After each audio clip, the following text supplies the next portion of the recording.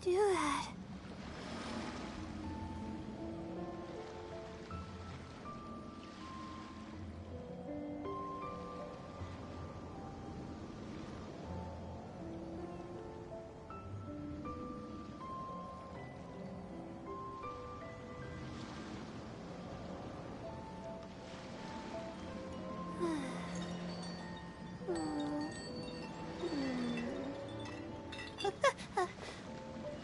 Okay.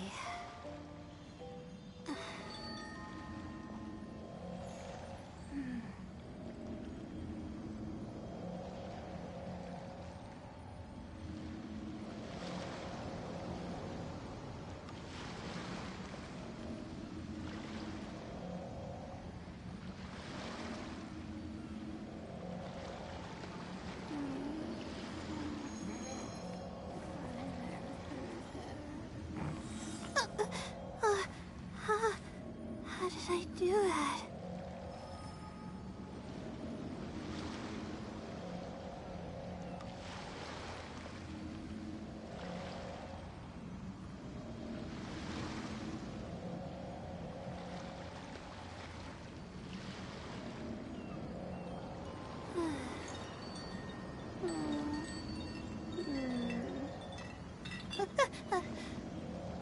Okay.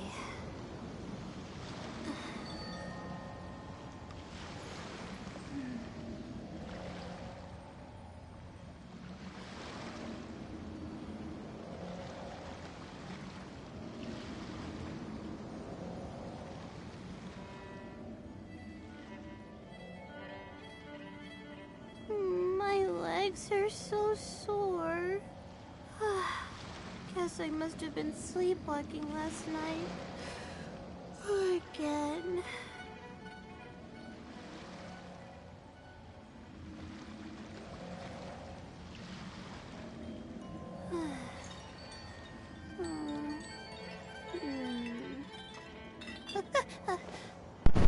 Okay.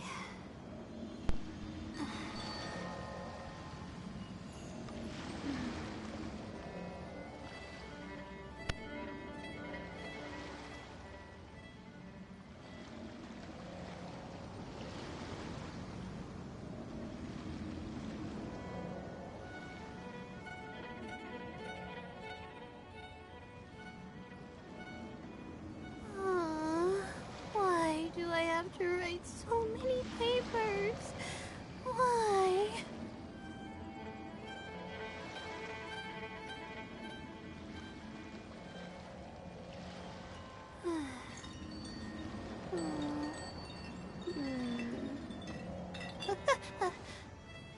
Okay.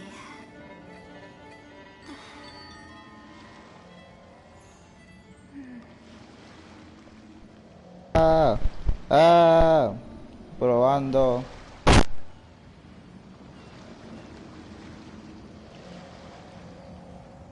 Even when we're not looking up at the stars, they're always there, watching over us.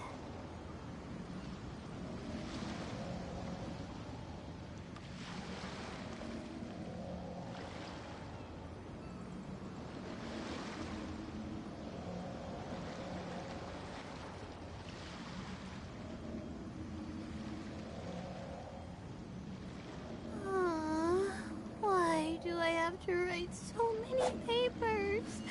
Why?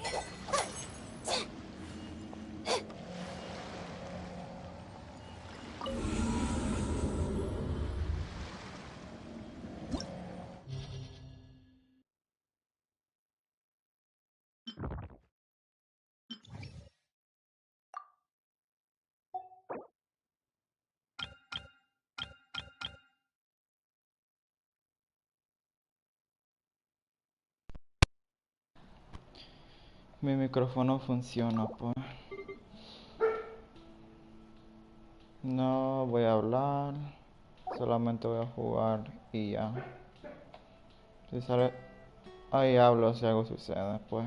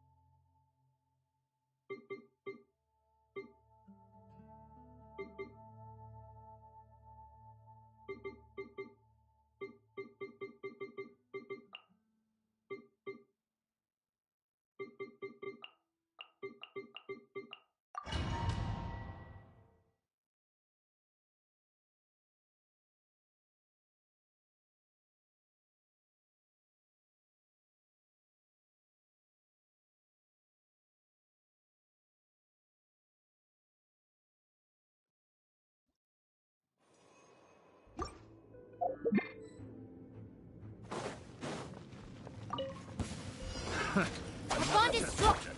Stars, shine for... By royal Shudder! Try. Beg for mercy. I got careless. Eye for an eye. Not now. I'll settle this. Dissipate. Odds for me.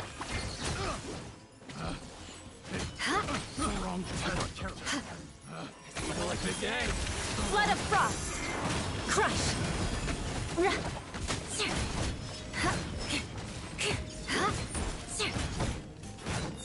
I condemn you. The night is cold.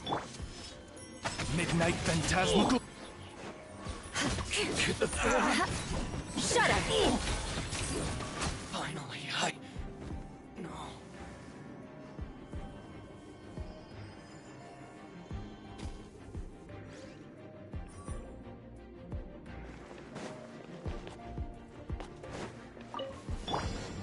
Fall in!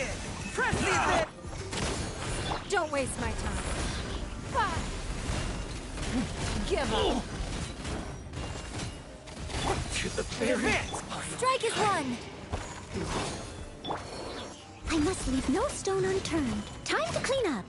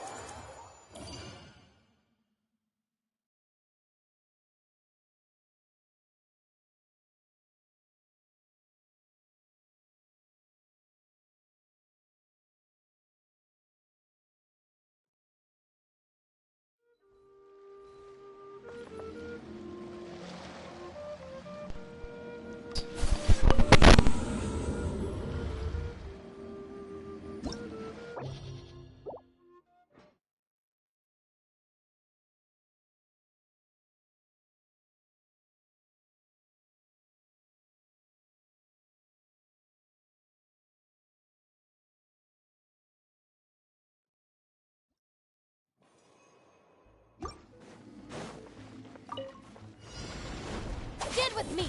My guiding stars! Don't be scared! Lightning Sheriff! By royal decree! Beg for mercy! Freeze to the core!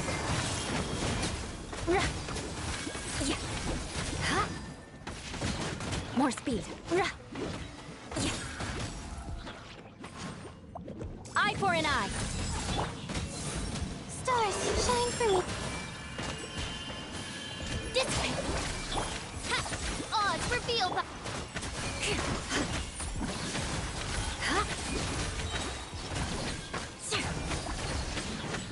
I condemn you!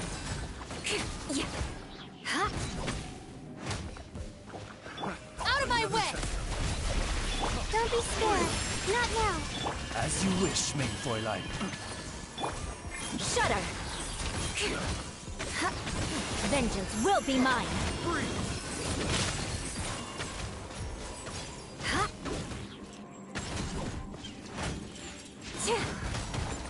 Eye for an eye! Have a little taste. My guiding stars! Cold! My... Freeze! Lightning Sheriff! By royal crush!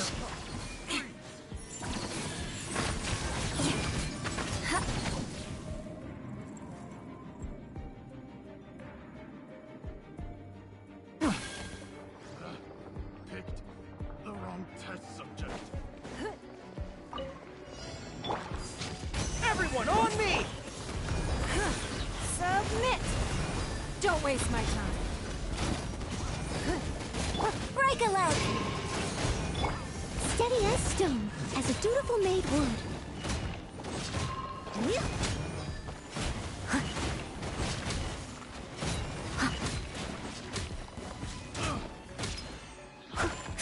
I'll catch up. Charge! It's nothing. Don't waste my time. Press the advantage! Advance! Your grand finale! I must leave no stone unturned, as a good knight should.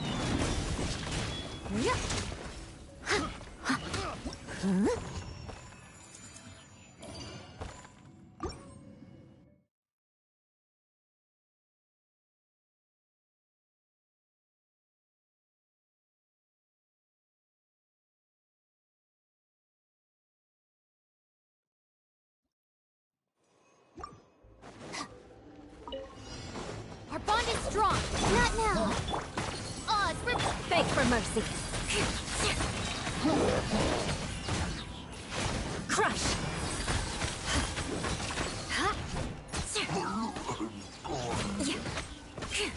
I condemn you.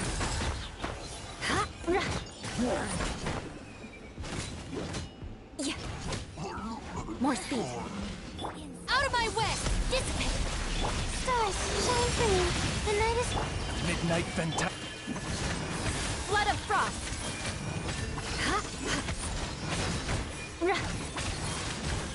Beg for mercy. Rack and ruin. Not now. Cold. Mine's dead with me. By royal decree.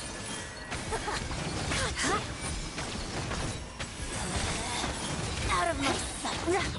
Freeze to the core. Eye for an eye.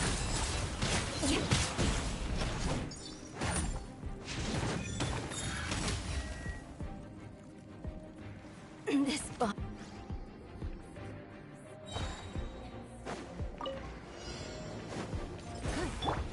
Fall in! It's nothing.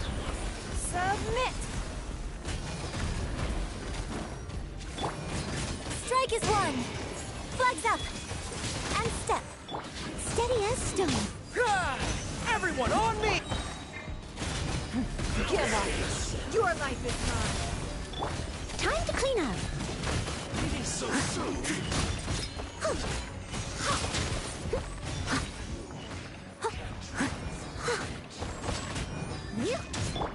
Advance!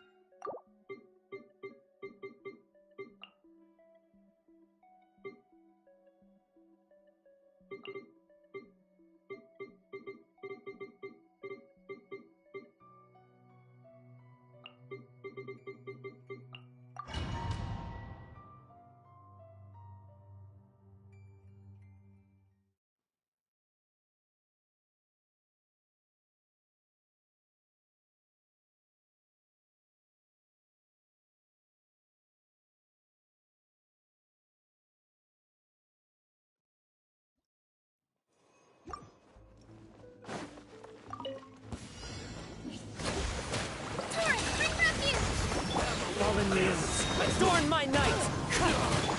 All hail. Born of ice.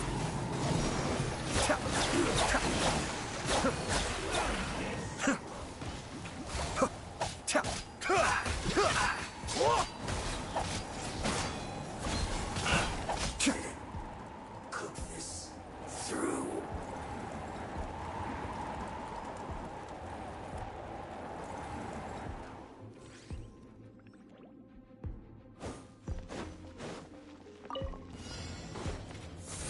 Don't be scared.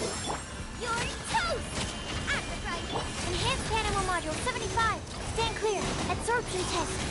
The tides beckon. Bow your head.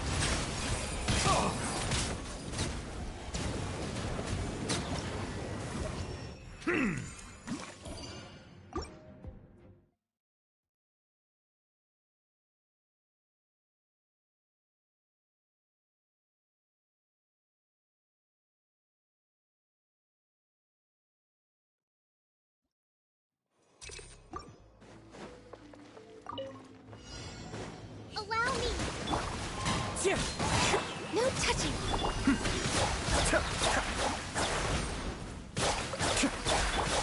strategy. As one with wind and cloud. Access denied.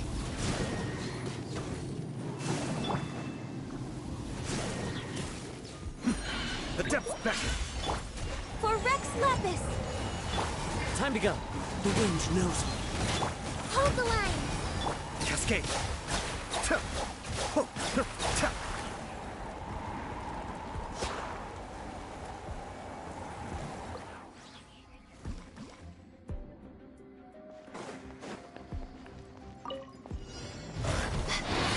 Oh, mine took an Boba! Get them! Stand clear! Animal test 6308. Silence.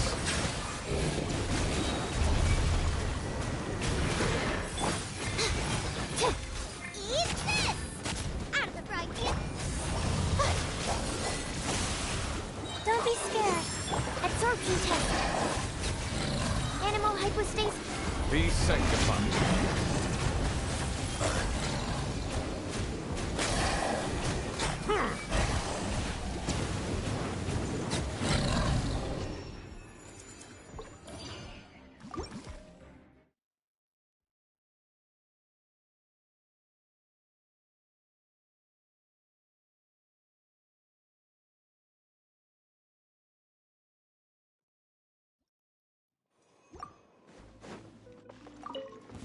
Your journey ends here, Lord of Sand. Your sacrament. Be still. Voice is red.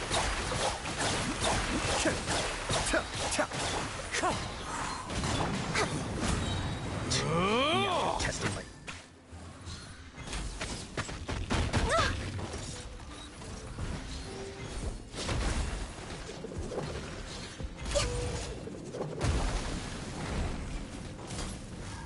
All hail!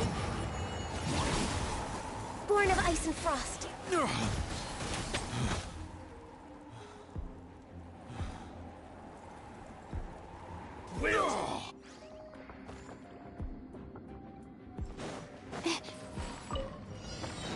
My guiding stars! Stars! Boba! Get them! Stand clear! Animal test 6308. Stand clear! Settle down.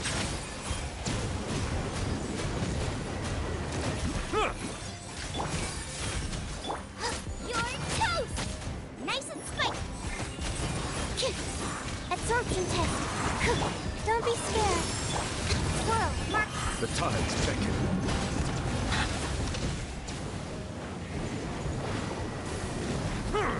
Bow your head.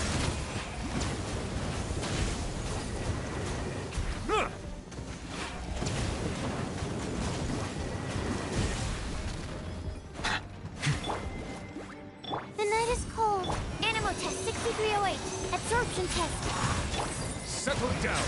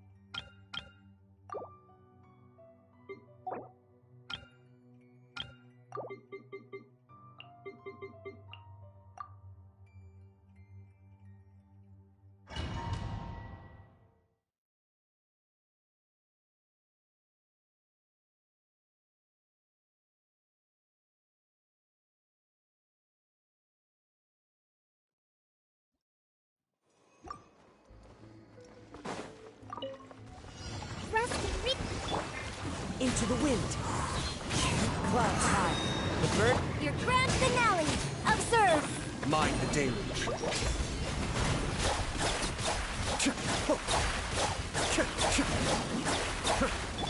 Covenants of the deep. Hold the line. Strike is one.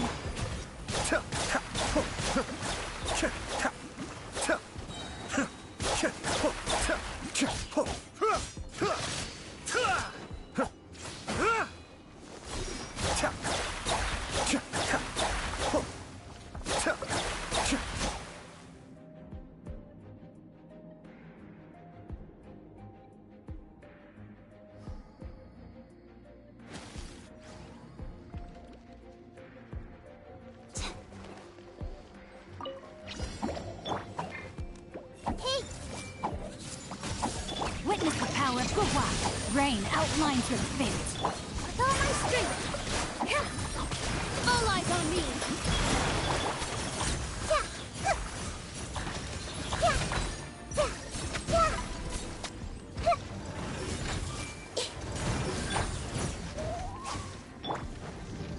Let me weave you a verse.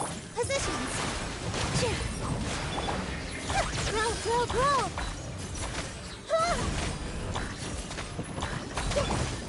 Blade, you're up!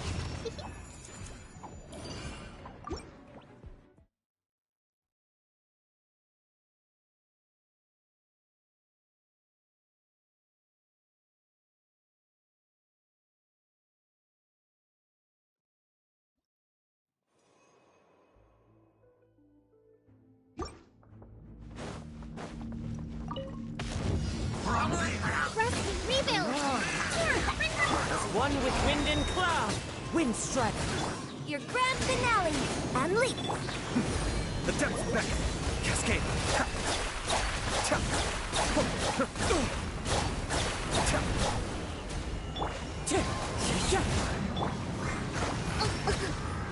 Hold the line.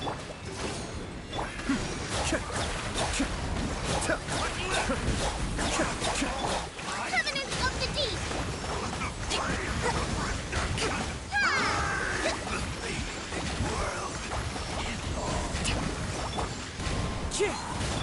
Unleash. Be still.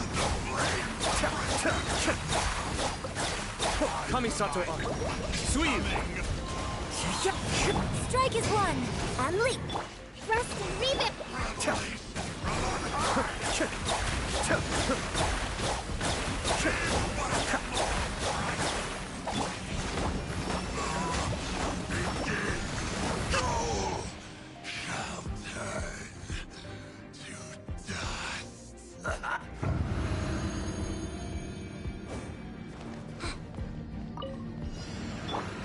Sharing my knowledge. I see everything. No, my sword. Rain cutter. Dance with the waves. Go get it, Uruguay.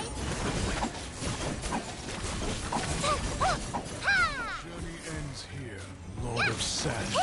Your sacrifice is ready. Stay put.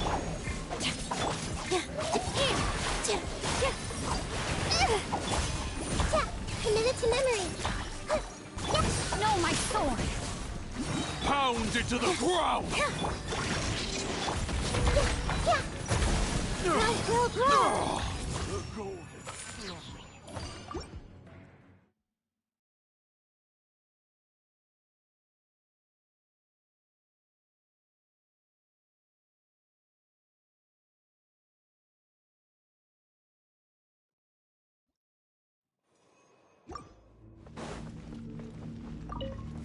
We meet at last,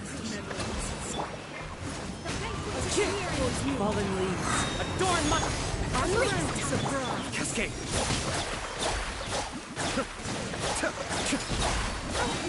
Mind the deluge. Let my magic The wind knows me. Unleash. Break a leg. How can you see?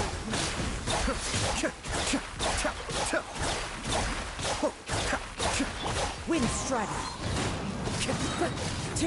One with wind and cloud.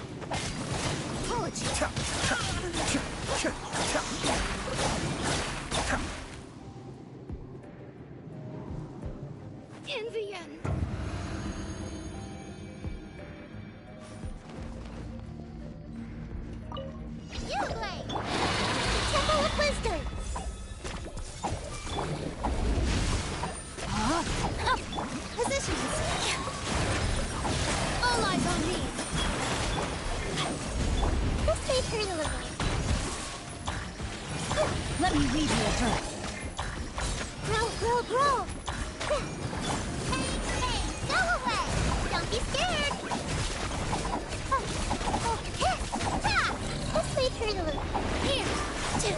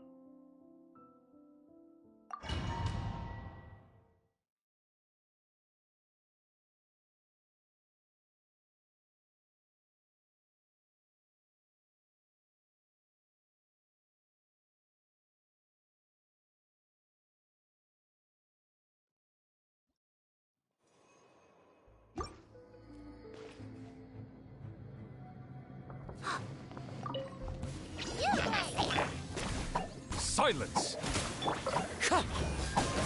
Fallen leaves. Adorn! Power that ended Hypedon!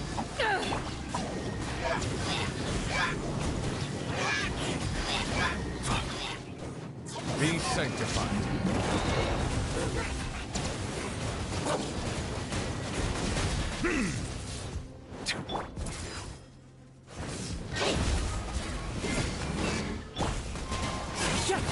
Settle down.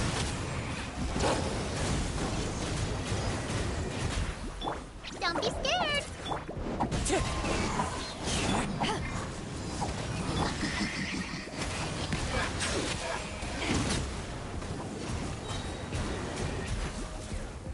Clouds high. The birds come. Wind strike. The tides beckon.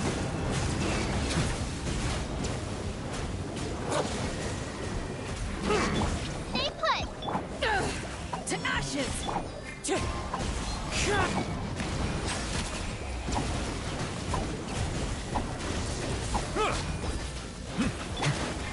Into the wind. Bow your head.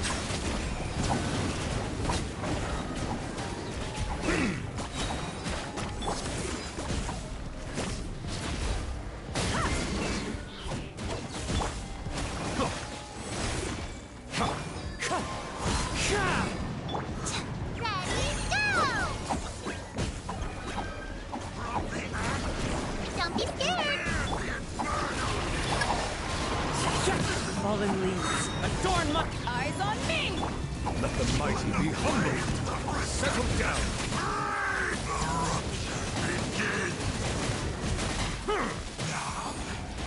Time for my coming.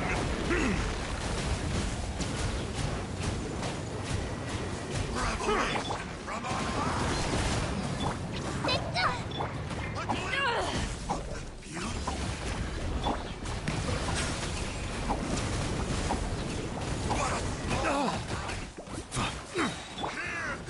One with nature. You win!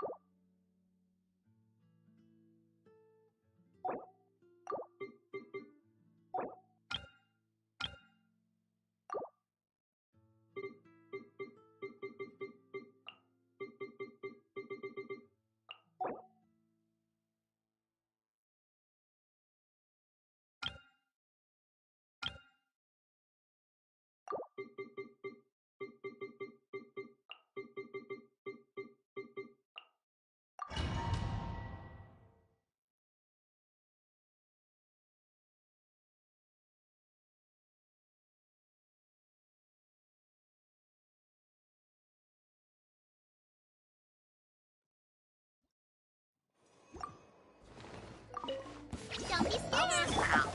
Time to rain outline. As one with wind and cloud. Wind strike. Kamisato on. Suiyu. Witness the power.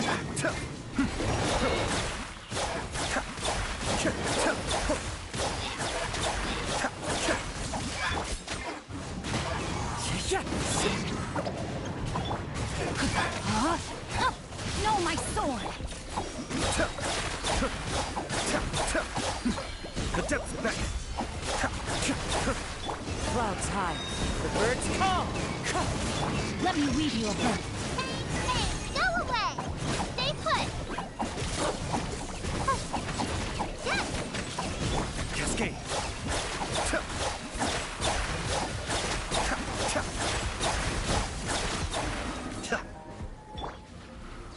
You blade! Rain outlines your face. Be still.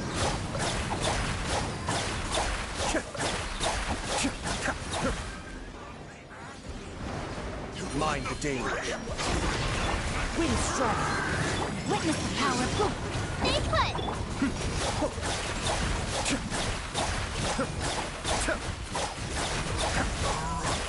As one with wind and cloud. No, my sword. Rain outlines your... Don't be scared! Wind strider. Rain cutter. The depths back. Go get him, Zero Blade! Be still.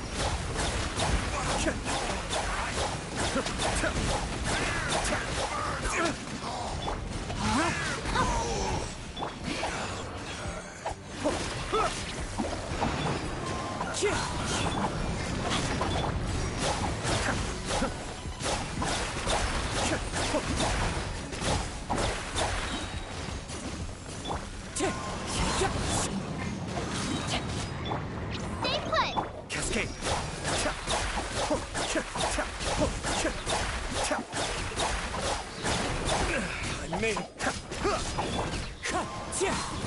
No, my sword! Be still.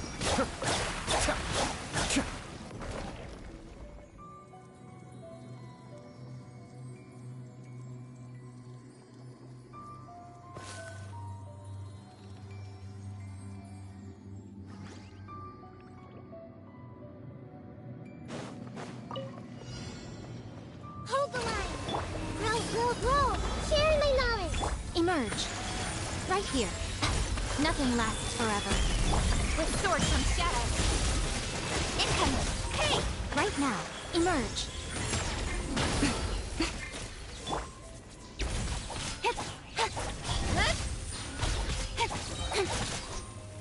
Cut to the chase! Right now. Emerge. Right now.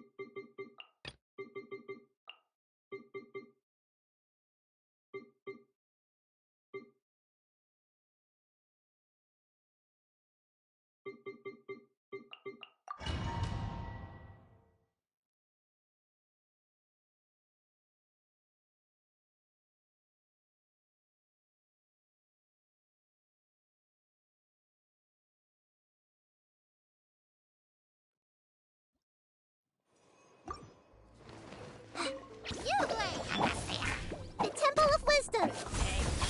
Let me weave you a verse. No, my sword! No, my strength! This dance is for you!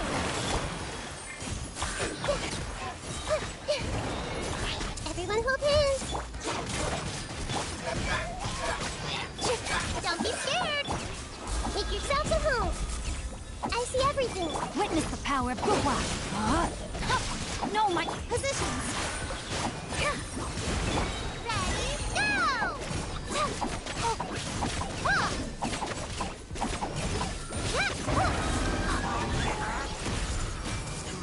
Sharing my knowledge!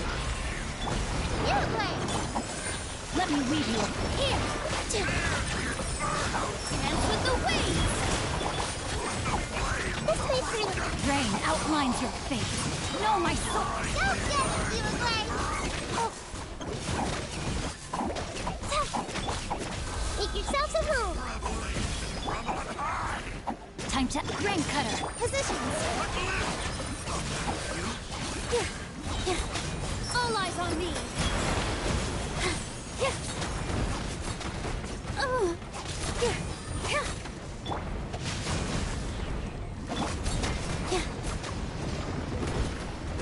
With all my strength. Ready, go!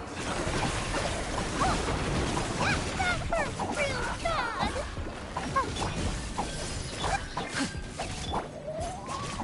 Let me weave you a verse. Positions.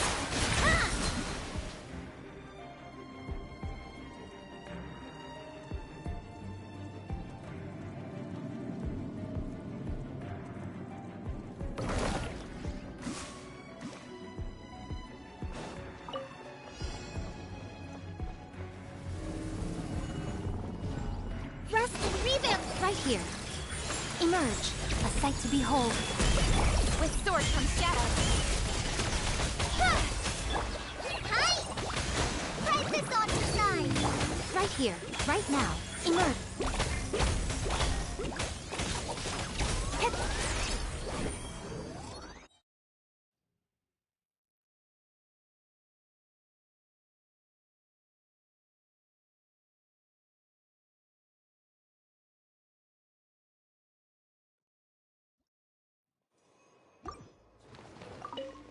Stay put. Grow. No, my soul!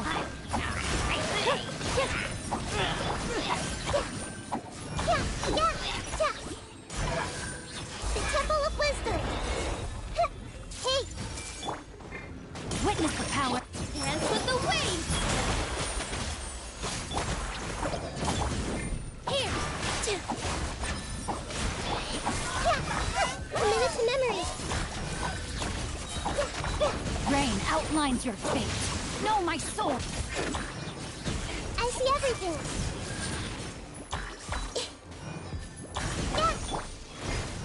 Rain cutter.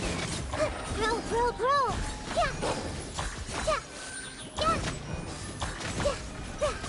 This was unwise. Hey,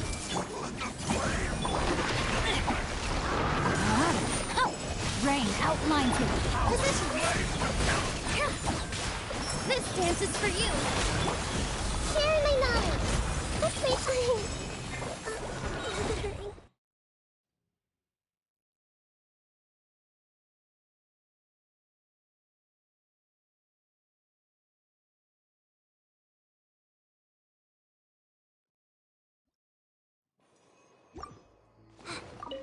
Don't be scared. Let me weave you a verse. No, my soul! Here. All eyes on me.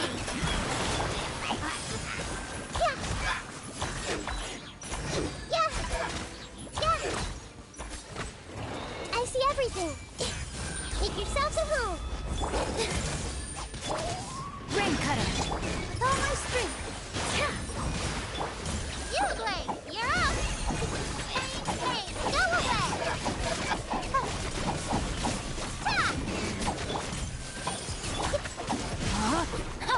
Rain out. This dance is for you. Positions. Committed to memory.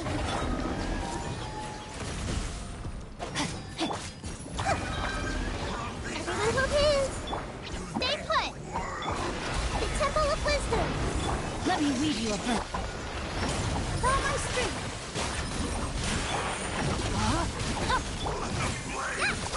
Don't get it, you Blade. You, Blade, you're up. No, my sword! Grow. Dance with the waves. Make yourselves at home. Let's play trailer. Witness the power. Boom! Yeah. Stay put. Positions. Ready, go!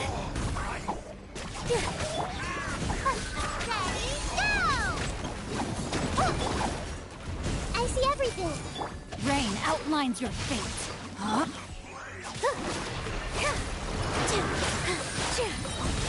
Let me weave you a verse. All eyes on me. Grow. I don't understand.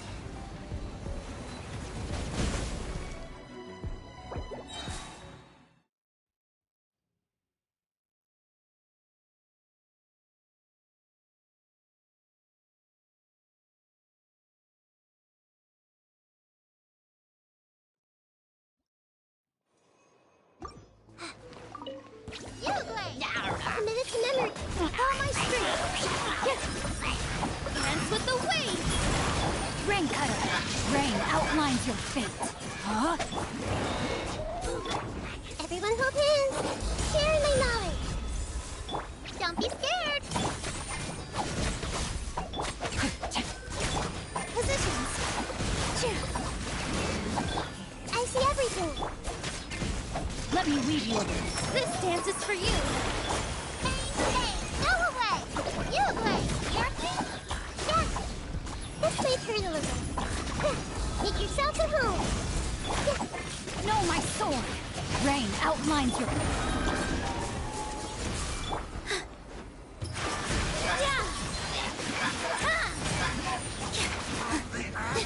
Don't be scared. Share my knowledge. Witness the power. Let me go.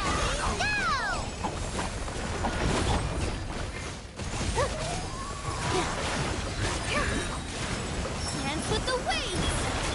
Committed to memory. Huh? Oh. Rain outlines... This may turn a little.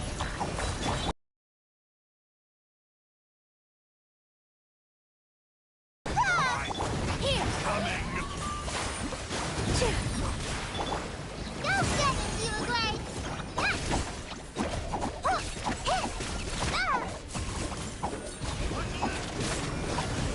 That hurt real bad. Committed to memory. No, my sword! All my strength. All eyes on me. Grow, grow, grow. Share my knowledge. Let me lead you a verse. You Blade, you're up. Hey, hey, go away. Huh?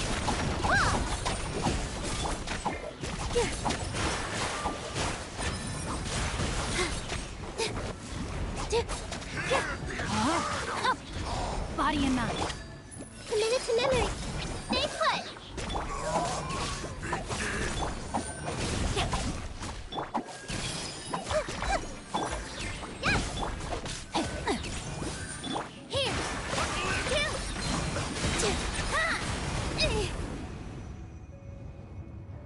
The fate of this world is already sealed.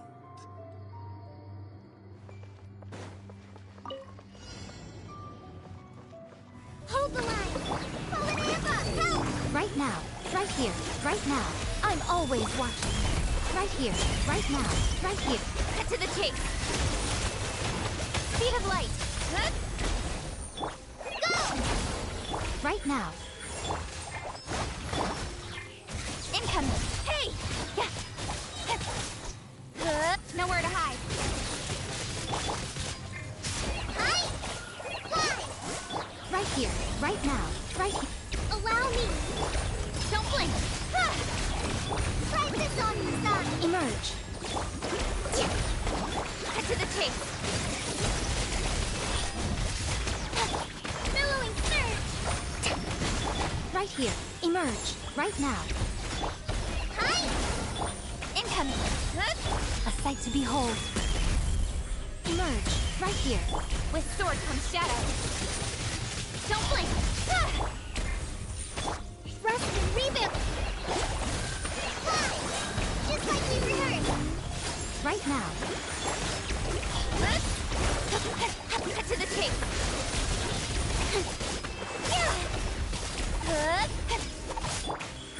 Right here.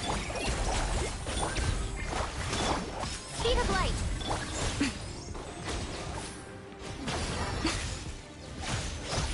Nowhere to hide.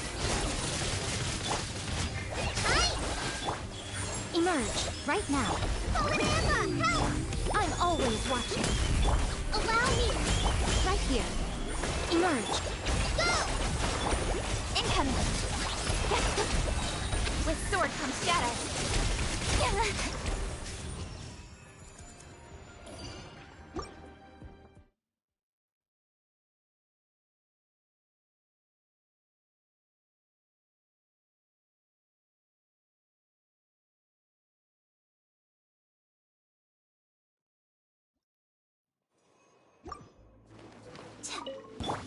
The Temple of Wisdom.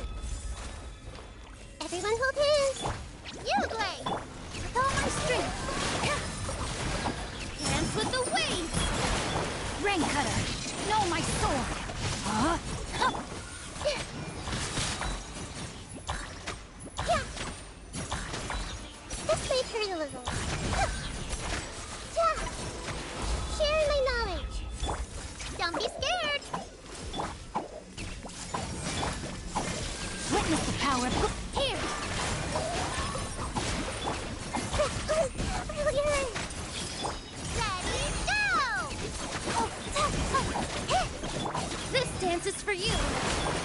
Rain outlines your fate. Huh?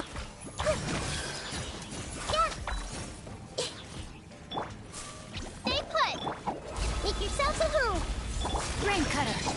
With all my strength. I see everything. Yeah. Yeah. Go get it, you away. Oh. Don't be scared. Oh. No, my sword. Positions. Dance with the waves. Share my knowledge. Witness the power. Go. Yeah. Committed to memory.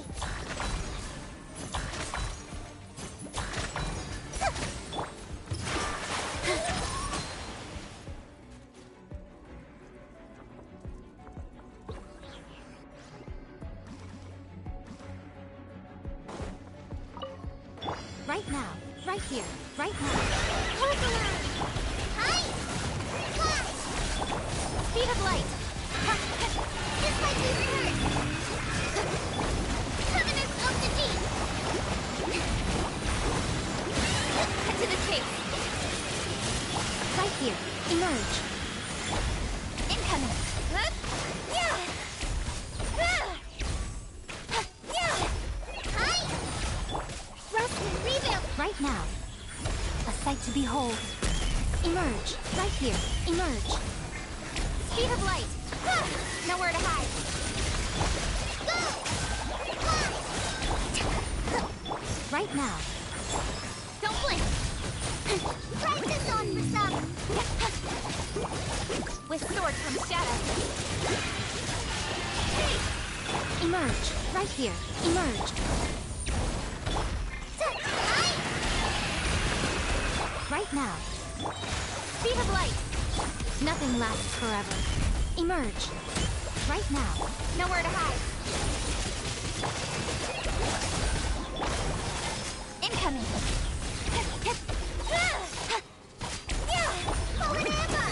Emerge. Right now. Speed of light. With sword from shadow. Emerge. Right here.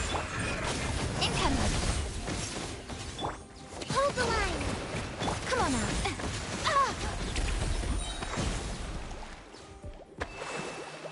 Right now. Right here. A sight to behold. Emerge. Right now. Emerge. Speed of light. Good. Cut to the chase. Hi.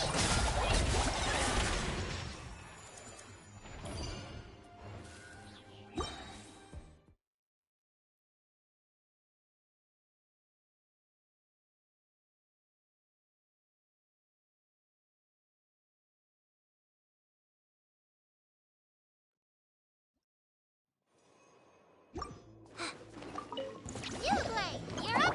Let me try my blade. Everyone hold hands. Let's move. I'm ready. With all my strength. Make yourselves at home. Let me weave you a verse. Stay put. Ready, go! This may hurt a little. All eyes on me. Here.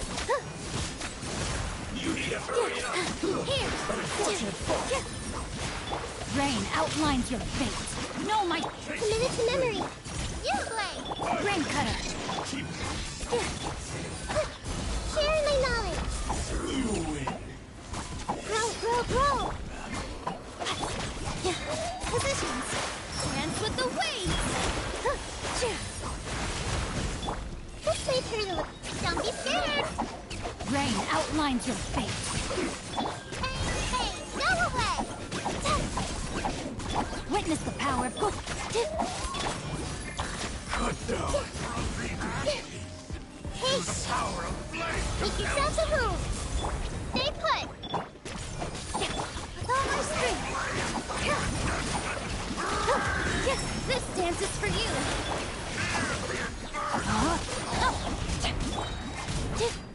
Let me weave you a verse. Body and mind. Don't be scared.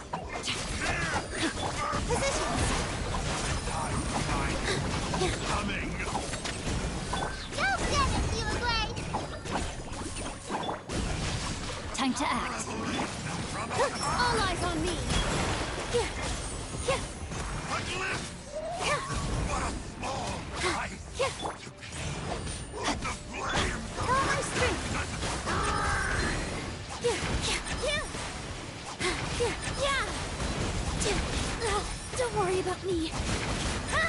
Witness the power of Gugwa. No, my... You, Blade! You're up!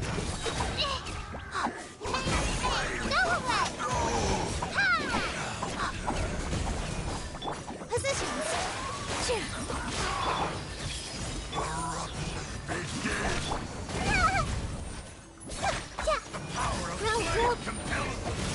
Rain outlines your fate. Huh? Don't be scared! This dance is for you. Let me weave you a verse.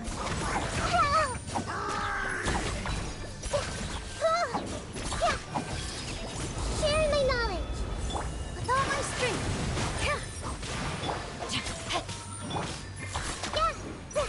Yeah. Committed to memory. Yeah. Body and mind. Time to act. You, Blade, you're up. Here. Ready, go! Oh, yeah. I let my guard down. This world is already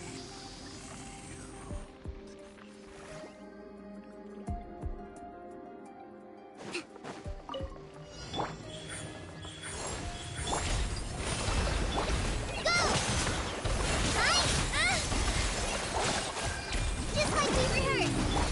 Incoming. Nowhere to hide. Right now. Torrent, bring refuge.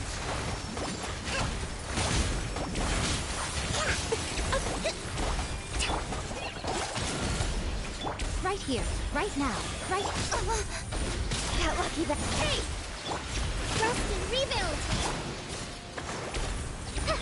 I'm always watching. Emerge. Right now. With sword comes shadow. Incoming. Try this on for second. Emerge. Right now. Right here. Allow me. Billowing surge.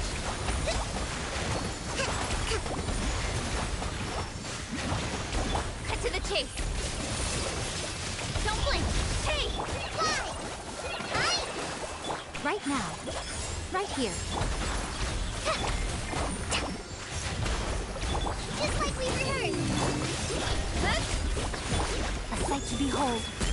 Emerge. Right now. Emerge. Nowhere to hide. Speed of light. Go! Right now. Hold the line. Permanence of the deep.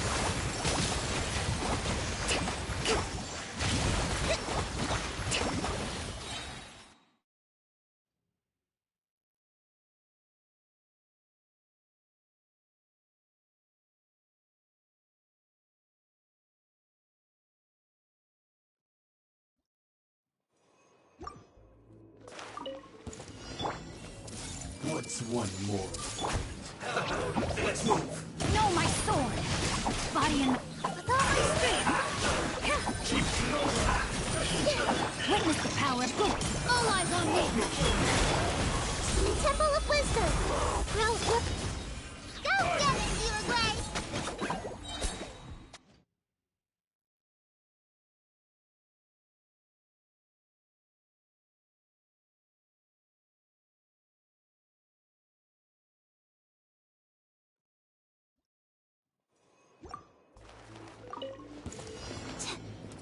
Let me try my Have a load of this. Everyone hold hands.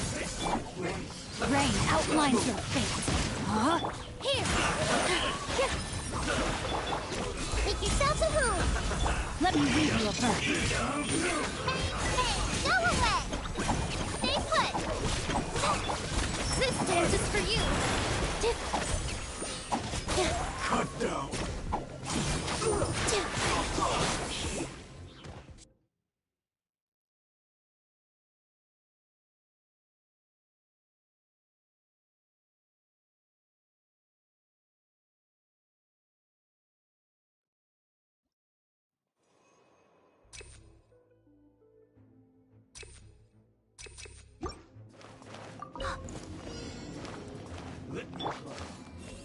everything! Let's move. You blade!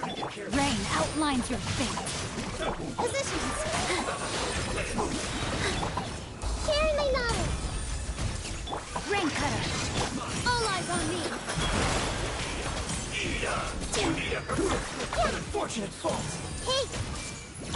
Go get it, you blade! Stay put! Ha! Whoa! Here!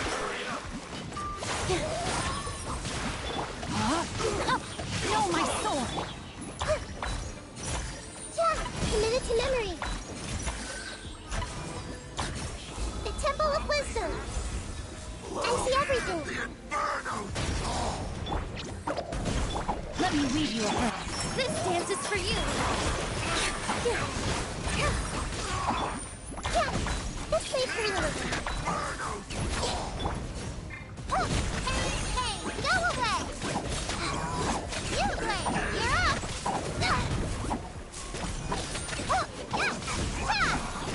That hurt real bad. Committed to Time to... Body and... all my strength. Don't be scared. Ready, go! Rain cutter. Sharing my knowledge. Hey. All eyes on me.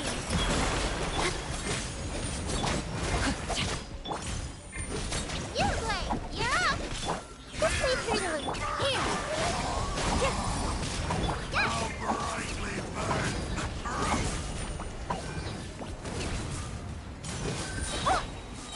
I see everything.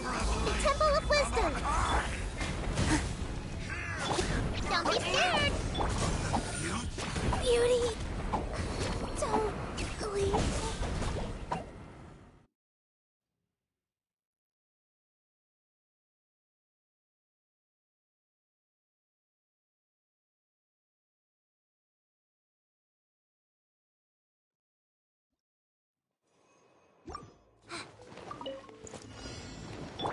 Hey, Let me try my thrill. all my strength. Rain outlines your fate. Stay put. I see everything. Dance with the waves. Witness the power of Gua. Body and... Grow, grow, grow. Yeah. Yeah. Cut down. Positions. Yeah.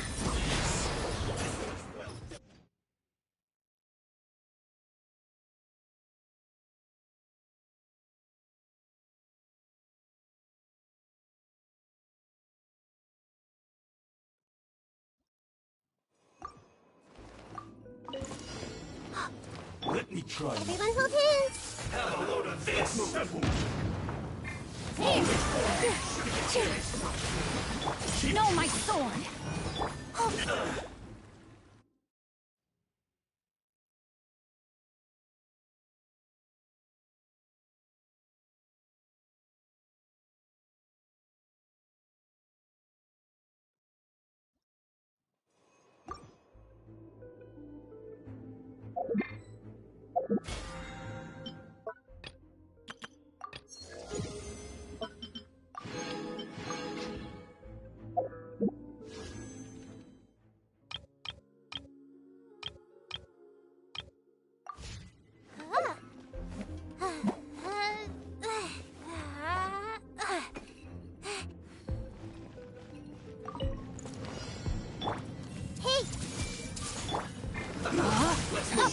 Rain outlines your...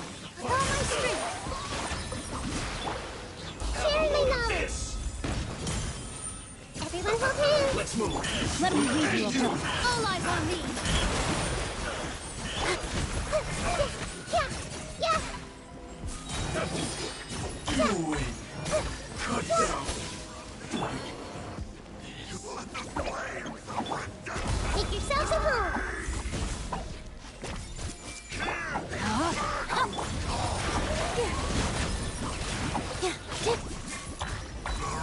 Hey, Witness the power.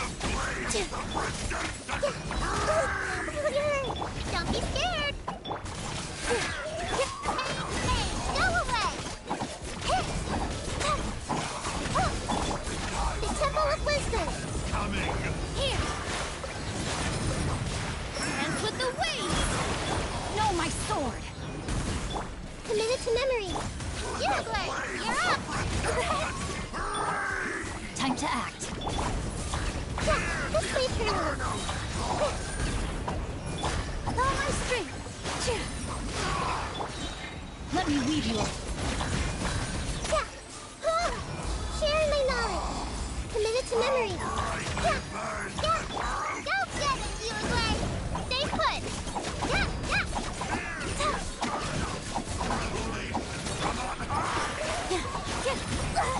I got you. Rain outlines your fist. All eyes on me. Everyone hold hands.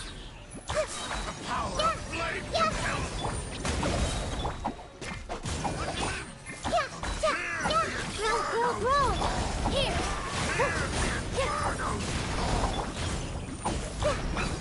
Let's change tactics. Witness the power of Gua.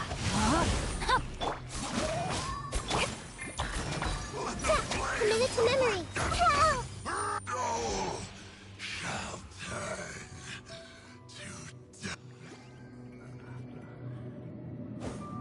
Let's move out.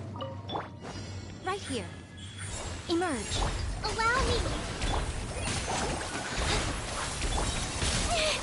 Incoming. Crisis on the side. Torrent, bring her here.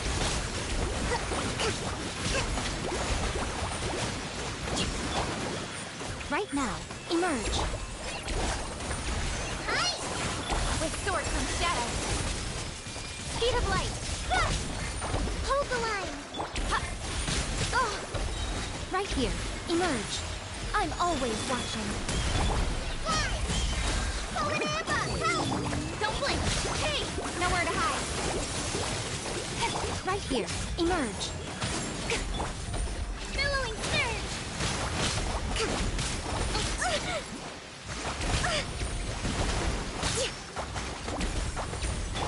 Go. Right here. Right now. Right here. Speed of light. Huh? Yeah, cut to the chase. Hold the line. Fly. Right now. Right here. Right now. Just like we rehearsed. Incoming. Nowhere to hide. Right here. A sight to behold. Covenant of the deep. Rest and rebuild. Go. Fly. Right now. Emerge. Right now. What a dreadful ending.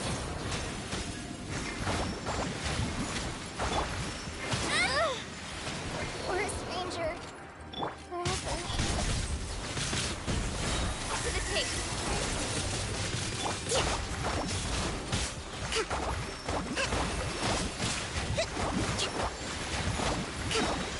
Billowing surge.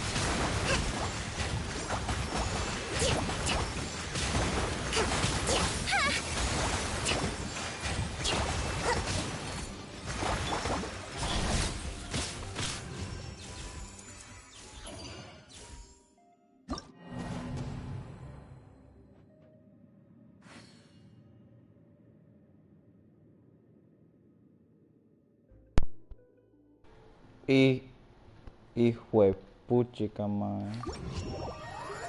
A la grande, mae. Qué locura. No fregué, no se mueven esos imbéciles, en verdad.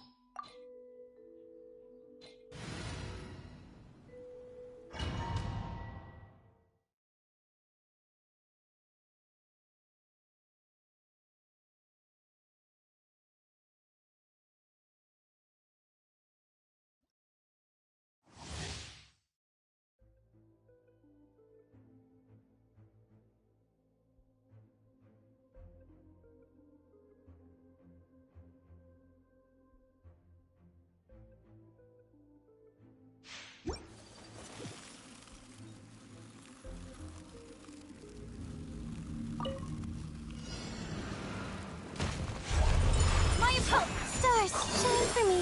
No. Clouds high. The birds call. Wind strike. Let me weave you a verse. Know my sword. Rain. Take flight. Yeah. Yeah. Yeah.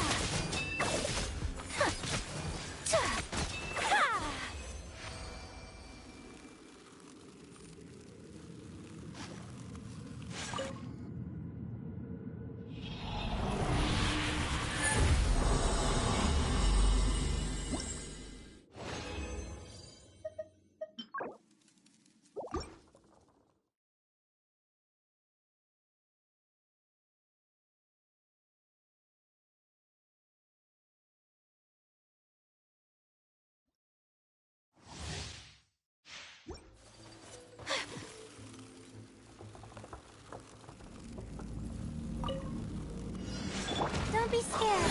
My guiding star.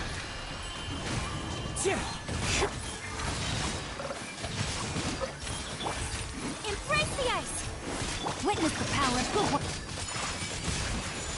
Yeah.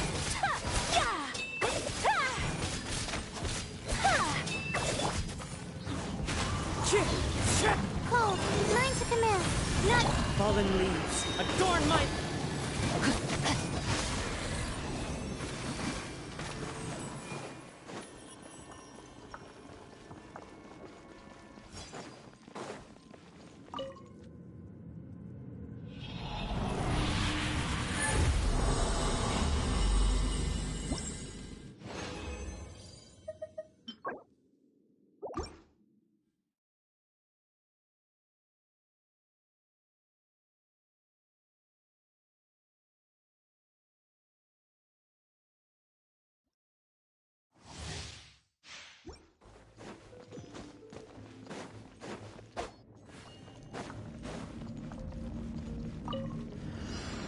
My guiding star. Into the wind.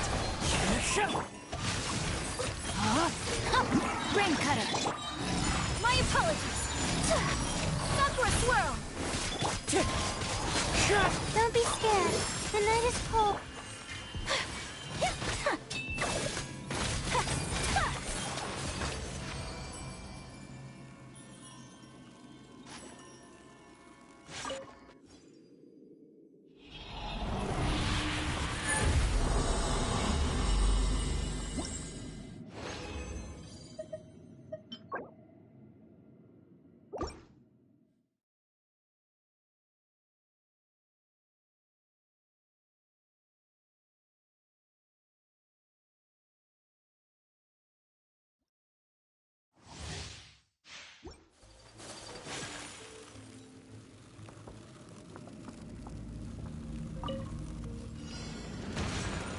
Take flight.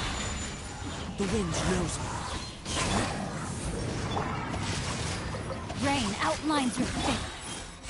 Kamisato art. Summit. Clouds high. The birds call. Wind strike. Let me weave you a verse. Cold. Mine to command. Not. Whirling snow.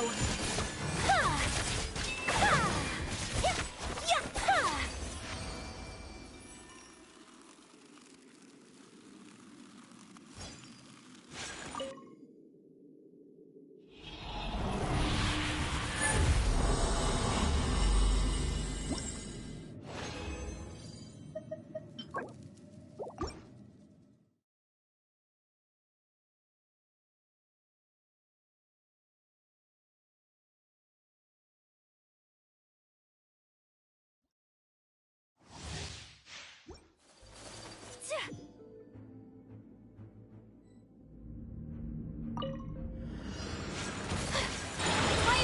My guiding star. Into the wind. Know my sword. Embrace the ice. Don't be scared. Not now. Rain cutter. Take flight.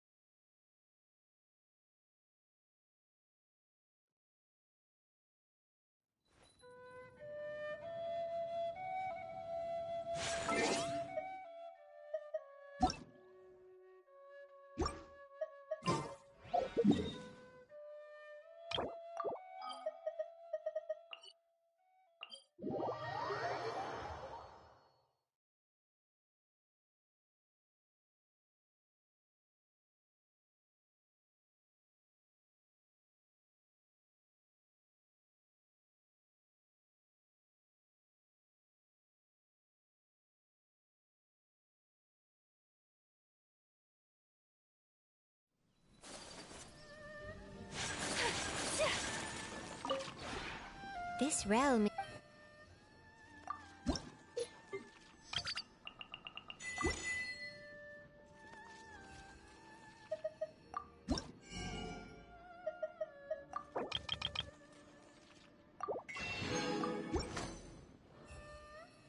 If you ever have...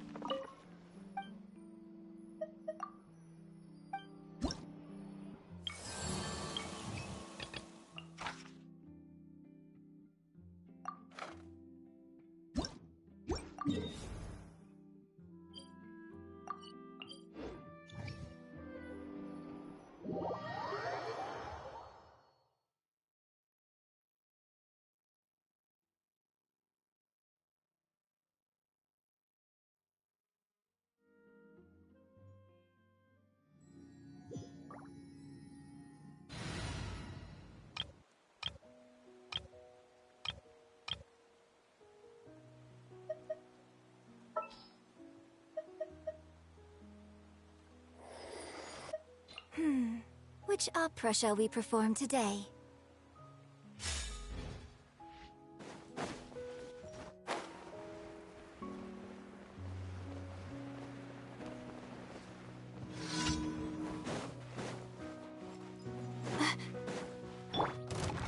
Flag fly! And step! My guiding stars! Wind Strider! Stars, shine for... Fallen leaves, adorn my night! Flags up! Observe!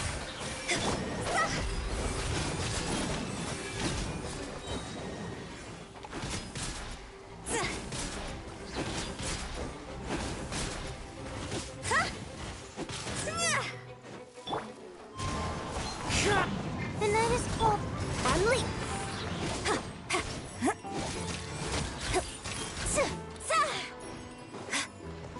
Yeah! Flag fly!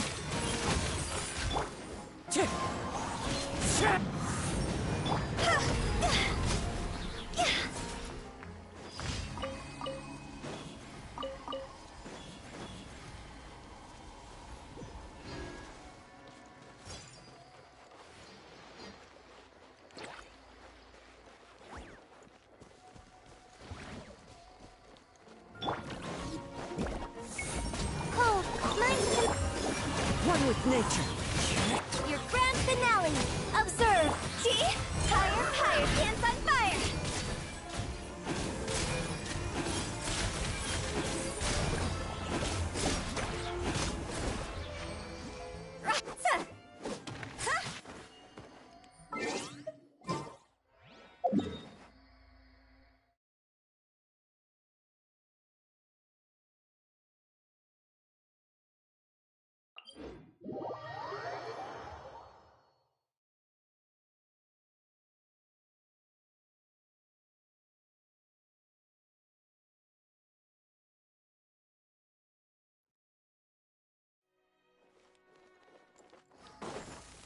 With the wind.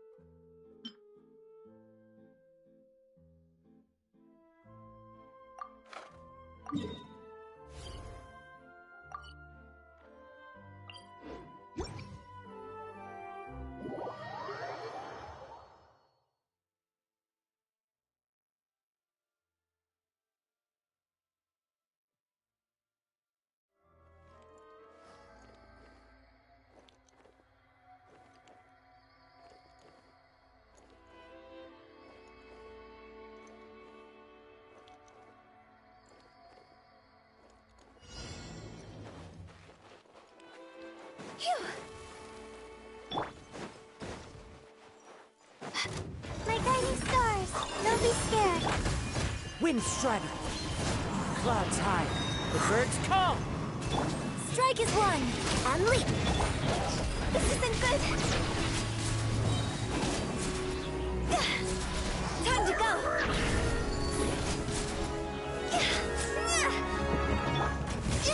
The night is cold. Flags up.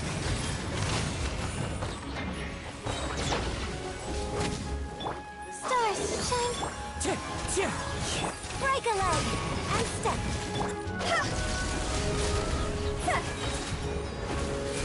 Cross over.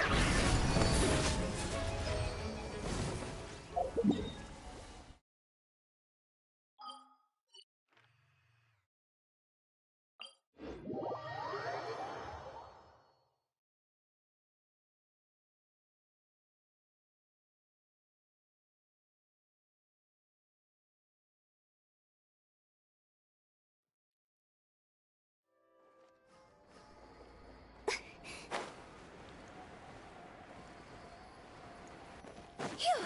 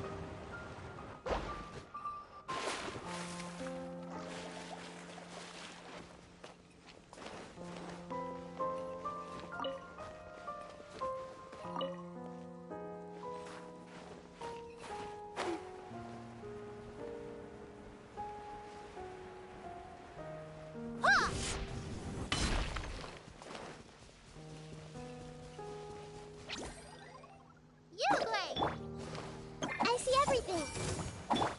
Emerge. Right here. Nowhere to hide. Speed of light. Hey!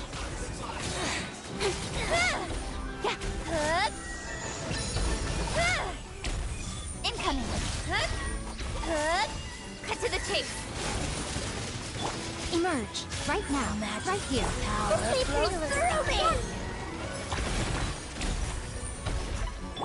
Don't blink. Don't be Winter scared. shall eventually come.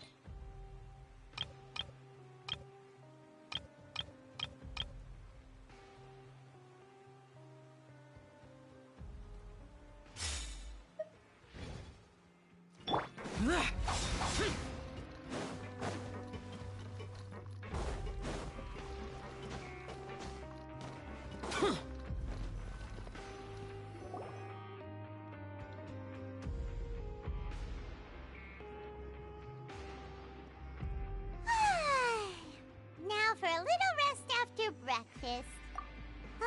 This is the life. Wait a sec.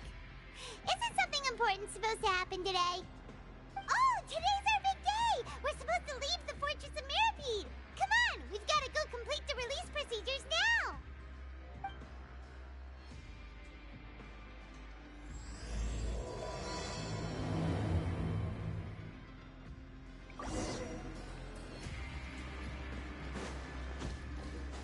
Useless.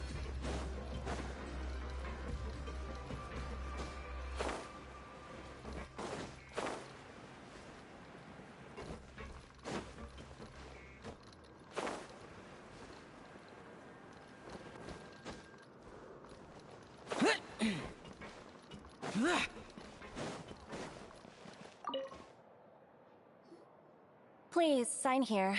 This document will be effective immediately upon signing, and you two may exit the Fortress of Mirapede via the regular channels. It's been so long since we've been to the surface. Let's hurry up and... What's happening?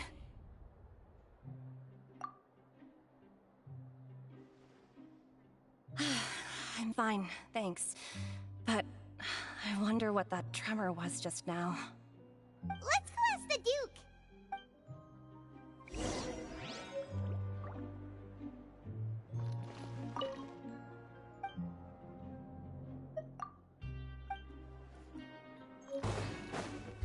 Boring. Huh.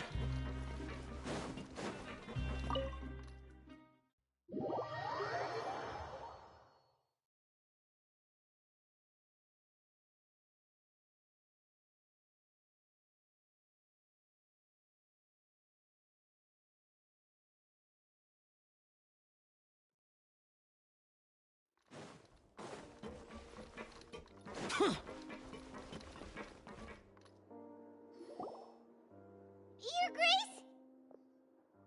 Ah, good to see you two. Is there something you wish to see me about? Yeah, what was with that earthquake just now? Ah, that.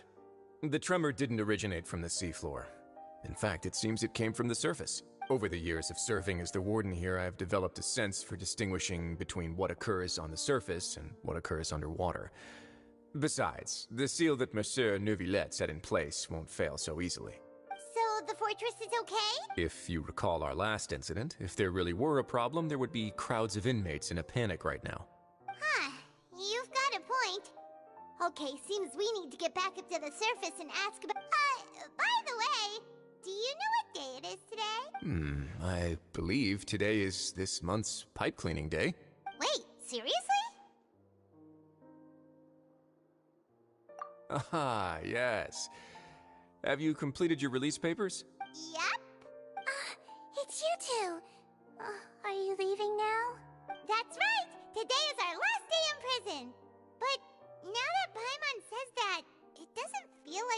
confined here.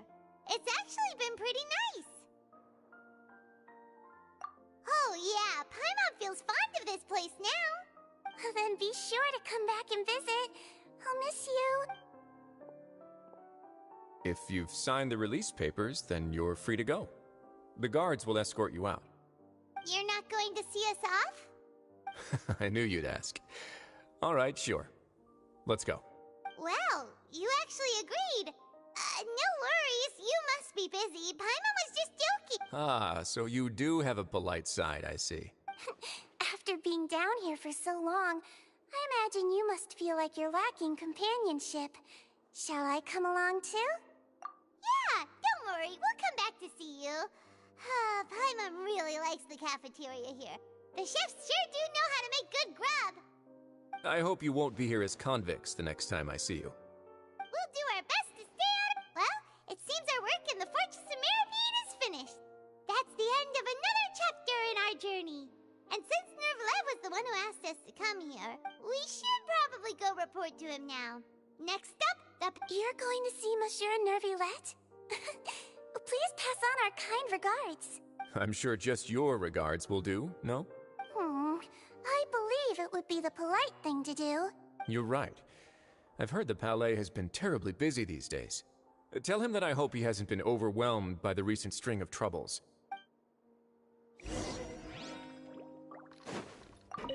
If you're concerned about things at the Palais, why don't you take some time to go up and check things out? I believe you should still have some vacation time to spend.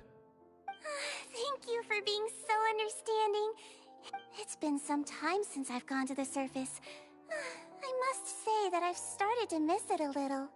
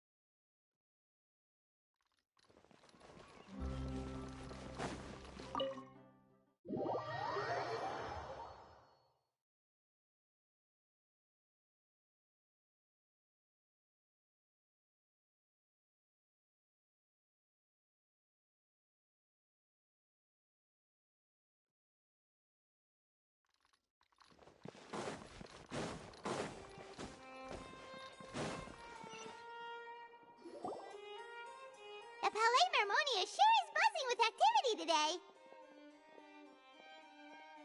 Halt! Huh? Oh, it's you two. Apologies. Monsieur Nervalet did say you'd be welcome at any time. Excuse me, would you mind helping me take a look at this report? I'll be right there. Sorry, I've got my hands full here. You can see yourselves in. Everyone's so busy. Seems a lot has been happening.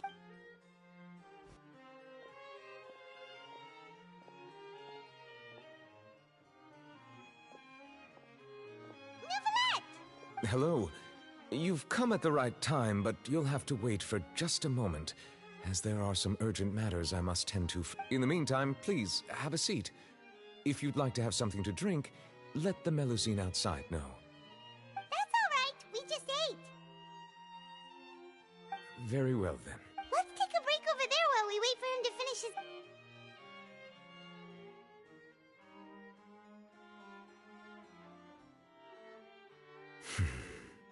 All right. That should wrap things up for now. Are you done with your work? Yes, sorry to keep you waiting. Today should be the day you were released from the Fortress of Mirapede, and it appears that you have managed to complete all the release paperwork. That's right, and we came here to see you right away.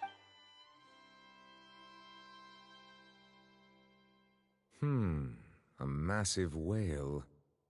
Do you have any idea what that might be? Judging from your description, that cannot have occurred in any ordinary waters, but rather something like the primordial sea. A whale of that size and shape cannot usually be found in the waters of Tevat. Therefore, We can only assume that child is presently immersed in primordial seawater. Immersed in primordial seawater? But how? Is he okay?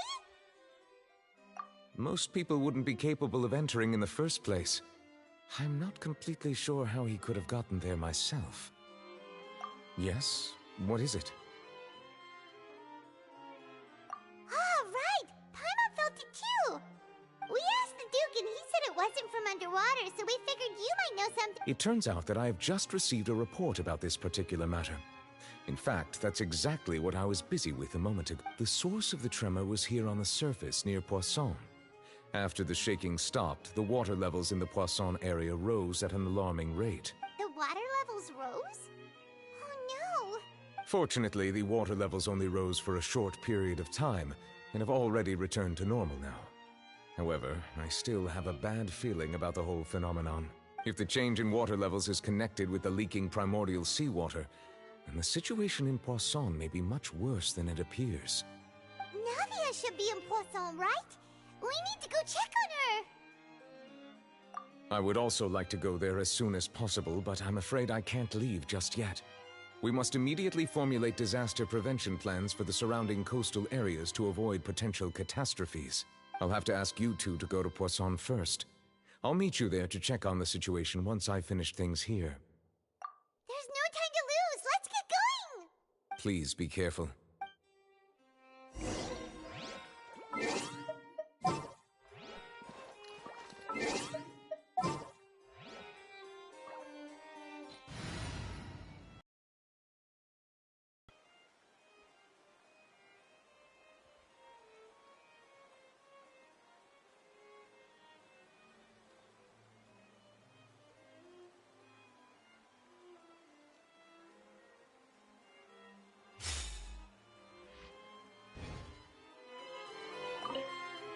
The two of you have my thanks. If you need any help, just let me know.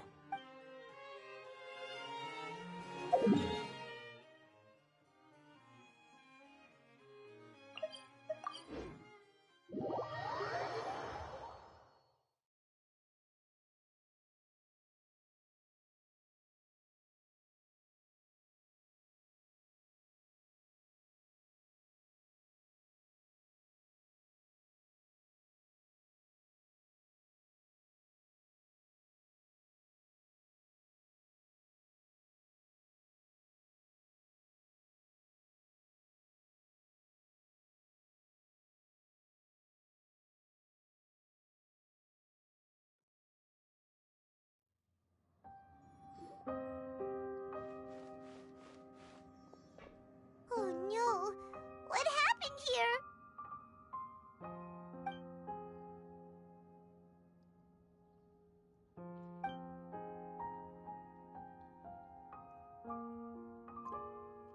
Navia should be around here, right? We need to make sure she's still...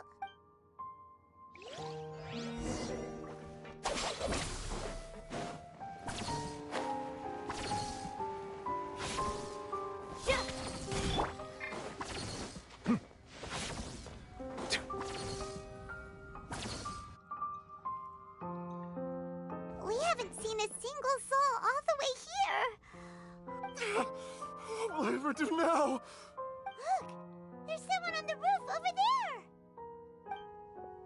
Just stay put! We're coming up! Watch your balance! All right!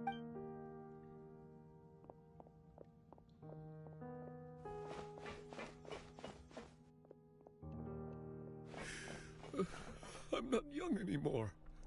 How will I survive on my own? My Desiree! Oh, he looks pretty sad. My leg! My leg! How could this have happened? It hurts! Just hang in there. Help is on the way. You can hold my hand if it makes you...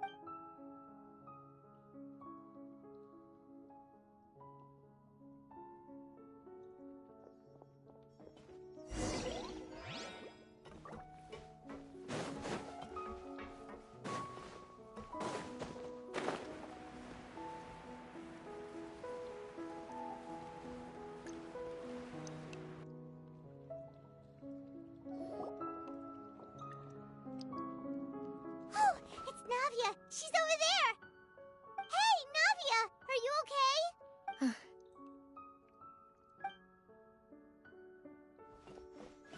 You're here. We heard there was a situation in Poisson, so we came as quickly as we could. Yes. As you can see, the water level suddenly rose. It caused quite the disturbance, in fact.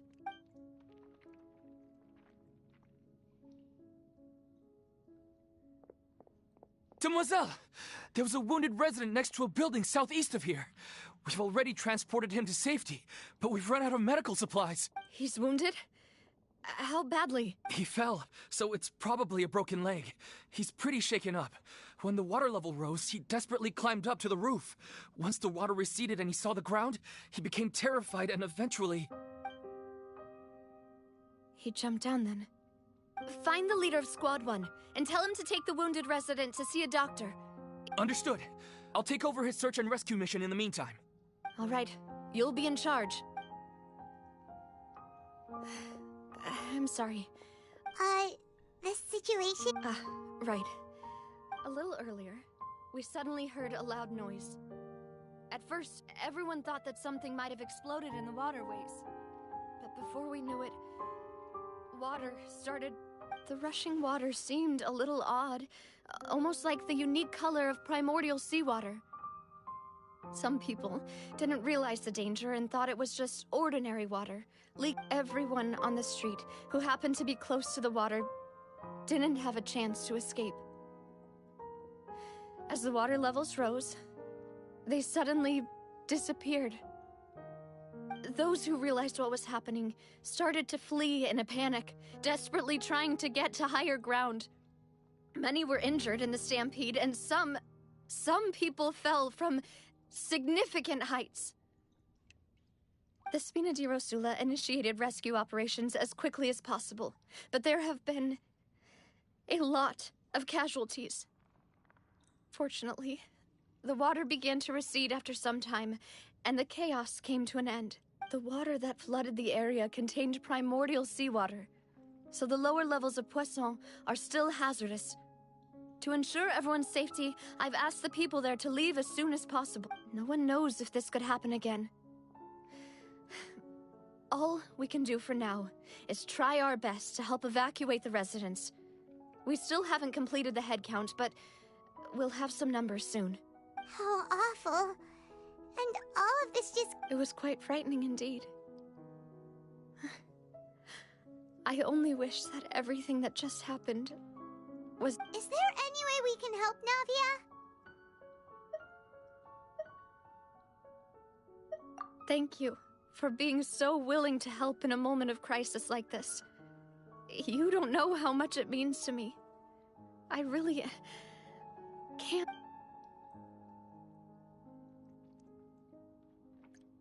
Don't say that, Navia. That's what friends are for. Demoiselle! We've got a situation here! I'll... Sorry. I need to go for now. And off she goes!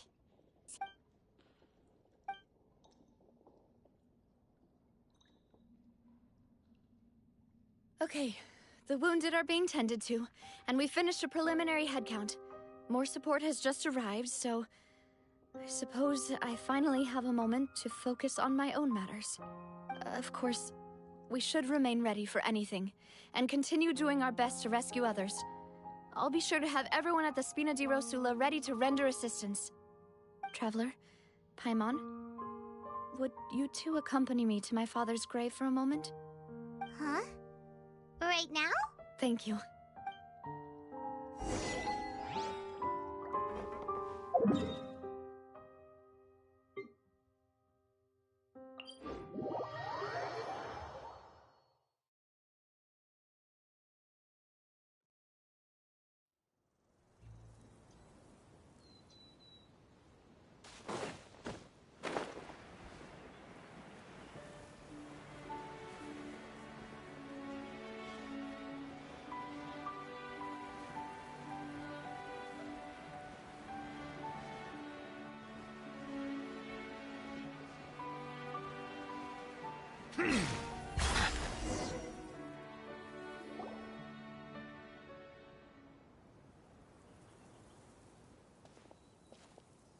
Not a lot of people here, huh? Well, given the time of day and the whole situation in Poisson... Right. That's how things are now. The living are so exhausted that they've no strength to spare any words for the dead. Navia?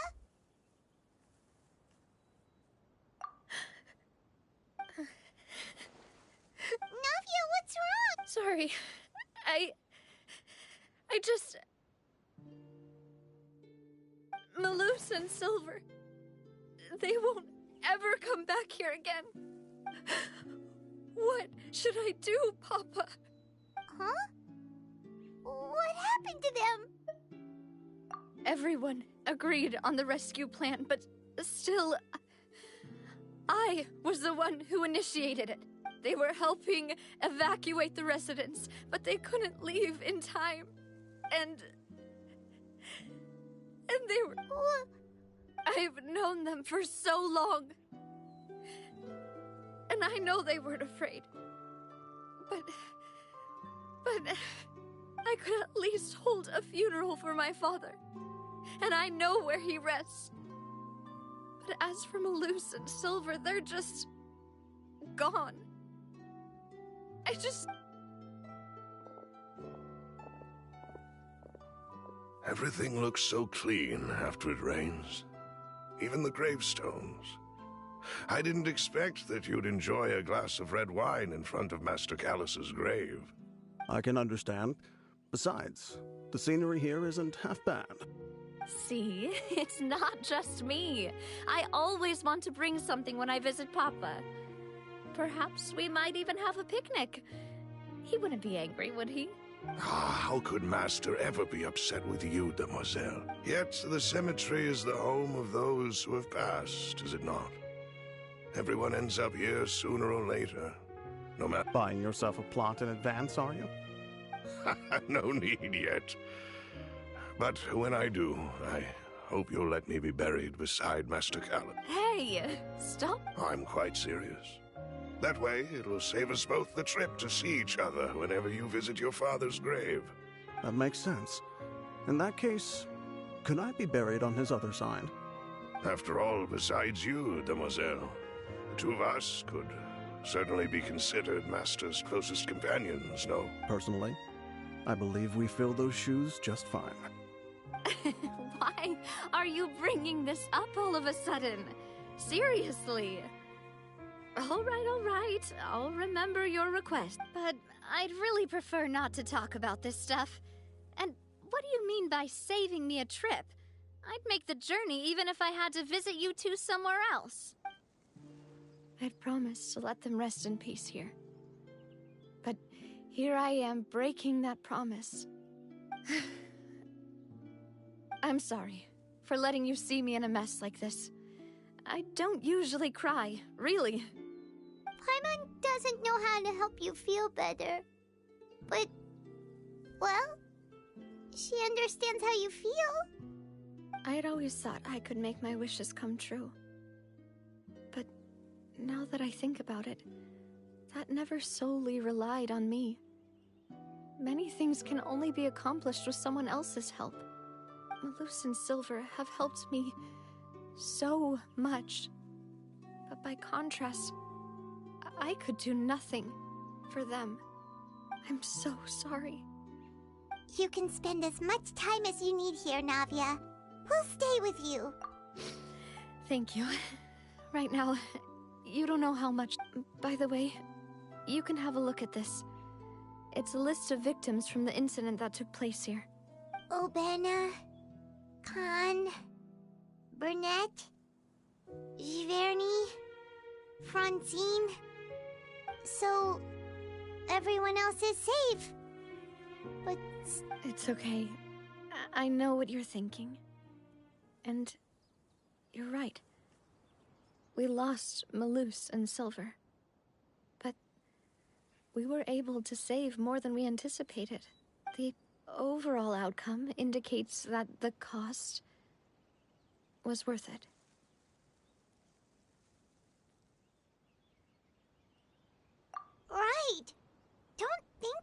Navia. One person might be saved at the expense of another, sure, but that isn't something we should ever consider a trade. Malus and silver were not the price for saving anyone. You're right. Thank you. What you said just now was pretty amazing, actually. I'll remember your words. Oh, really? Seems you've become more eloquent in the time since we last met. The knave? What are you doing here? Is everything going well on your side? Yes, my people are carrying out the mission according to your request. All the residents of Poisson have been evacuated, and we're preparing to relocate them to higher ground. As for these supplies, we have everything taken care of. There is no need to worry. Thank you very much. Wait, do you We just met recently. Right, Miss Navia? Usually, I would call this a coincidental encounter, but that doesn't quite fit this time. Besides, it never even crossed my mind that a Fatui Harbinger would come looking for me. Thanks to the Knave, Spina di Rosula received generous support from the Fatui, which allowed us to complete the rescue and evacuation work so quickly. Mutual aid is essential to fostering positive developments. We were already in the area, in any case, so it was nothing. That said, I must say that you're a lot sharper than you let on. I'm sure you understand what I mean. I apologize for all the ways in which I tested you previously. We've never worked with a Fatui before, and it's extremely important for us to know who we're working with. My subordinates have reported that Fatui soldiers have been observing water levels and taking head counts in various locations. I hear that they've also prepared a large amount of emergency supplies. I'm quite surprised. This is nothing to brag about, nor do I intend to. It is simply the way of powerful organizations to act forcefully, whether they are doing good or ill. You've witnessed that firsthand, in any case. As I've told this traveler before, I know of the prophecy, and I intend to prevent the impending disaster. Lending your organization a hand was a natural first step in accomplishing that. As such, do not be troubled by this token of our sincerity. Perhaps one day, you'll all— Without your help, there would have been many more casualties. Furthermore, I sincerely regret what happened to Malus and Silver. I only wish that my people could have arrived a little earlier to prevent this from happening. Don't say that. You and your subordinates did everything you could. As Paimon said, Malus and Silver didn't choose to sacrifice themselves. I've never liked hearing people put it that way. It's like trying to relieve pain by saying some noble-sounding words. But right now— You're right. I'm sorry for your loss, Miss— Water is life to Fontaine's people, and it also spells disaster.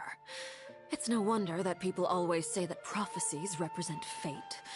Fortunately, I've never been one for such opinions. So, you're one who will try to change fate, then? Of course. That is why I'm going to Hotel Bouffe de Thé. I still have some things to take care of, and the children need my attention. By the way, Traveler, Paimon, one more thing. Alright, then we'll just... Huh? This isn't right. Paimon thought you would ask us to walk with you for a moment so you could tell us something in private. That is a clever and useful conversation technique, which I do like to use when necessary. But there's no need today. It would not hurt to have Miss Navia listen. Traveler, I'm sure you remember that I said we could work together when we had the chance. You and I both know that there may be issues with the Primordial Sea. Previously, it was the Fortress of Meripede's sluice gate, and this time it was the water levels in Poisson. These are both signals. Indeed. Allow me to share the latest intel I've received from the House of the Hearth's intelligence network with you. During some recent investigations, a child claimed to have discovered some ruins near Poisson. The ruins date back to ancient times, and seem to be worth investigating in many ways. Judging by the dating of the ruins, they may be related to the prophecy and the coming crisis. The situation is becoming more urgent, so any pertinent information will prove extremely precious. My people initially came to prepare for ruin exploration. Unexpectedly, this disaster struck. And at present, we're all busy prioritizing the rescue effort. So that's why the Fatui were already in Poisson. I wanted to take the children along, but unfortunately, Linny, Lynette, and Fremine have all been dispatched to higher ground to assist affected residents. Linny told me that outside of the house, the person they trust most, which is why I want to give you this task.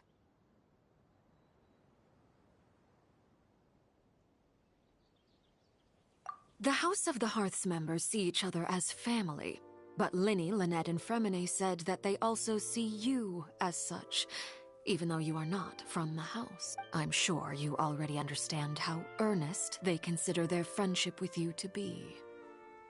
Oh, that's... The intel I just shared about the ruins could fetch a high price. But since the children consider you family, it's only natural that I freely share it with you. Got it! So all we gotta do is go to some ruins, right? Excuse me, but may I tag along? You wish to join, Miss Navia? But are you sure you're up to exploring some ruins? You need to... Well, I'm sad, yes. But there's no point in being depressed while we still have a disaster on our hands. As my father's successor, I must live up to the hopes he had in me. Besides, I'm also doing this for myself. I need something... a distraction, to keep my mind off Malus and Silver.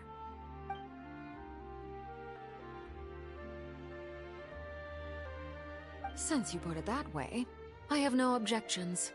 What do you say, traveler? All right. The ruins are to the south of Poisson. Here's the map. Okay, the three of us will handle it. Come on, let's pack up and get going.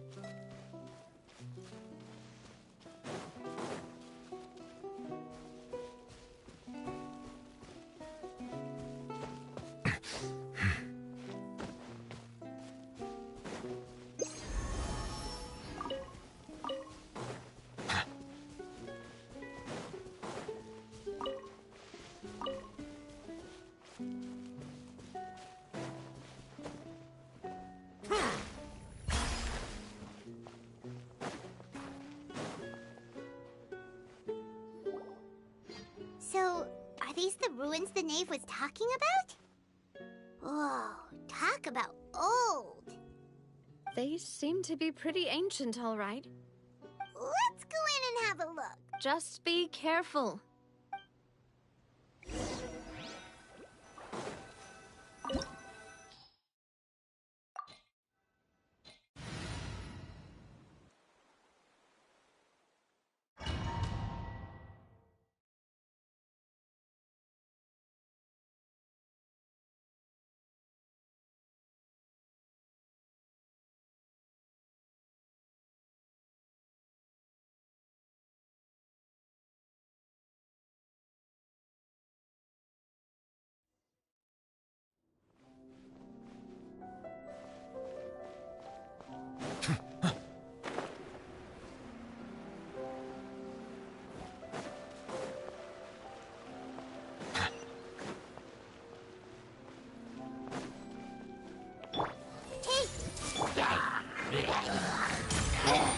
Silence!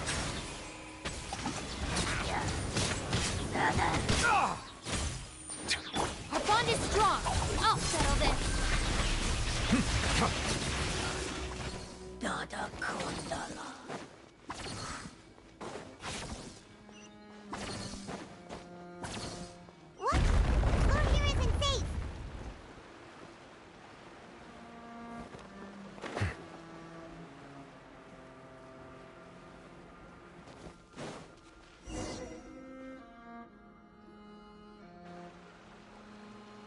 This place has also been contaminated by primordial seawater.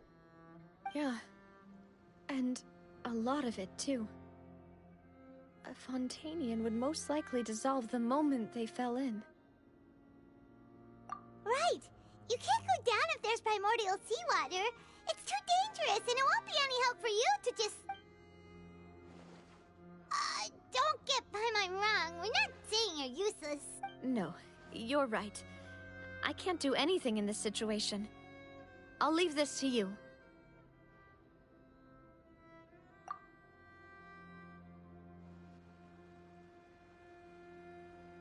That complicates things. Maybe the only way left is forward. In that case, do you want to wait for us here? The water levels here are unstable, and there's a chance the water will rise. So, staying here wouldn't be safe either. I'll go together with you. Perhaps we'll find the exit just up ahead. All right. Come with us for now then, but please be careful.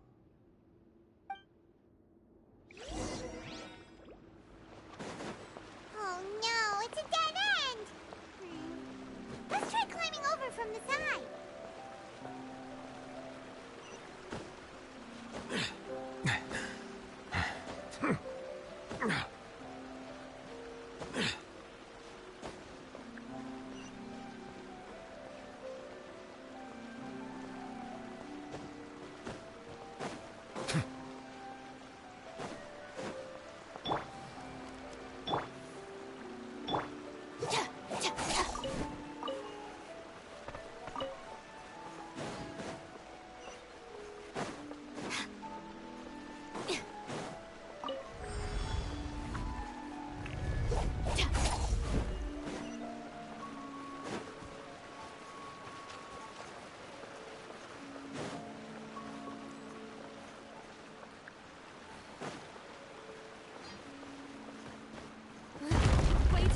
There's something wrong with this bridge!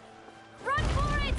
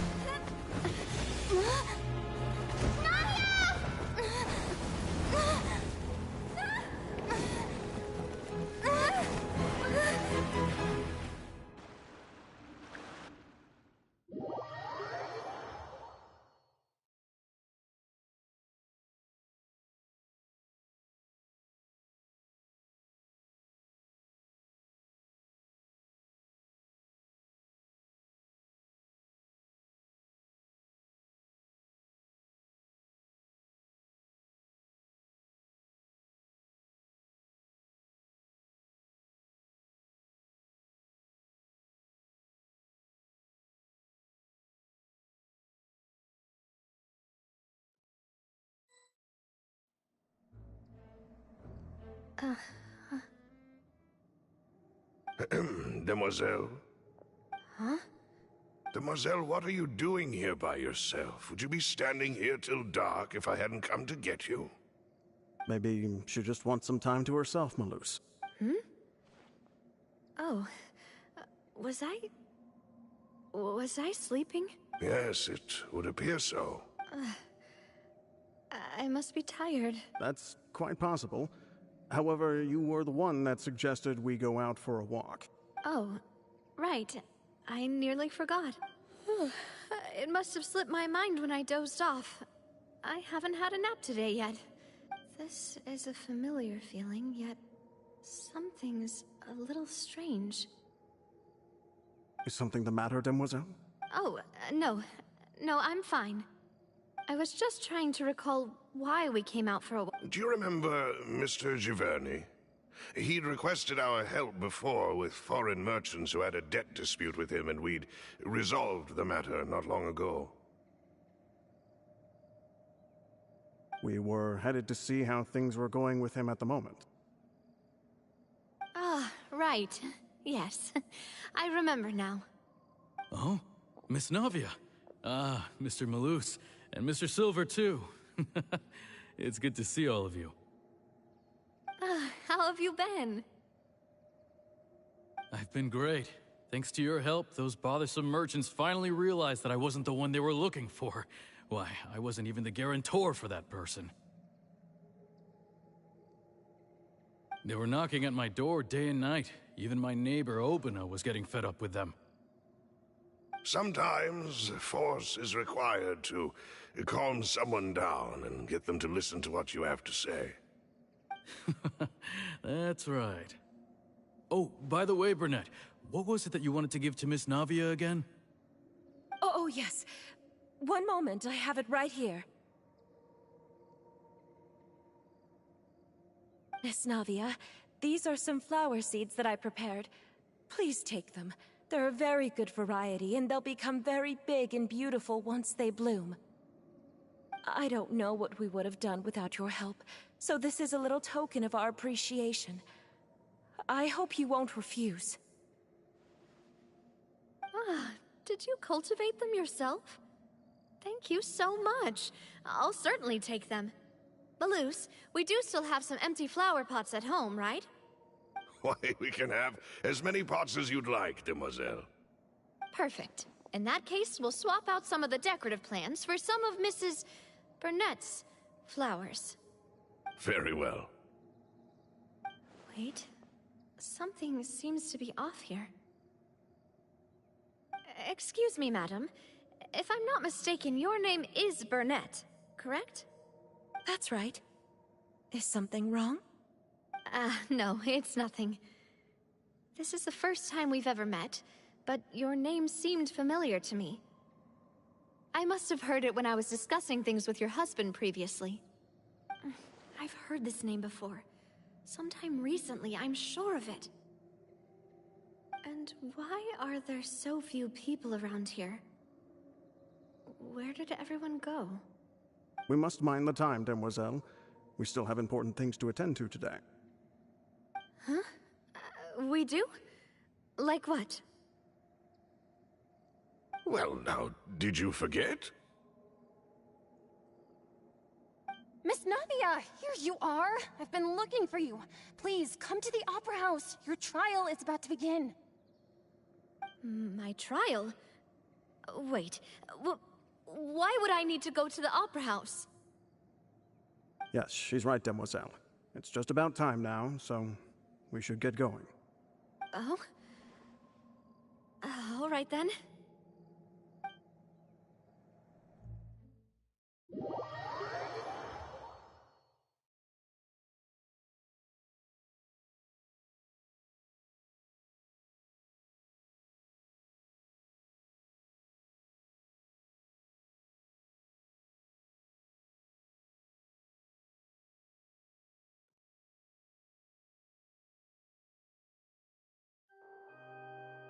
Look, it's Navia! She's here! And her two attendants are with her. Goodness, everyone's finally here. There sure are a lot of people here to see the trial. And they all seem to be oddly excited about something. I even know some of these people. Karina, Desiree, Joyville, Jolien, Essen. Why are so many people here? And why do I have no recollection of this case? And as for the judge... huh? Where's Monsieur Neuvillette? Please sit in the defendant's seat. Don't worry, Silver and I shall accompany you. All right. But are you sure you can stand behind me? Typically, it wouldn't be allowed, but today is an exception.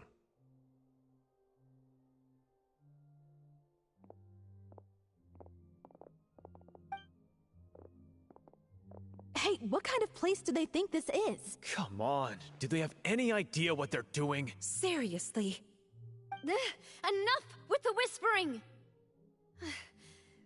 Could someone please tell me where Monsieur Neuvillette is? And why I'm standing trial? My dear Miss Navia, have you not yet realized what you've done?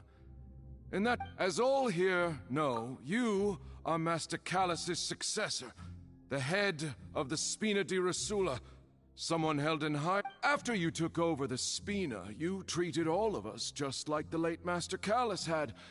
If anyone in need reached out to you for help, you responded. Not only you, but your butler, your subordinates, nearly everyone in the Spina di Rosula fought for the well-being of those in Poisson. Wait a moment. Aren't you just proving that I'm a good person? Yes, correct. Absolutely right. And that is why you stand accused. You have helped so many people get through so many difficulties. You are one with us. We are. We are one big family. All of us who are from Poisson, inextricably linked. And with you being so important, we couldn't Therefore, this fair and honorable court shall declare you guilty, and you shall stay here. You will be together. Huh? What are you saying? Everything you have said is correct. I have indeed done a lot for my hometown, and I would be willing to be with you all, but what is the purpose of having me stand here like this? What is there to discuss? Ah, well, if that's what you think, then I have no further comments. How wonderful, Miss... I know all these people. Why are they laughing? I seem to remember now. Yes, I get it. This trial is... Wait just a moment. This isn't right! Malus? What was that, Mr. Malus? Our conclusion is very clear and unanimous. Let the court judge her now. She's... Stay here, Navia! You're one of us! Demoiselle, don't admit guilt. This trial means to keep you here forever. I wish to exercise my right to defend Our Lady.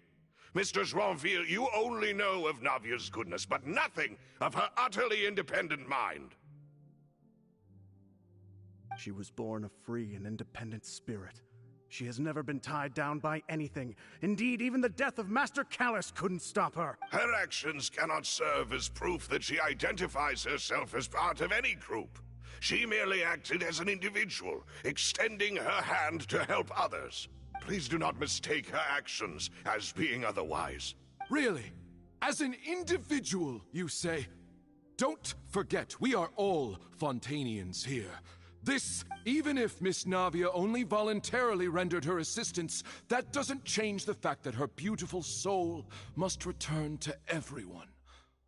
Everything is measured. Now I speak for everyone. Our opinion is consistent. Navia should stay. And you would call this justice? Preposterous. You are merely jealous that Demoiselle still has a chance to exist as an individual. Have you forgotten how much you all once longed to become individuals, to become independent? Do you mean to defy our justice? If your justice is flawed, then why should we acknowledge it? As you said, we can also have our own justice. Silver and I shall defend Demoiselle, and that is how we will enforce justice. My head... Demoiselle! Silver, it hurts. My head is spinning. All I can see is stars swirling in front of me. I remember now. Everything that seemed odd from the very beginning.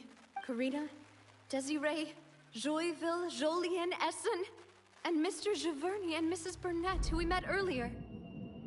Even Malus and Silver. I don't want to admit it, but they're all dead. Don't be afraid, and don't admit guilt. We will protect you to the very end. Absurd! Who are you to say that she cannot be judged? We are the majority, and in the nation of trials, the majority is absolute justice. We are the will of all. Don't let them escape! We shall keep Navia here with us! Mr. Malus and Mr. Silver, must you be so stubborn? How could the two of you possibly hope to stand against the collective? Do not resist. This judgment is fair and just. Navia belongs to us. After all that happened, she should not be left alone in Poisson. What are you saying? No more excuses! He says we're jealous. Jealous? How could she possibly be an— What's with these people? Who's jealous of her? She belongs to us! Miss Navia. Silence! That's... Monsieur Neuvillette! Such commotion is prohibited in the court. The accusations you just presented are nonsense and cannot constitute a proper trial. The court will adjourn for the rest of the day. In this, I shall hear no objections from any unauthorized party. Our thanks, monsieur. Please leave with me, Miss Navia, while there is still time. But... Go on now, demoiselle. This is your only chance to leave this place. What, can't bear to leave us behind or something? Malus. My apologies. I couldn't resist making one little joke once I realized that this shall be our last goodbye. Malus... Silver... Quickly, you must come now! Goodbye, demoiselle. Farewell.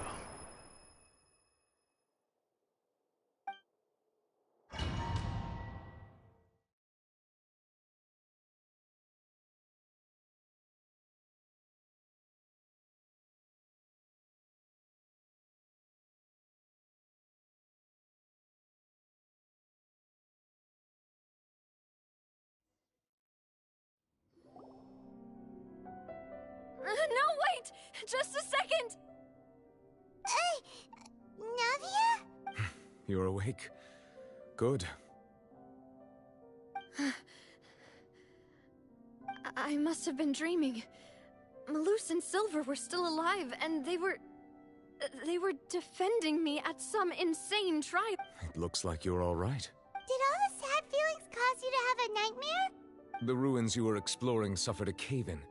When I arrived, I found you falling toward the water. You were just about to be dissolved within, but I think I saw two Oceanids protecting you. It was only for a moment, perhaps even a fraction of a second, but they gave me the chance to retrieve you. Were it not for their intervention, I would not have been able to rescue you before your consciousness dissipated. Wait, did you say Oceanids? You mean like what happened with Vache? Perhaps those two Oceanids were the people you saw in your dream. I always told them that they didn't have to protect me. Please come with me.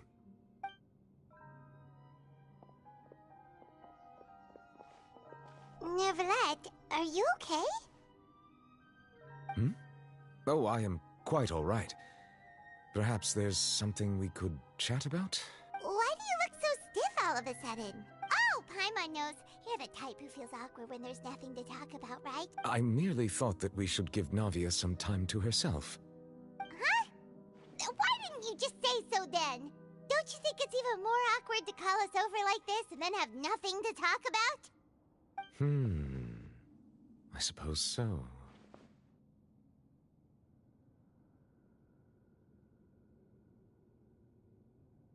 Ah, Sigewinne.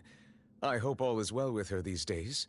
Her work in the Fortress of Meropide has not been too much for her, has it? No way! Don't worry. She's doing... I see. Well, that is good. I have always worried that Sigewinne would need a lot of time to understand the world of humanity, just as I have. Oh, and the Duke also says hi! Even though Sigewinne made him do that. He hopes that you haven't been overwhelmed by all that's happened. Thank you. I have indeed been busy lately, and I also... He still doesn't know what to talk about. Let's chat about something else then. So, Neverlet, you're probably quite the swimmer. Yes.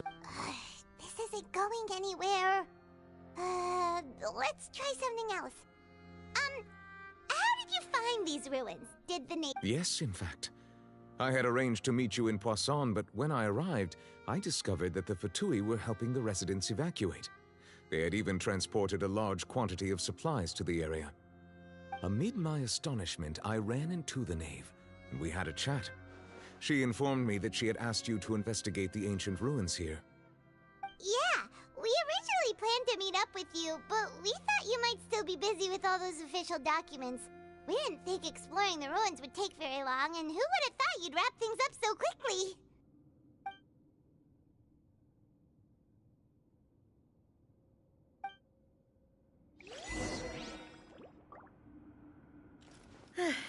I'm sorry to have kept you all waiting like that. I'm feeling much better now. I guess we should get going again. Will you come with us, Monsieur Neuvillette? Yes, if you wouldn't mind my company. All right! Another one joins the party! Let's get going then!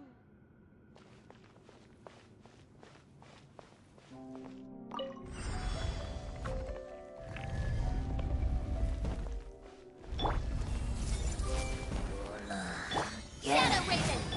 Bow your head.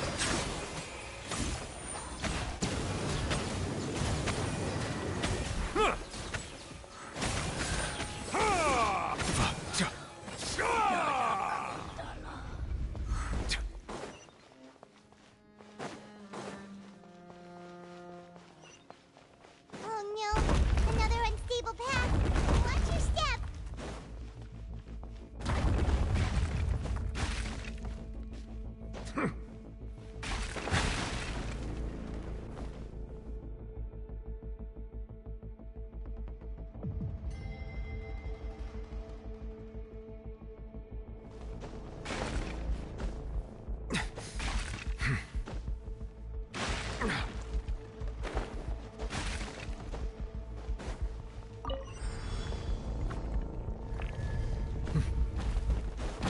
Watch out! There are rocks falling over here!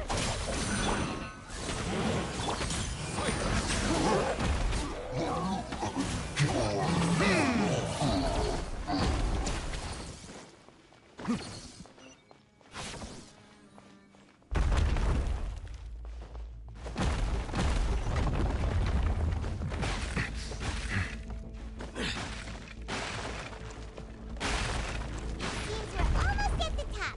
Keep it up!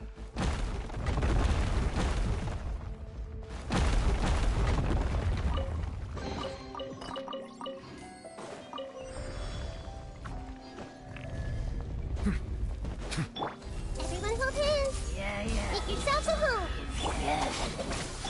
Midnight Phantasmagoria. The tides beckon. Bow your head.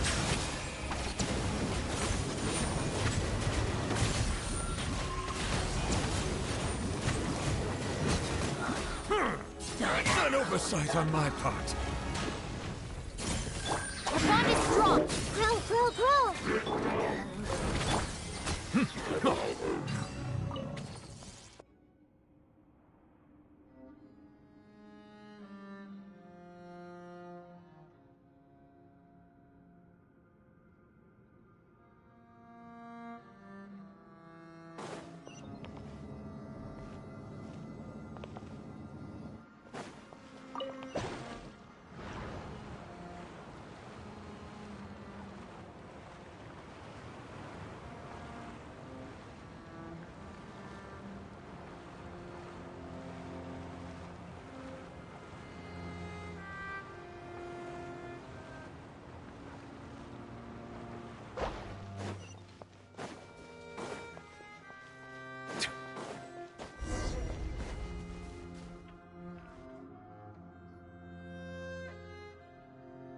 Looks like we've reached the end. This is the place. There should not be any other hidden spaces in the vicinity. The path sure had some twists and turns, but it turns out that this place isn't actually that big.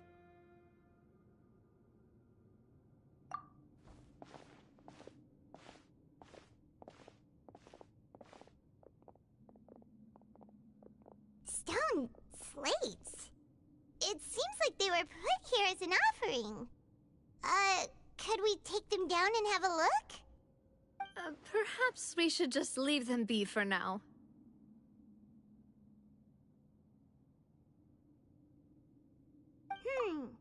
There are 4 locations in total, but only 3 stone slates. The slate that should be in the first empty spot is missing. The surrounding walls also show signs of damage. There's something written below. Let Paimon see. Reason dictates that this nation be destroyed. I shall record the history of its future here in its past. Say what? It feels like someone left these slates and these words here for a purpose. But does he mean that Fontaine should be destroyed? That would fit the circumstances dictated by the prophecy, yes. Indeed, the slate's contents correspond to it. Take the second slate, for example. There's a person kneeling here. She seems so dedicated. And there's a whole bunch of other people behind her doing the same. She's facing this... what is this? Some kind of island in the sky? And is that Lady Farina in the third image? Did the Hydro Archon fall into the water? And is that a ring of people around her? Paimon doesn't quite get it. Are they all in the water? The fourth image. I know this one. This exactly matches the content of the prophecy. The people will all be dissolved into the waters, and only the Hydro Archon will remain, weeping on her throne.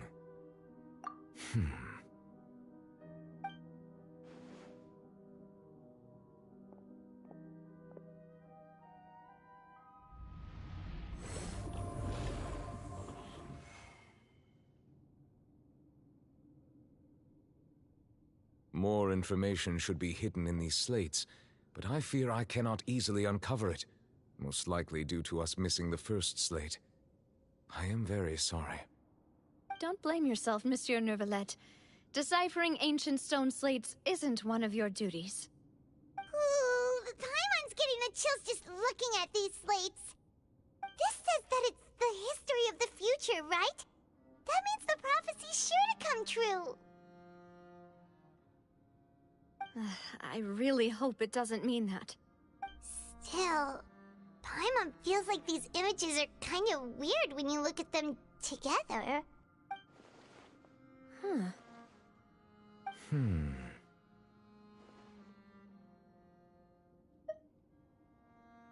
That's right! If the images are in chronological order, shouldn't the fourth, the waters drowning Fontaine, come before the third? Where the Hydro Archon herself falls into the water? And yet the order is reversed here.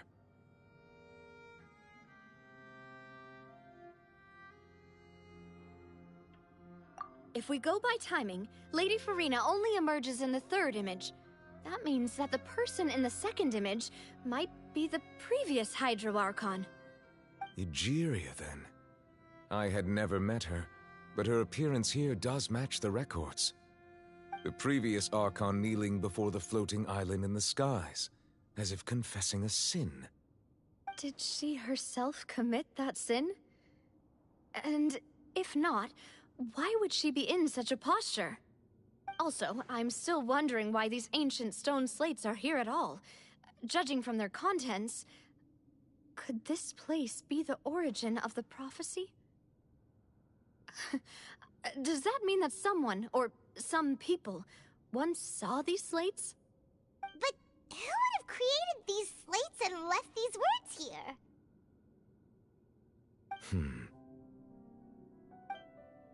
It seems that any further clues will have to come from Farina. In that case, there's no time to lose. There's nothing else to be gained here, so let's head back first. Yeah, we better get somewhere safe for now.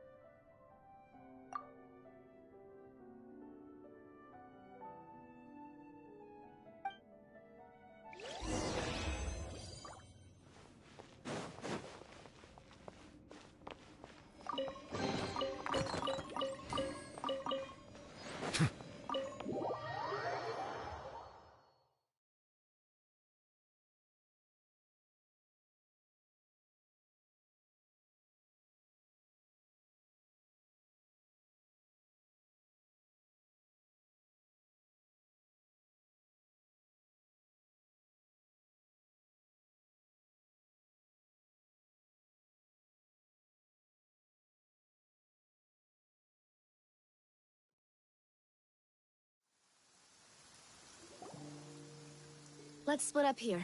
I'm going to check on what's happening with the Spina. You know how it is. There's some things you just need to be there for yourself. You still have energy for that, Navia? Paimon's already beat! Just head back to the Fluvsandra and have a rest then. Thanks for keeping me company all this time. I'll depart as well. Thanks for your hard work today. Rest well, everyone. Traveler, I will go talk to Farina tomorrow morning to ask about the stone slates. I'm sure that you're concerned about this matter as well. If you have time, drop by my office. I will share the results of our discussion with you. Are you really gonna talk to her about this directly? Will that be a problem? Paimon's getting a little scared now that it's come to this. She has long been harboring secrets and will not give them up easily, which makes it all the more my duty to ensure that she understands the present situation. Alright, we'll leave it in your hands then. You're probably the best person to talk to her anyway. I will be carefully considering my words tonight. Traveler, Paimon, our safe house at the Fluvsandra is always open to you, as ever. So please don't think you're an imposition. Alright, I'll be...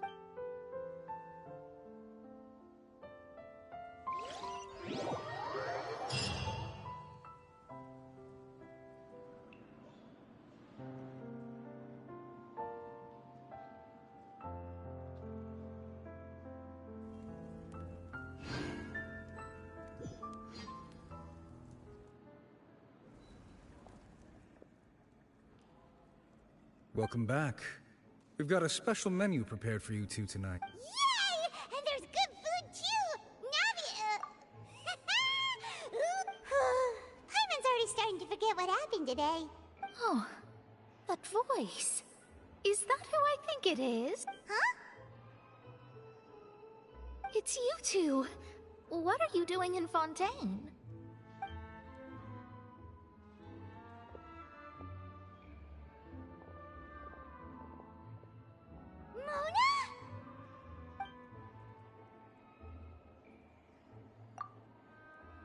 Seriously, nobody just uses a scry glass whenever they've got time to just see who they'll meet on the road. Still, we didn't expect to see you here. Wait, you're not a Fontanian, are you, Mona?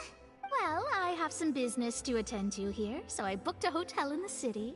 I was just out for a stroll when I bumped into you. Quite unexpectedly, if I might add. Why did you think I was from Fontaine, though? Is that because Magistus doesn't sound much like a Mondstatter surname? Yeah, let's go with that. Well, I used to have my own surname, which was, well, some other thing. Either way, the old hag told me when she took me as her disciple that the first step to being a great astrologist's pupil was to change that name. There was nothing for it, really. She really is amazing at astrology, so I changed my name to what it is now according to her wishes. To my surprise, however, Magistus is not the name of some ancient house or clan.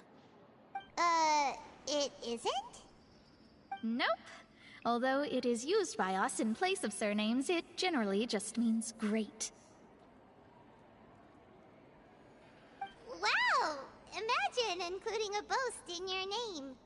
Wait, are you gonna have to put that into your genealogy as well? I reckon so. In any case, I'd give my disciple a name like this as well, if I were to take one.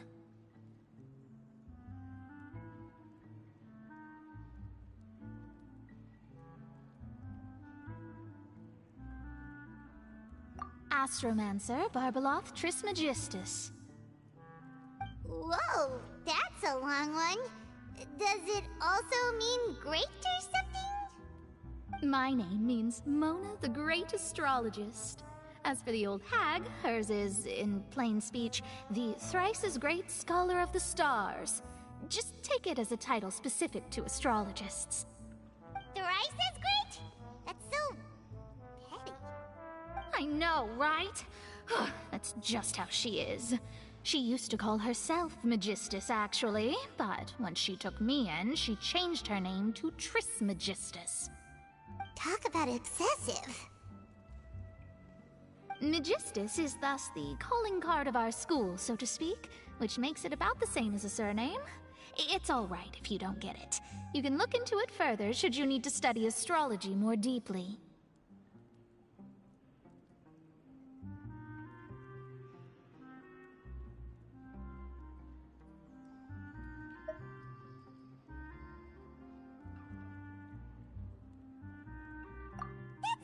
Terrible! But anyway, you're not Fontanian, are you, Mona? You're from Mondstadt, right? Well, I was born in Mondstadt, yes. My parents migrated to Dornman Port, and I traveled with the old hag for a while, after which I settled down in Mondstadt City. Oh, that's a good thing then. At least we know you won't be dissolved by Fontaine's waters. Speaking of that, I'm sure you're aware that a bunch of things have happened here in Fontaine, right? I know you're not a local, but I'd avoid getting too close to any water that looks strange all the same. There's something ominous about it. Well, the water, I mean.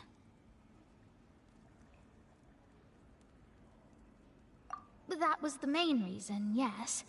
Just a while back, the Steambird invited me to take part in a panel and speak about the circulation of the prophecy as an astrologist. The invitation was sent quite early on. I don't think anyone expected Fontaine to be in this much trouble. What do you make of that prophecy, Mona? Just tell us what you think as an astrologist. Your word would go a long way to make things more certain and less scary. What I can tell you is that I'm an astrologist, and that this prophecy concerns the fate of Fontaine, even that of Altivat. Ascertaining this is akin to reading the fortune of the whole world. I'm afraid that this is not something that just anyone can do. If I could do it, you would no longer call me an astrologist, but a visionary. But on the flip side, the prophecy is so huge and powerful that it must surely come from a powerful visionary. Its contents involve the fate of the world. Disregarding it would be a mistake. A visionary? Sounds really powerful and all, but does such a person really exist? Of course. The old hag could do it, and I'd bet there are others amongst those Hexenzirkel colleagues of hers who could do something similar.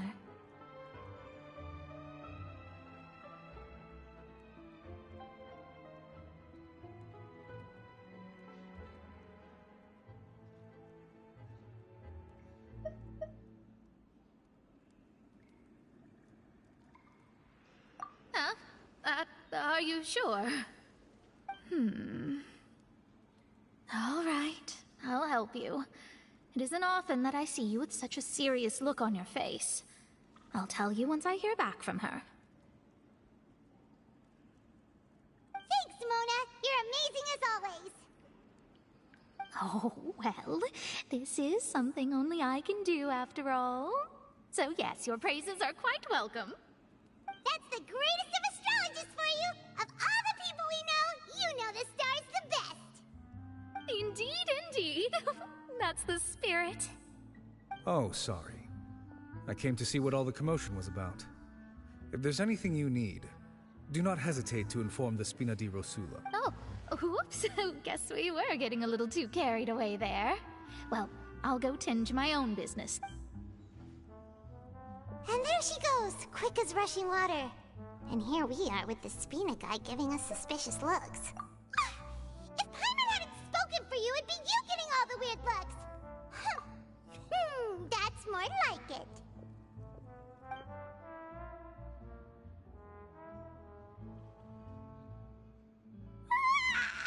Good morning. To be honest, Paimon's still feeling kind of sleepy. But it's time to get up, Traveler. We agreed to go see Neuvillette, so let's pack it up and get going.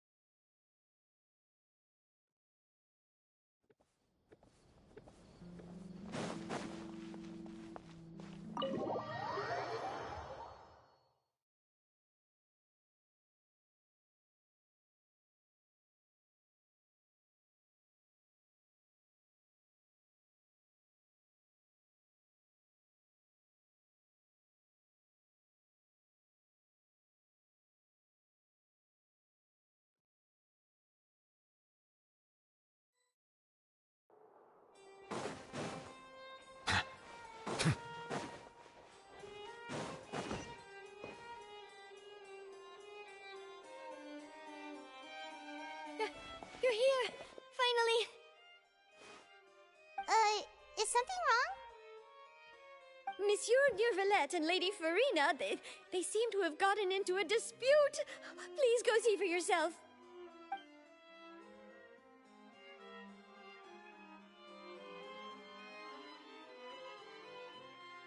Like I said, I've already explained everything. And yet the problem has not been properly solved. There is little space for excuses between us. It is not my intention to offend you, but please, tell me where you stand. You are the Hydro Archon Focalor, are you not? Look at this. This is a list of the victims from the recent Poisson incident.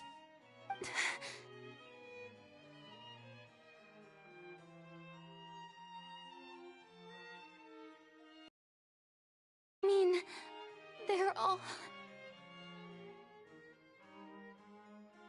We did not arrive in time to avert this disaster, and I will not have it happen again. I will say this once more. You must tell me everything you know. Yesterday, I found 3 stone slates in some ancient ruins near Poisson. Do you know anything about those? Seriously? You're questioning me like this is a court case now. I don't know anything about that. But you found them in some ancient ruins, you say? That's correct, which is why I came to ask you some questions. There should have been 4 slates, but one of them was missing. The other 3 feature different images that seem to correlate to the prophecy. The prophecy? The second of these slates depicts the previous Hydro Archon Egeria kneeling before a floating island in the sky, as if confessing something. Do you know nothing of this either? I don't. I've never seen such slates. I'll ask you again. Do you really have no information regarding the previous Archon? My deciphering of the slates indicates that the Hydro Archon Egeria once had to confess to, or apologize for, a certain sin. If anyone would know about it, it should be you. All gods don't have the same secrets, you know. She was herself and I'm me. Is it really so strange that I know nothing? I understand your concerns, but I'm sorry. I just don't have anything to tell you. Forgive me for saying this now, Lady Farina, but I have long known of your various secret investigations into certain matters. There are several indications that you have been investigating the prophecy on the sly. This is not strange in itself, considering that you are the Hydro Archon. But it is strange that you should also claim to not know any of Egeria's secrets, as well as do nothing following your inquiries. You have never been as superficial as you have presented yourself to be, nor are you a fool. And yet, your behavior is very inconsistent.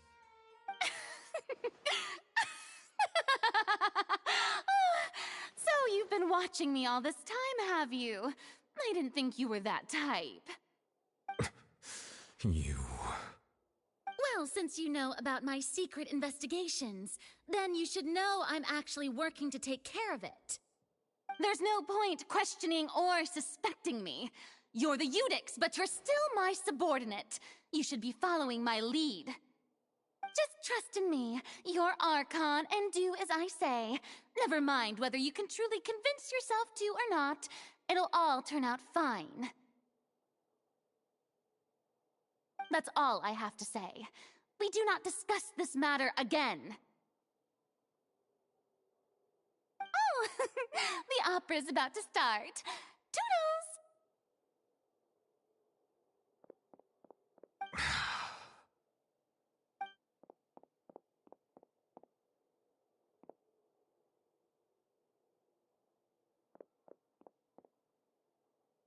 Did Farina not notice us standing by the door? Wonder what's up with her. She was smiling. She didn't seem in the mood to care if we were listening in or not.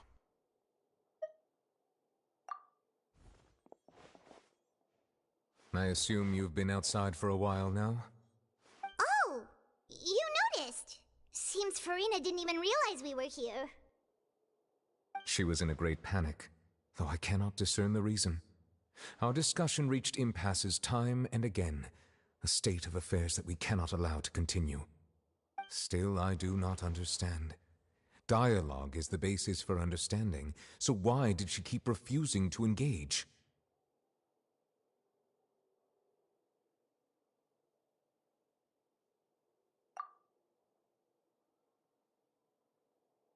Everyone in her inner circle has noticed that she is hiding some secret. The issue is her attitude. I fear that she will not reveal anything unless absolutely forced to. We may have to create a situation in which she will have no choice but to speak. Oh? Like what? Normally, people will only reveal the truth when standing trial. Perhaps we must have the Hydro Archon experience just such a scenario. But Farina's seen so many trials, and she's really good at dodging questions. How do we make sure that she won't just slip away at the first chance she gets? We will need to consider this thoroughly, join forces with various parties, and then do what we can. If at all possible, I would prefer to recuse myself from this affair, but we must prevent the prophecy from coming to pass. This may be cruel to her, but all Fontaine is in crisis. The information a god possesses is too precious, and so we must take a chance on this.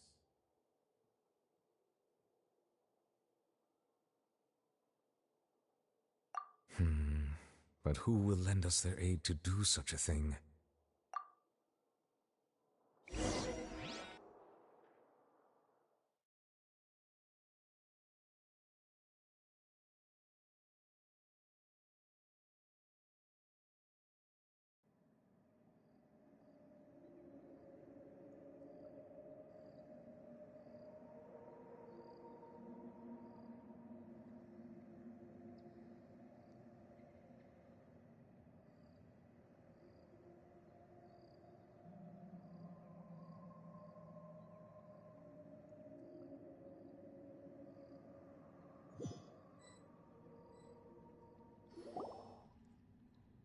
Well, that's everyone, huh? Speaking of which, it was pretty smart of you to think of hiding here. Poisson was just involved in a disaster, so it's presently devoid of people. That naturally makes it the best choice. And here you are drinking tea like it's the most natural thing in the world, huh? That's what families should do. Sit and enjoy a leisurely time together. It's nice to enjoy tea here, you know? Care for a cup? Lend me your ears, everyone. Or perhaps one of you might like to start us off. How about you, friend? Me? No, I don't think I can. Then, how about you, good sir? I fear that I will cause the mood on this boat to become as somber as it is in court. Well then, I guess we're lucky we've got a local like me to organize things. Wonderful, the spotlight at last. I guess I'll be facilitating things from here. That was a little long-winded, don't you think? Oh, you might be right. Anyway, to cut to the chase, our friend here, the Traveler, has brought us together to discuss something. As for what that is, well, let's start by saying that we'll be pooling our efforts together to create a series of traps. Oh, how intriguing. Well, it's just an expression, really. One that I just learned from Chlorand, and use on the spot. So, let's invite her to explain in detail. Huh? Didn't you say that you would be facilitating this? Oh, come now. Your work doesn't involve much public speaking, right? This is a good chance to practice. You might even pick up some fancy oratory tricks to impress your boss with in the future. I see. And what does my boss say? He is glad that you consider him your boss. Do...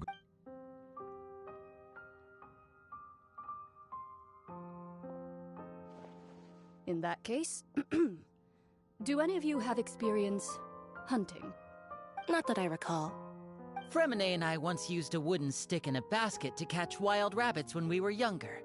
As for Lynette, oh, right. You were sick that day, weren't you? I've also gone diving to catch some fish before. Does that count? I'm afraid not. You may or may not have heard, but Fontaine once played host to a group known as the Marechaussee Hunters. Though that was their name, they did not hunt animals, but rather various monsters left behind by the ancient dynasty of King Remus. Today, Fontaine's monster population has already thinned greatly, so the hunters have blended back into society, taking up arms in other lines of work. They even left a unique methodology of hunting in their wake. A trap comprises of the following components: bait, a trigger, and a containment device. Sometimes a lethal implement will also be necessary to deal with the prey. So, if we were to build a trap together, right now, what would you choose to build it with? For me, I would prefer something basket-shaped. Pigeons and rabbits will see the bait and naturally enter the snare. Our line of work requires a deft hand, and we're some of the best in the industry, so you can count on our technique. You used some of those techniques while moving the people of Poisson, didn't you? My subordinates mentioned that you even performed some magic for the bawling children. Yes, and I even managed to gather some intelligence in the meantime. I'm quite the multitasker if I do— I'm afraid I can't claim that as my strong suit. I prefer more stable methods, like placing bait in the water and waiting for the fish to come within reach. That's the kind of— Calm and steady. Exactly the kind of person who would catch loads of fish. And I can be their assistant. With discretion, I'm sure. I'd probably use some sort of mechanical animal. Papa once bought me some small clockwork squirrels, mice, and such. When placed in the forest, they can attract others of their kind. I remember that you liked those too, didn't you? I did. And that would be a good way to go about it. If they're realistic enough, animals of the same kind will follow them all the way to the trap. What about you, Monsieur Neuvillette? I fear I do not have any related experience. That makes sense. You usually solve problems directly, without the use of any such tricks. But I do have one more question for you. If we were to create a trap now, how would you design it? I would like for it to be effective, but bring no harm to the prey. A more gentle trap would be ideal. Kind, as always. However, our intention doesn't necessarily change the containment device and the type of implement we need. If we wanted to kill the prey in one strike, we would need a powerful implement. However, that also goes for prey that must be captured and safely contained. Wait, why's that? Only a hunter who's a true expert at subduing their prey can snare it without harming it. The line that divides life and death is often exceedingly thin. So are we going hunting together? We hadn't thought of seeing ourselves as hunters. It kinda works, but maybe it's still not the best metaphor. If our means of capturing and dealing with our prey is to put them on trial, then the hunting metaphor is actually quite accurate. But we shall require much more courage than any hunter to judge a god, a being whose seat is an exalted throne. Oh, so that's what's going on. Sounds very interesting.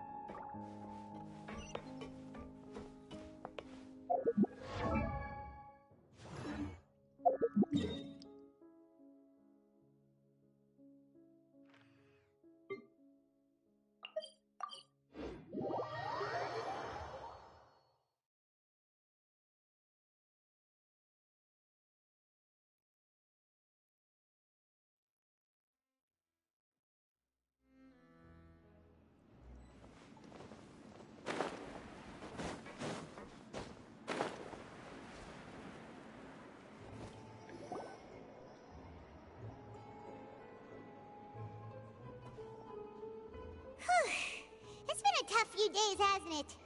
So much has been happening. Paimon didn't think that... Paimon thought they'd be at least a little frightened. Well, Fremine was, now that Paimon thinks about it, but everyone else just looked a little surprised.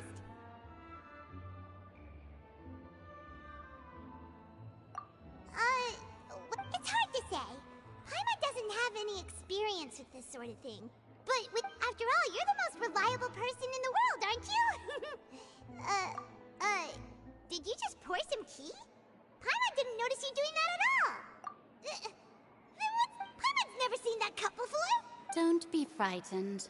I'm just joining you two for tea. I merely refrained from saying anything till now. Who's that voice? Ah, have you forgotten me already? Wait, you are familiar. You're the voice we heard from the sky in Sumeru. The voice from the sky, I fear that description is wrong. Though, not completely wrong. You're feeling lost now, just as you were feeling previously. I sensed that confusion and thus came to you. Guiding people is an irresistible hobby of mine, after all. Consider me a passerby, just accepting a commission from my friend's disciple on a whim.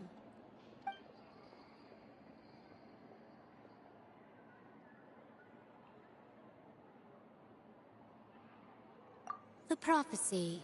Yes, what has been prophesized will be fulfilled. You may view such things as the history of the future. What? Then is there any way we can stop it? I believe you have witnessed a failed attempt with your own eyes. Can everything in Teyvat so easily be changed?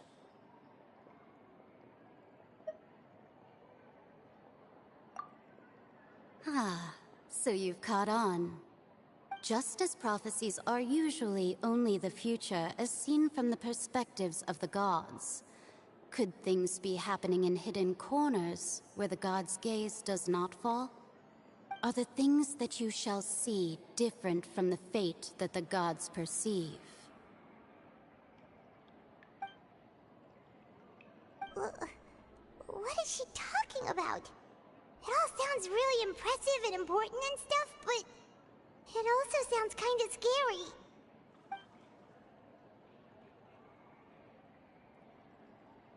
I believe that you understand, right? Some things are insignificant, but others you must reach out to change.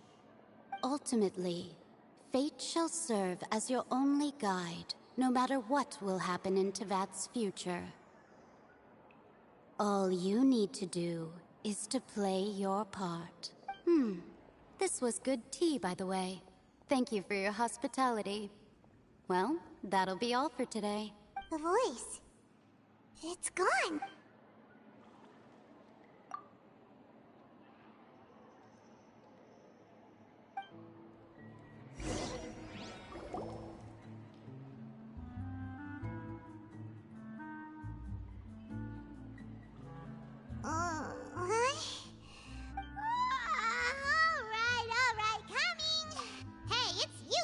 Lazy, okay?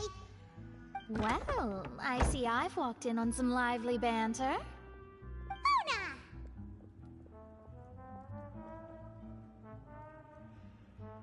Fine, just fine. I went to take part in that Steambird panel. It turned out to be more interesting than I expected. Not all Fontainians are pessimistic about this.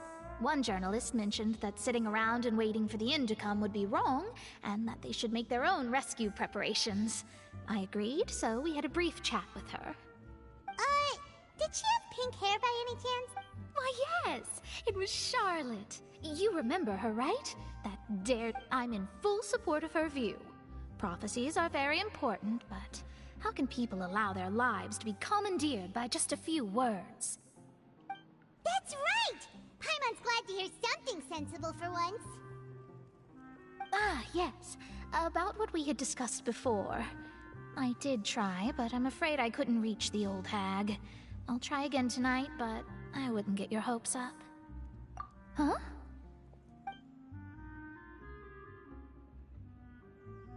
Goodness gracious. Are you serious?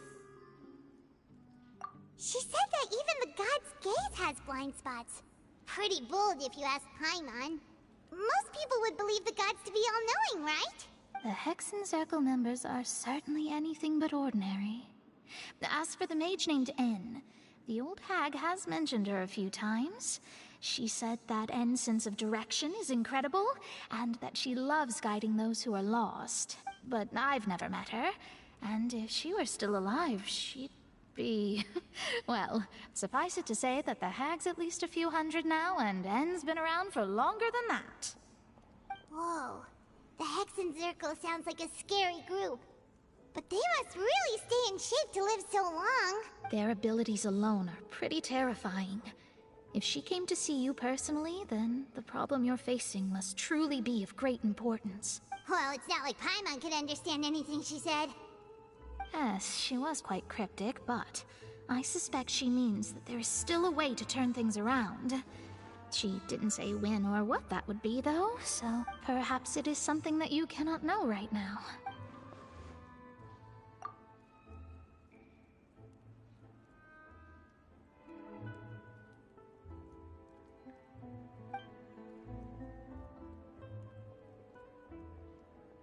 Traveler, Paimon, are you two all right? Oh, we're fine. We're just a little down right now. It kind of feels like the end is coming, you know? I see. I feel that same sense of desperation, too. I guess you could consider me someone who has often witnessed fate. So far as I have seen, it cannot be swayed. But even so, I still hope for, and believe in, miracles. Astrology is eternal and rational, but fate may not be. It is cruel, but it can also be beautiful. Perhaps that's what En was trying to tell you. Not to lose heart, and to believe that what you are seeing playing out before you is not yet set in stone. I did originally think of steering clear of all this, but I couldn't. Even if this is all futile, I still wish to help everyone. If we don't struggle to the last, then how can we face the end when it comes? Huh. You do have a point. There I go, talking about astrological principles again. Sorry about that. The moment I start talking about work-related stuff... I need to get going. It was worth trying to comfort you, even if only a little. I believe that you'll help those who are struggling in the same way I did. I suppose that might be why we always seem to meet by coincidence. Paimon feels kinda moved by what Mona said. But also kinda sad, too. Hey, Traveler. Paimon suddenly feels like going outside for a walk. Let's walk around the city, shall we? There's a few spots we always like to walk by.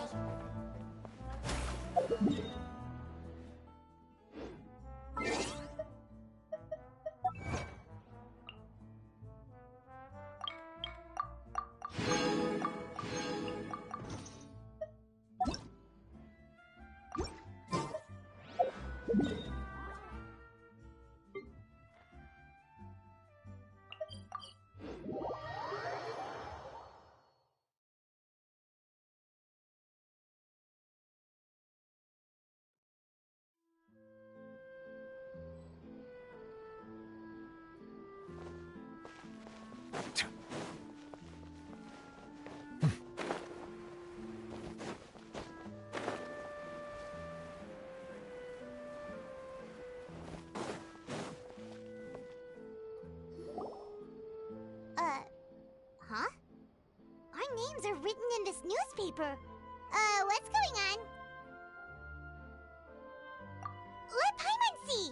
The underwater stronghold, the Fortress of Meripede, has continued in its noble autonomy, but that does not mean that others cannot interact with it. My recent attempts to enter the fortress bore little fruit. Huh. Guess Charlotte still hasn't given up on that. Thus, did an Outlander friend become the focus of this report? A blonde adventurer with their white fairy, legends trailing in their wake. It is said that this mysterious traveler once visited the underwater fortress. So while the fortress's interior remains a mystery behind closed doors, do not fear, for the Tales of the Traveler contains surprises in spades. Journalist Charlotte's biggest scoop yet, the Traveler's Trail, World Walker. Huh. Charlotte took so many awesome photos of us and we never even noticed her. She hasn't been able to get a hold of anything at the fortress, so since we're easier to find, she's using us as the subject matter instead? Ugh, seriously? Well, fine. Those headlines and photos do look cool, so Paimon will forgive her the...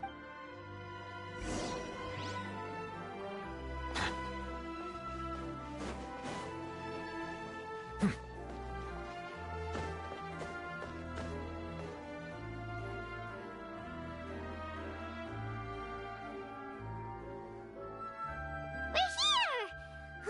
Paimon's hungry. Should we go in and get something to eat?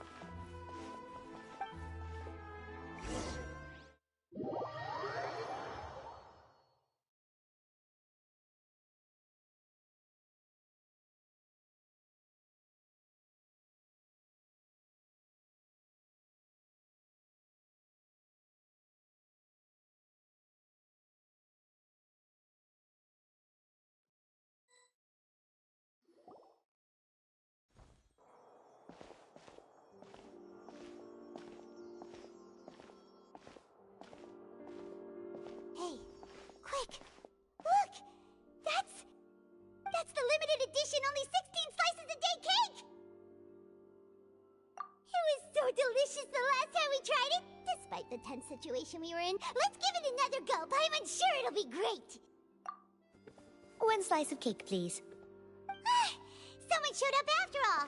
Oh, wait, you're the one from the Palais Mermonia. Oh, are you here to buy cake too? It seems Monsieur Nervalet was right. You really can eat. Wait, did he really say something like that? That's right. Even he has his own preferences when it comes to food. As for me, I love the cake and coffee here. Do you come here often? Usually every day. Every day? It's part of my daily schedule, apart from work. I shall have my cake and coffee. Then what if someone told you one day that this place would be closing soon, and you wouldn't get to eat cake here anymore? What would you... But why would it close? Well, Paimon doesn't know either, but... Maybe the water... Oh, the prophecy. To be honest, I haven't paid much attention to that. No, still, even if there'd be no more cake tomorrow, that wouldn't keep me from having some today. No, it's the same for eating in general. You might not be able to eat tomorrow, but if you can do so today, then you should carry on. That's what people call living, you know. Huh. Don't be sad. Excuse me, could I have 2 more slices of cake to go? These 2 slices are for you. Sijuin said that this kind of expression you're making is what humans call being sad. Oh, you know Sijuin? I sure do. She was born before me, and she sometimes comes to the surface to teach us things about humans. She said that humans are creatures that are saddened easily, yes, and you can only lift their spirits by feeding them delicious food. So please try the cakes here. I've got something else to do, so I'll be going now. You two try to stay in a good mood after eating, all right? Bye.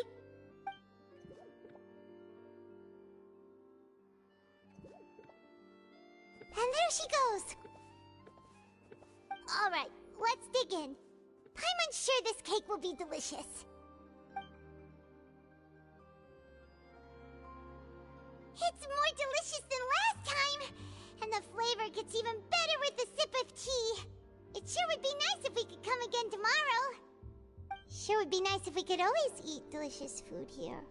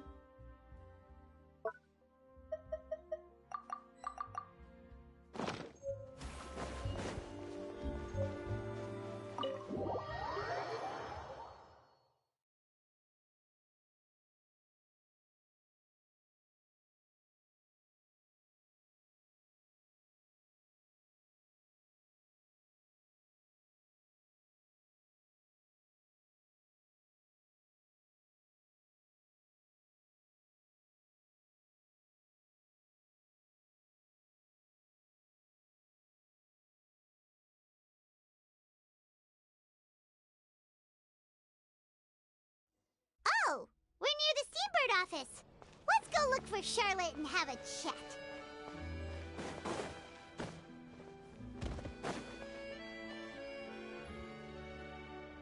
Wow! If it isn't the Traveler and Paimon! Oh, have you seen the article I wrote about you? Ha! You've got some nerve! You just used us to make some quick mora! Oh, you needn't worry about that. I heard that you were in Poisson some time back, so I sent you a letter to discuss just that. It appears you didn't receive it, though. It's all right, though. I've set aside the amount intended for you. I've even set the table with some food. Really?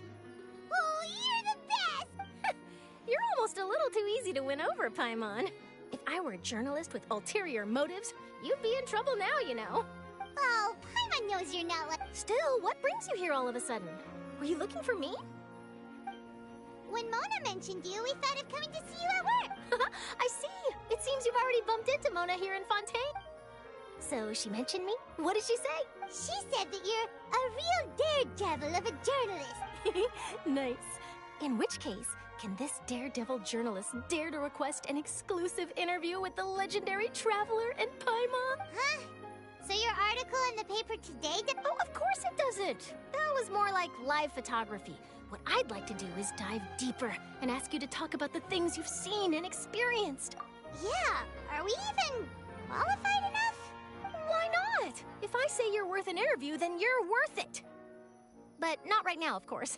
Oh, in that case, we'll just chat when you have the time then? Oh, so that's a yes? Ooh, splendid! I'll tell the editor-in-chief immediately. I'll have to apply for lighting, a venue, some props, and... Whew, so much to get done now. Talk to... Wait, Charlotte, Paimon's still got a question for you. And what's that? If, just for example, Fontaine were to be flooded tomorrow? Huh, that's the prophecy you're talking about, isn't it? I mean, I do hear about it often, but I've never once thought that the day could be tomorrow. If you're seriously asking, then I might try and think of a way to leave Fontaine. Oh, but I'm still a journalist first and foremost. That means I have a duty to be reporting from the scene. And secondly, I wouldn't forsake my homeland that easily. From what I've seen, most people don't know what they'd do should the worst come to pass. In truth, it might be better just to behave like normal rather than worry over such an end. So in all likelihood, I'd probably still be prepping at the office for that interview of ours. I know what you're thinking. That sounds a bit sad, but I've always believed that it's best to do what you enjoy. Just think about it. If this nation really were to be suddenly destroyed tomorrow, but I still successfully finish an exclusive interview with a truly unique person, then the story I would wind up writing would truly be timeless. And then do you know what I'd do? Well, I'd write that story, send it for printing, and use messenger pigeons to get copies out to the various nations as soon as possible. I'm not a dreamer, nor am I a workaholic, but I do love my job, and I'd be proud of leaving such an article behind. I guess you could say that I was born to be a journalist. But anyway, that's my answer. And on that note, I'll get back to my preparations. That's so nice. Anyway, let's go and take a look at the sea, shall we?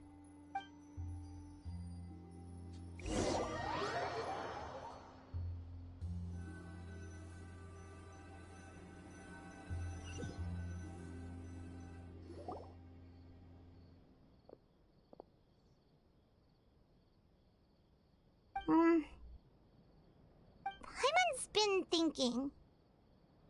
If it wasn't Fontaine, but all of Tevat that would be destroyed tomorrow, where would we go and what would we do? No, Paimon should ask, if you could choose, what would you like to do?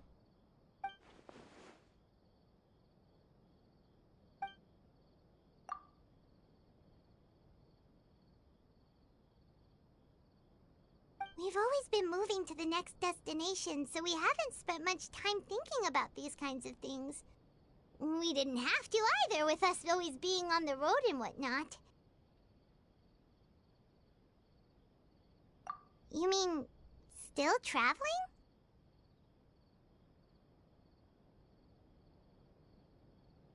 Huh. Wait, isn't that what we've always been doing?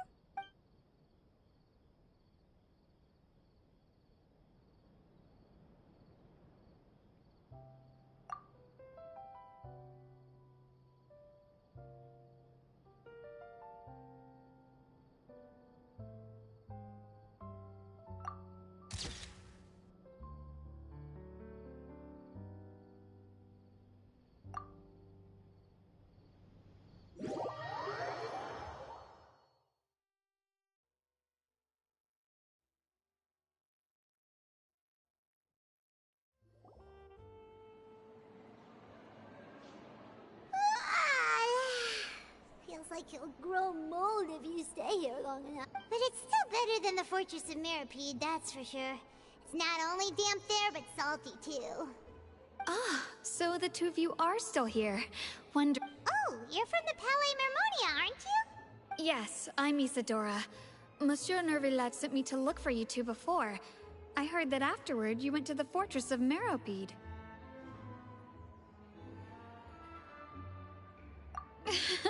Not at all. I'm well aware that you're friends of his. Actually, I'm here to pass along a message from him. Yes, inside the Opera House. The Maréchaussée Phantom has declared the incident a small-scale riot. A riot? Well, that said, I don't personally think it was that serious. Lady Farina was watching a performance at the Opera House, and while she was resting during an intermission, some other audience members suddenly started harassing her, loudly accusing her of doing nothing about the prophecy crisis. And before she could respond, others started to join in. The crowd continued to grow, and protests against the Hydro Archon started to break out. So people have started to put the blame on Farina. Guess they finally found an outlet for the pressure they've been under due to the prophecy. I agree. People will naturally rely on gods, as is customary. But the moment people feel threatened, gods are also the first to be blamed. So what happened after that? Is Farina okay? Seeing that the situation was spiraling out of control and that further argument was pointless, she claimed that she'd gotten tired of this and left in a hurry. The Maréchaussée Phantom had their hands full maintaining order and did not catch where Lady Farina had gone.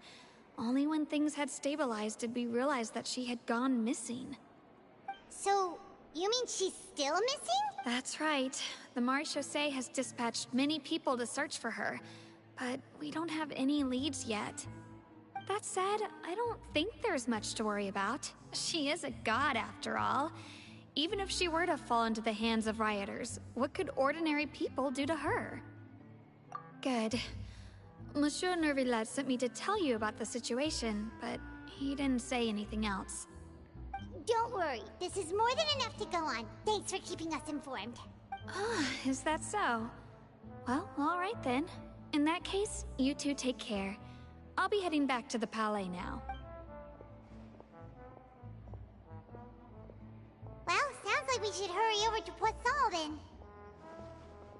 If we know Farina, she won't try to fix things in this situation. Instead, she'll look for a place to wait out the heat. And, as we also know, she may be loud and dramatic, but she doesn't have a heart of stone.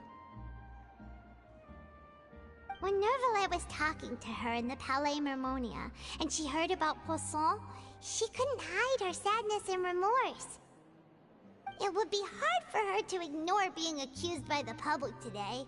Paimon thinks Farina's probably taken the opportunity to slip away to Poisson and try to relieve the sense of guilt that she's feeling. Huh! Well, what do you think? Paimon knows the answer, of course, but Paimon can do the analysis to back it up, too. Cool, huh? In that case, there's not a moment to lose. Poisson, here we come!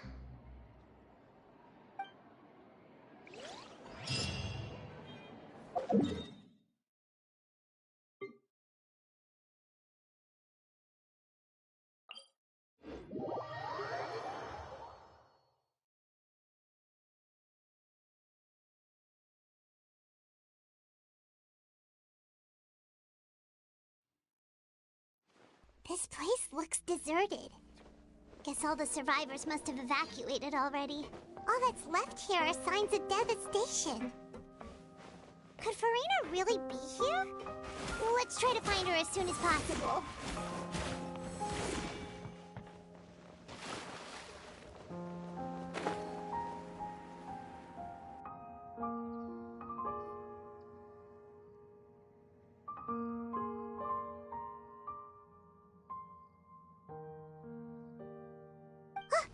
That's Farina, right over there! Should I just give up? This is all meaningless. What was meant to happen did happen after all. Everyone's dead. I'm sorry. I'm so sorry. Give up, Farina. There's no point in holding out. I'm sorry, but what can I even do other than to repeat meaningless apologies over and over? Who's that? Don't worry, Farina. It's just us. So it is you, blonde traveler from another land. Why, I almost thought you were someone from that mob of my ignorant subjects, come to kneel and beg for my forgiveness.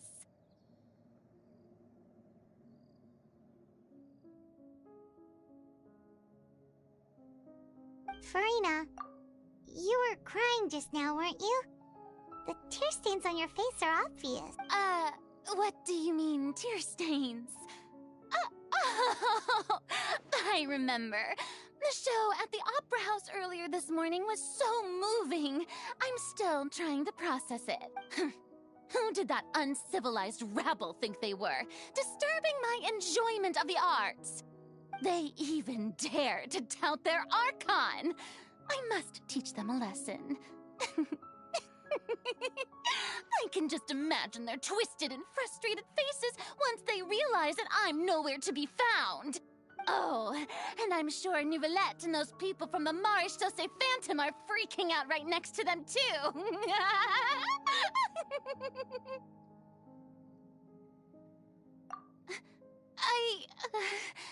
Of course not. Hey, there she is! The Hydro Archon's over there! Quick, after her! Farina, those people seem to be after you. They are? They're just some rabid fans who want to cut the line because they haven't been able to meet me. That's against the rules. I can't let... Farina just ran off! Quick, we have to catch up with her!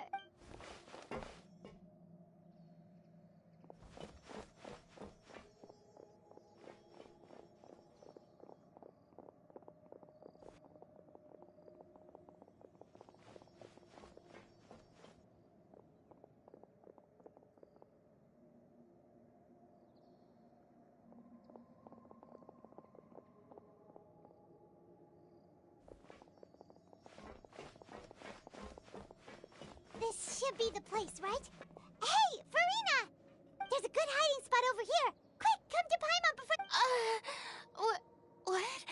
What is this place? Hurry, they're almost here! Fine. I suppose haste is warranted. Lead the way.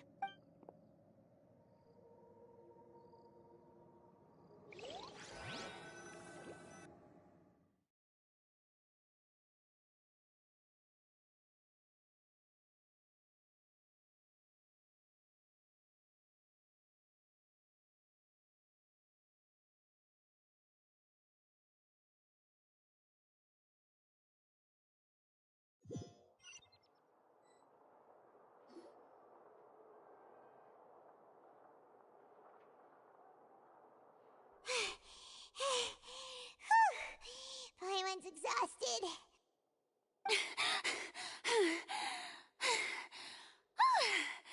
I'm so tired. I totally thought they had caught me. No, I mean, I merely gave in to the sheer enthusiasm they displayed.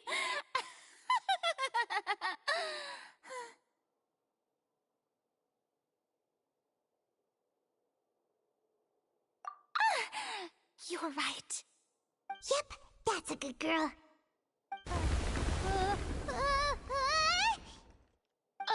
What's happening? The ground's shaking. Is it an earthquake?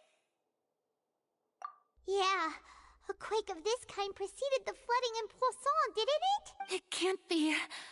It's happening again. Well, there's no need to worry too much about that. Nouvellette's made some emergency plans, so the evacuation should go a lot smoother this time. Yeah, I hope you're right. But the people of Poisson, they've already...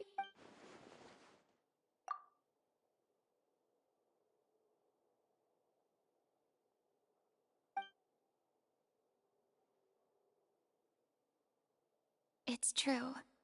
I've been investigating the prophecy for hundreds of years. I once had informants all over Tevat, searching for clues and feeding information back to me. I've tried all kinds of ways, too, to hold back the sea. Anything to keep the coastline from advancing. But all my efforts proved to be futile in the end. Really, the truth has been clear to me for a very long time. We cannot make an enemy of the divine. No matter what we do, the will of the heavenly principles will have its way, and the prophecy shall be fulfilled. Give up. I do love the sound of that phrase. It would mean finally coming to terms with fate, but also for me to finally be free. Indeed, I've thought about giving up so many times, especially after we almost lost Poisson. Fate is really unreasonable, isn't it? It has no heart and obeys no rules. The prophecy has only just started to come true, and so many people have already lost their lives. But just now, it all became clear to me. I still don't have the right to come to terms with fate on behalf of everyone else. As long as the final moment hasn't come, it's still not too late. Don't worry. I will keep hope alive for everyone until the very end. Well, that's enough for now. I got the impulse to play the stricken maiden, but honestly, considering my rank and station, that wasn't a good fit at all. Don't take any of what I just said seriously. How could I possibly let Fontaine fall to the whims of trivial prophecy? Come on! Paimon could have sworn you were actually being honest just now.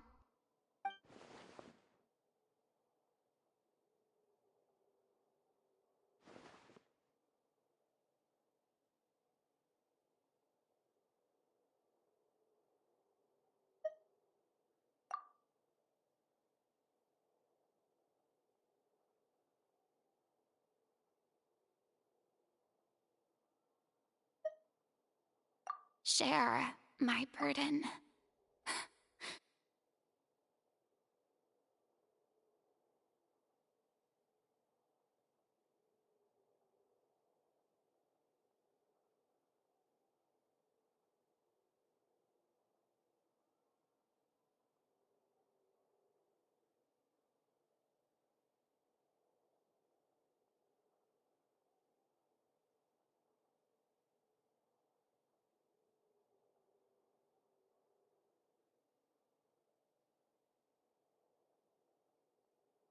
That's impossible. It was fated right from the start that this would be my duty alone.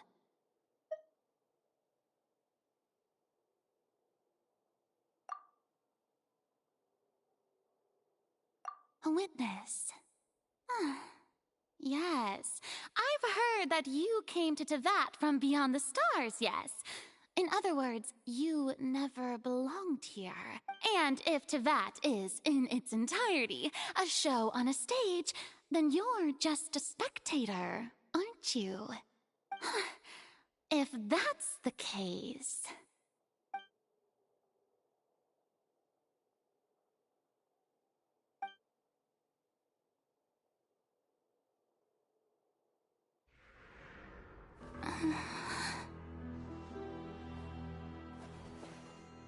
I...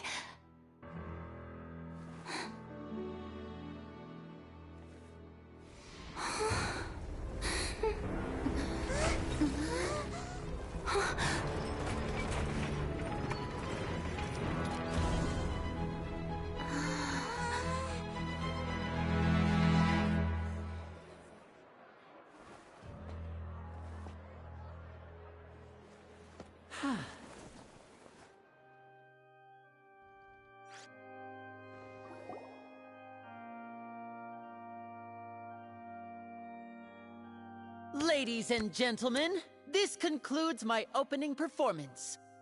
Now, without further ado, we may proceed to the trial of our god.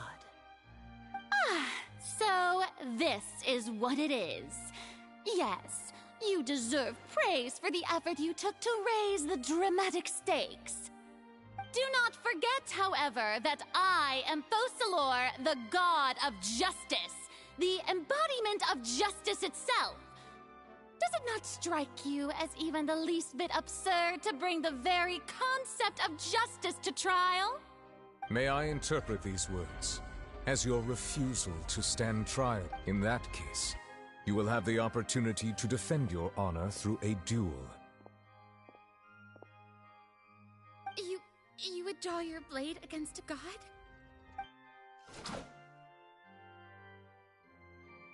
I see. It seems like you have made up your mind.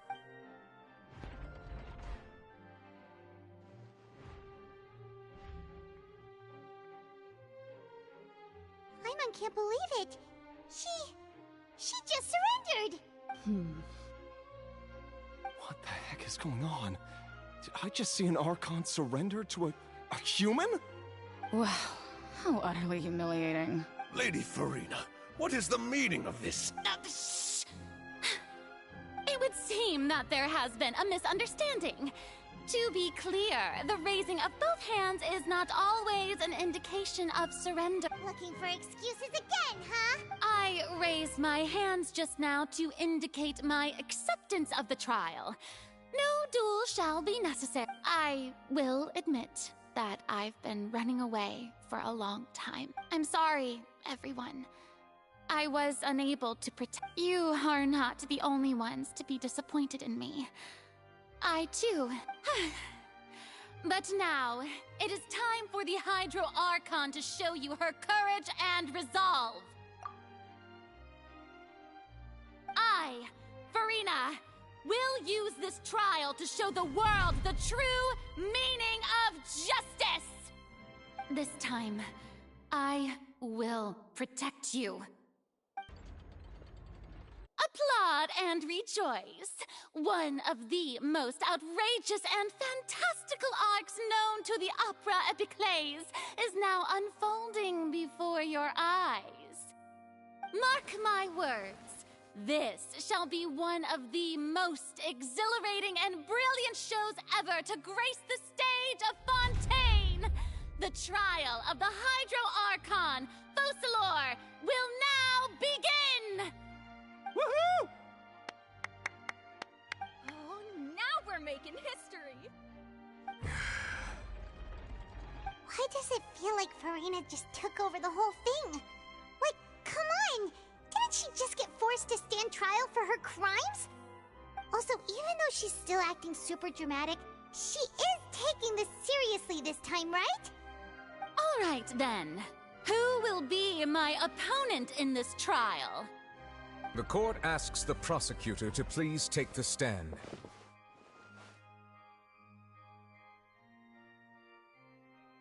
Is that so? Very well.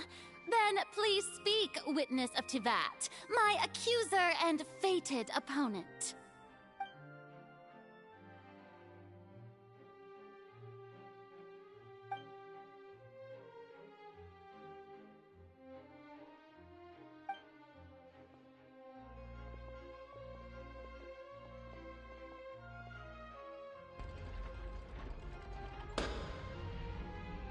Also, please allow me to ask, as a final question before the trial begins. Just how much work did you do to force me onto this stage? Well, we did do a lot of prep after the meeting that day. I can go over the tasks assigned to the Spina di Rosula, since they were rather straightforward and easy. Navia, the president of the Spina di Rosula. Most of the people who participated in the disturbance this morning were my subordinates. They changed into plain clothes and came to the Opera House as regular audience members, waiting for the perfect opportunity to incite insurrection against you. The people's resentment against their Archon has been building as more and more of the prophecy is fulfilled. A spark was all we needed to turn smoldering anger into a flame. Moreover, According to our understanding and analysis of you, when something like that occurred, you would likely flee the scene and head to Poisson by yourself. So, we arranged for a second group to lie in wait there. So, you mean... the ones who scoured the settlement for me were also from the Spina? And their goal was to force you to step into the giant magic box so you may personally participate in the greatest magic performance in all of Fontanian history. That's right. That house was a magic box, rather than someone's residence. As the super ultimate version of the setup that I used when I first performed at the Opera Epiclese, the volume of the box was increased by a whole order of magnitude, and the distance it traversed was the entire gap between Poisson and Areneas. Was an Archon instead of a human. My thanks, Farina. Without your help, we could never have pulled off such an extraordinary performance. You're welcome? Of course, this performance was only made possible with Father's support. The House of the Hearth spent a massive amount of labor in Mora to pull this off. We had to select a location, construct a giant magic box, dig a tunnel, and open up a path through the water. It was a lot of work for all of us. So, in other words, the earthquake that we felt within the giant magic box was just a normal tremor from the transportation of the whole house? That's right. It wasn't a sign of another disaster to come.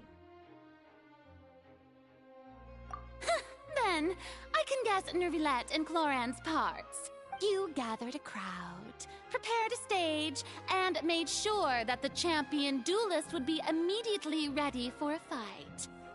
Also that as soon as I appeared on the stage, the trial may commence without a hitch. Am I... Yes, that is correct. Well, Clorand, I must commend you for your courage. Only the most outstanding champ... Thank you. As for you, Traveler, I suppose your role was to keep me distracted with conversation. You'd make sure that I didn't notice anything amiss before revealing yourself as my prosecutor once we'd arrived onto the stage. Oh?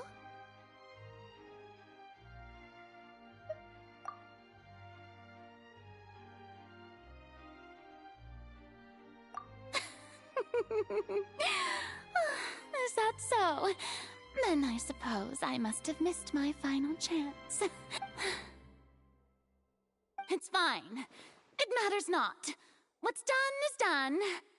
The stage is already set, so there's no reason to disappoint the audience. Let's see this trial through to the very end.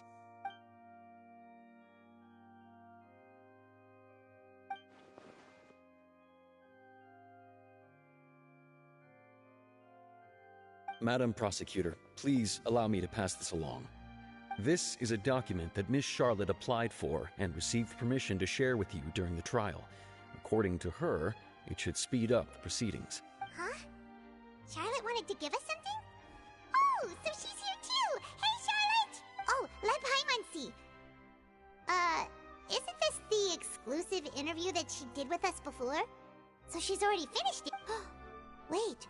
Then that means this document is a perfect timeline of everything that's happened ever since we stepped foot in Fontaine! So in other words, we can refer to this anthology of evidence every time we want to use something from our journey as evidence for an argument!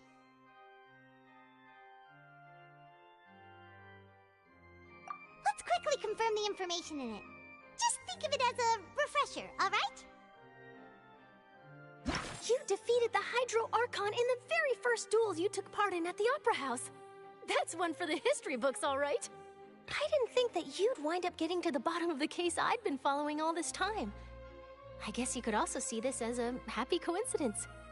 I didn't think that This is the first time Monsieur Nervilette had a difference of opinion with the Oratrice. Even the Hydro Archon can't figure it out.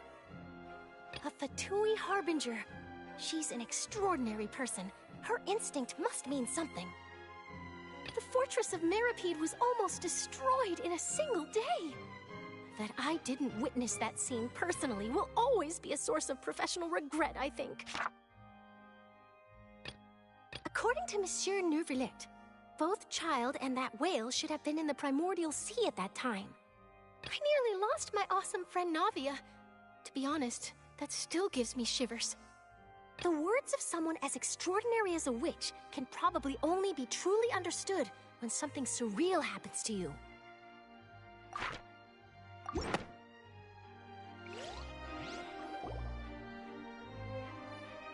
The prosecution and the defense are both in position. The trial shall now begin. Oh, come on, Neuvillette. There's no need to repeat all the unimportant legalese. Just fast forward to the part where the prosecution lays out my offenses. As the defendant and the lead actress of this performance, I still haven't even been informed of my supposed guilt in all of this. Of course, it is only natural for humans to struggle to understand the actions of a god. However, you will need more than that to convict me of a crime. That's true, but my charge here is unrelated to your conduct as an Archon. Instead, I would like to charge you as a fraud who's never been the Archon in the first place. Wait, what was that? Lady Farina's a fraud? Hey, I came here thinking that we were going to try the Hydro Archon for forsaking her duty, but did I hear that right? She's not our Archon at all? Charge accepted. Lady Farina, do you plead guilty to the charge? Lady Farina. I plead not guilty. How can I be guilty? There is no way that I, Focalor, otherwise known as Farina de Fontaine, a member of the Seven and the Regina of all waters, kindreds, peoples, and laws of Fontaine, could be anything other than your true Archon. Yeah. Even though Lady Farina can be rather eccentric, isn't it going too far to doubt her very identity? Yeah, I've never questioned her identity either. Sure, Lady Farina can be super irresponsible, but what grounds does that prosecutor have to make such a huge claim?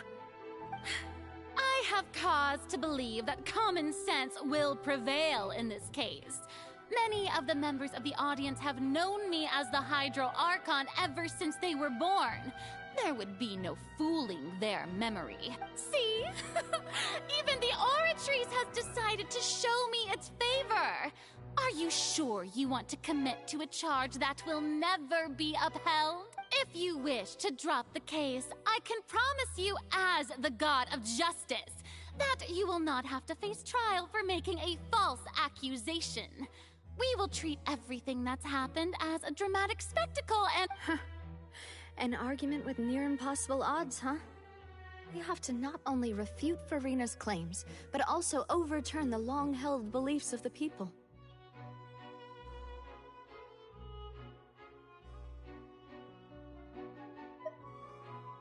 Well, I tried to give you the chance to surrender. If you must persist, then let me ask. If you believe I'm not the Archon, then what manner of being do you think I am?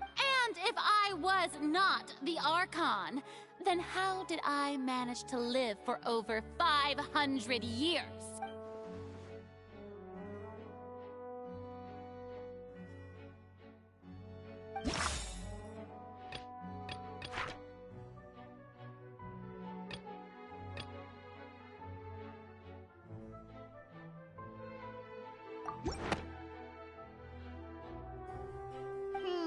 That doesn't sound right.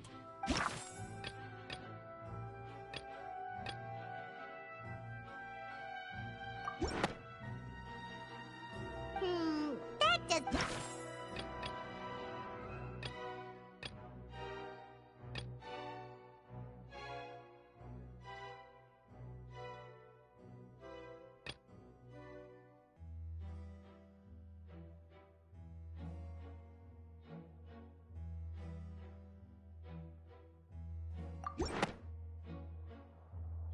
First of all, you may be a member of another long-lived race, which would allow you to naturally possess an extended lifespan.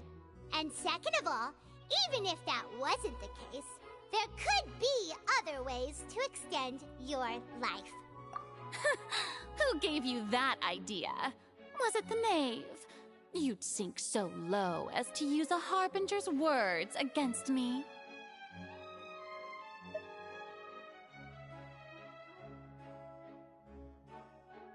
A curse?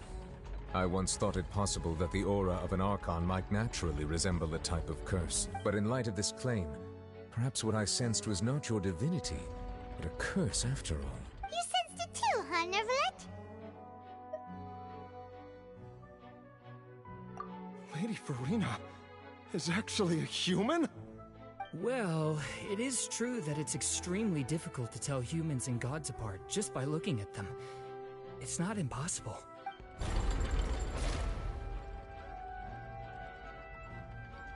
Well, don't start celebrating too early now. Even if I have been carrying a curse like you said, how does that prove that I am merely a human being? Besides, everyone knows that the main difference between a human and a god is the possession of authority. Gods can do what humans cannot. That's why they're worshipped as gods. For centuries, manifestations of my authority have served the nation of Fontaine. One need only to turn their eyes towards the Oratrice Mécanique d'Analyse Cardinal in this very opera house, or consider the indemnitium that is used in every aspect.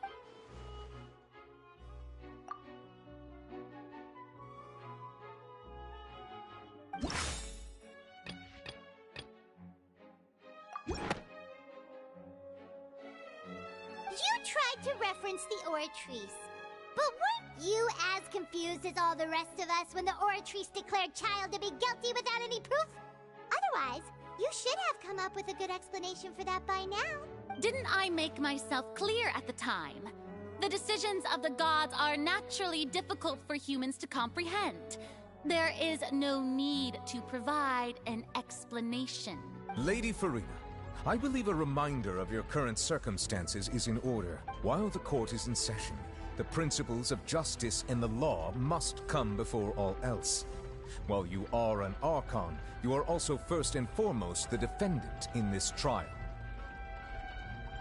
You will prove yourself unable to defend against the prosecution's charges if you continue to withhold vital information against the rules of the court.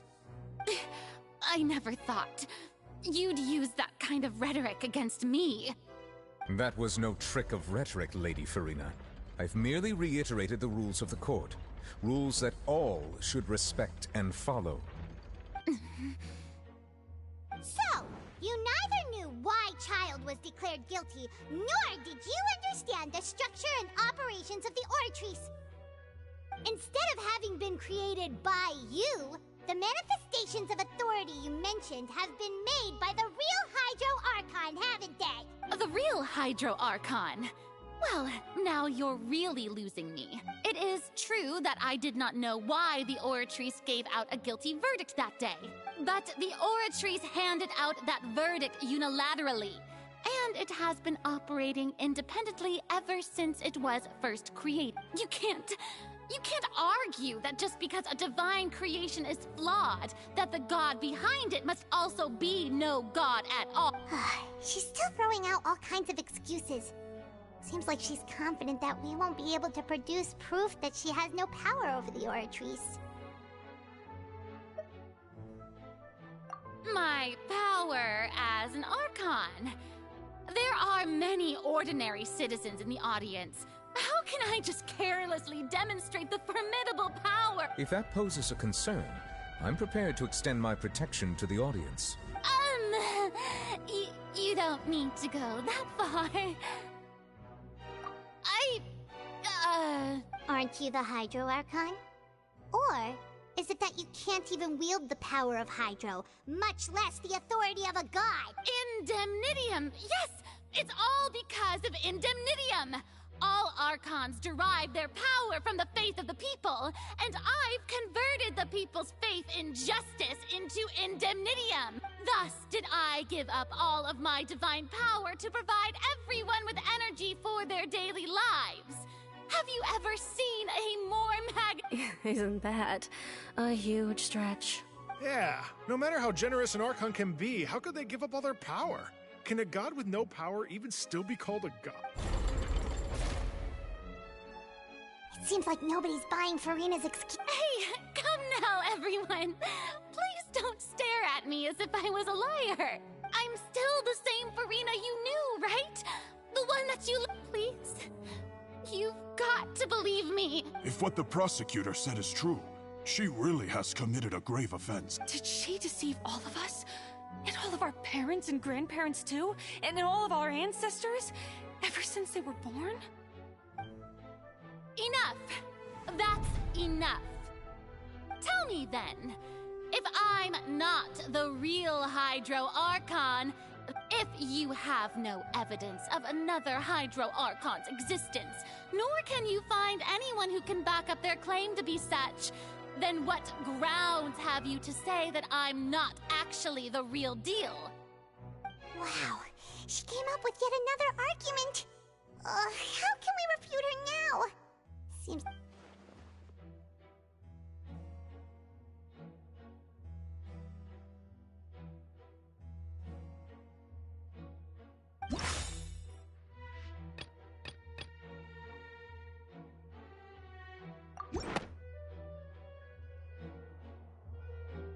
It has been established that all Fontanians can dissolve in water from the primordial sea. And that means... Since you insist on claiming to be a god and not a human, then there's a method that you can use right here and now to eliminate all suspicions of you being the latter. Miss Navia, please apply to serve as a temporary attorney for the prosecution before addressing the court. Though you act in partnership with the prosecutor, you must still adhere to proper procedure. Super sorry, Monsieur Chief Justice. I swear this really will be the last time that I'll speak out of turn. Now, I've brought some seawater from Poisson. As everyone knows, a massive flood struck the area not long ago, taking many lives, including those of some of my closest friends. So, Miss Farina, would you dare to touch some of this seawater? If we are to believe that you are indeed the real Hydro Archon, touching this seawater would have no effect on you. All it should do is strengthen your case.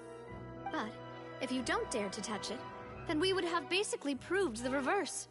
Oh, and I must remind you that after the disaster at Poisson, nobody wants to see any more people dissolve. I do hope you'll act prudently and choose the simpler path of admitting guilt. Navia from the Spina di Rasula. The Spina has governed Poisson for many years. I guess her suggestion is valid. If Lady Farina is indeed just a human, she's probably Fontanian like all the rest of us. Would she really dare to try?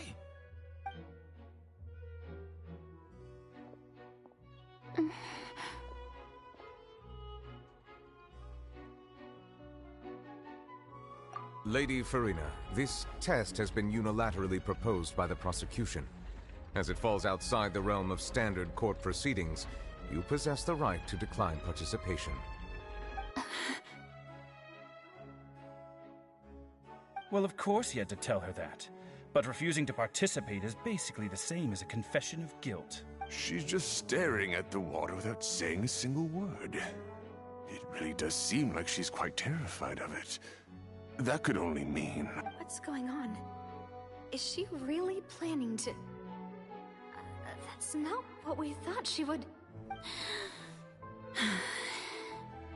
Due to the inherent risk of the test, Lady Farina, you may... Hey!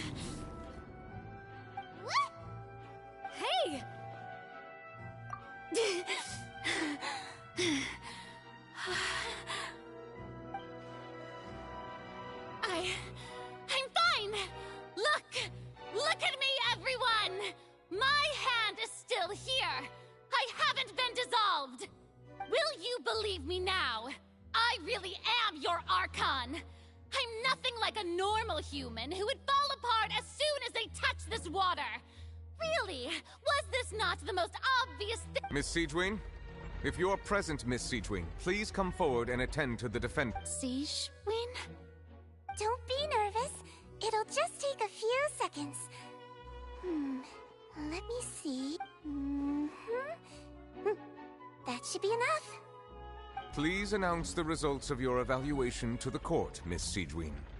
As everyone doubtlessly saw, Miss Farina was displaying symptoms of hyperventilation and flushed skin. These indicate that she was experiencing the adverse effects of exposure to primordial seawater. The extent to which she was affected is the same as other humans when exposed to primordial seawater of a similar concentration. Thank you, Miss Siegewien. Lady Farina, you may return to the defendant's stand. Oh, wait. What did she just say? I didn't get dissolved. Shouldn't that be enough to prove my innocence? Well, considering your tendency to run from your problems, we did originally prepare a direct sample of the seawater around Poisson. However, after extensive discussion, we exchanged it for a sample that is not concentrated enough to dissolve an actual human. After all, on the off chance that something entirely unexpected might occur, we don't want anyone else to lose their life to the sea. Yeah, so out of regard for Farina's life, you secured a low-concentration sample and asked the head nurse to serve as an expert witness. It's a great thing that the direct sample wasn't actually used. Farina could have... I can't believe... You...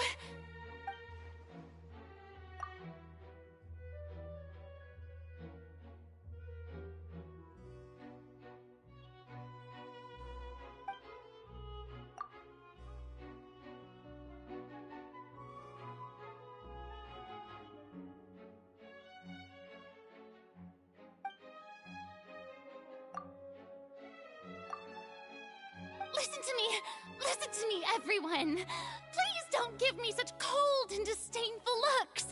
What happened just now didn't prove a single thing. Think about it. How can you conclusively prove that an Archon can't also be affected by the primordial seawater? Also, if I was really just a human, why would I dare to just put my hand in that kind of water?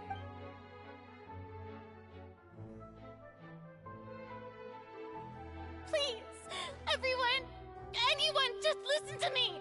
I swear, I really am your Archon.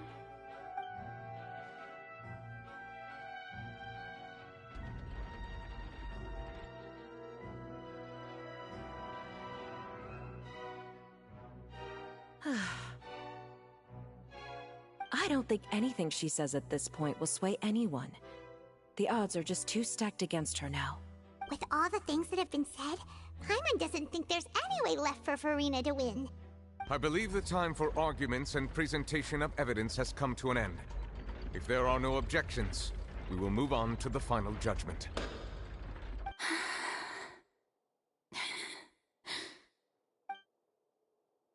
I don't think anything she says at this point will sway anyone. She's too stacked against her now.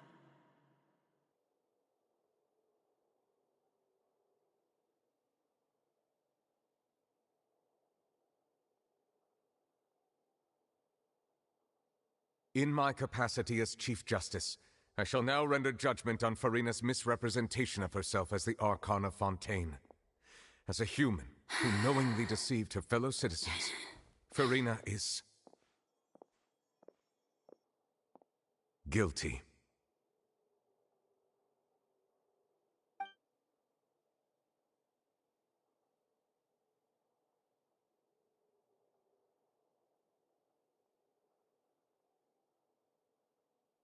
We shall now turn to the Oratrice Mécanique d'Analyse Cardinale to render the final verdict on the charges.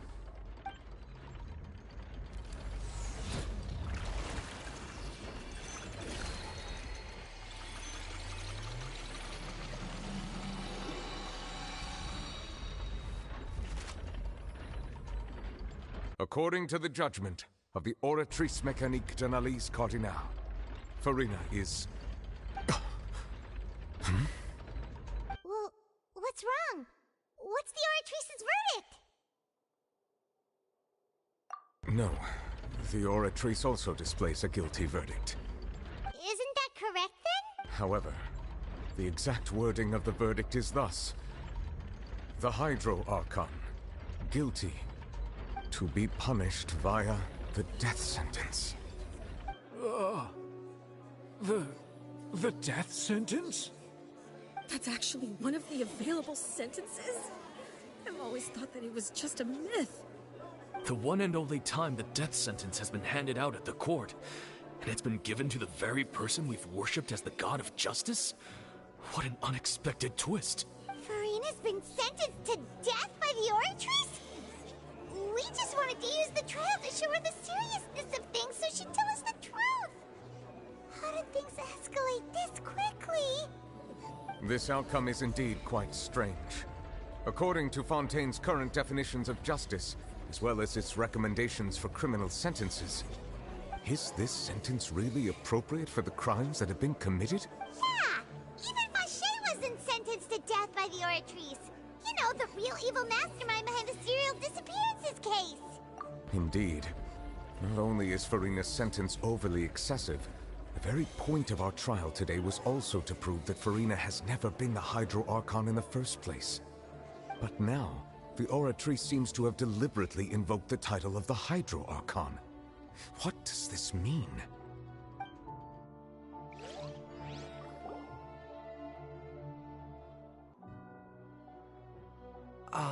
Excuse me, if I may interrupt. Is the trial still going? Fremine! You finally made it. I assume this means you've completed your mission? Mm-hmm. Any mission Father assigns to me will always be top priority. Is that the first prophecy slate? Huh. So the knave privately arranged for Fremine to try and find the missing slate. I looked everywhere and finally found it at the bottom of the sea. It took me a long time to get around some dangerous stretches of water. But has the trial already concluded? Then... Thank you for your hard work, Mr. Fremine. Please allow me to review the record left on the slate. Traveler, I believe that you have already seen the other existing slates. I would like you to come here and confirm their contents.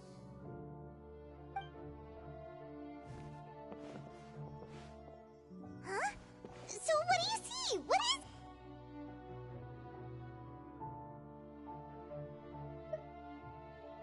I believe I have now made sense of the Hydro Archon's crime.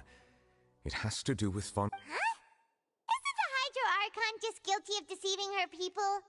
Oh, wait, no, that's Farina, and we've already proven that she's not the Hydro Archon. So when you say Hydro Archon, do you mean the real Hydro Archon we've been kinda talking about?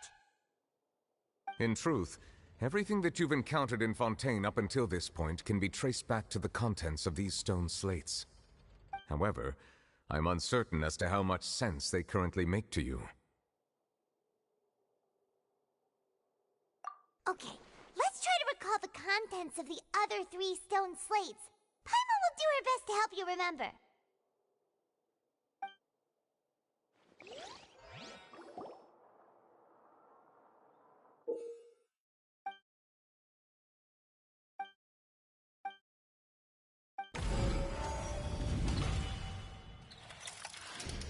The first stone slate describes what you just said. It seems to show the previous Hydro Archon using her divine power, and then the Oceanids turn into humans. Does that mean that Fontainians are transformed Oceanids? Oh, Paimon wasn't expecting that. But if Oceanids can turn into humans, then perhaps this process can be reversed as well. The second stone slate shows Celestia floating in the sky, and the Hydro Archon and her people worshipping it together. But the heavens still brought judgment down upon them. This must be the point when the Hydro Archon and the Fontainians were branded with their original sin. Does this mean that the original sin and the Hydro Archon sin are the same thing? The third slate shows the Hydro Archon sinking into the sea surrounded by many people.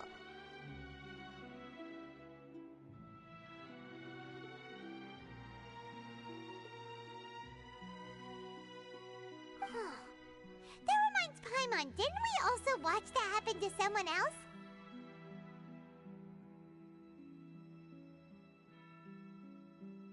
Well, the fourth slate is the prophecy the Fontanians have been talking about. People dissolving into the sea, the Hydro Archon crying on her throne, and so on. We didn't believe that such a crazy disaster could happen at first, did we? But after that incident, it was just a question of when and not if.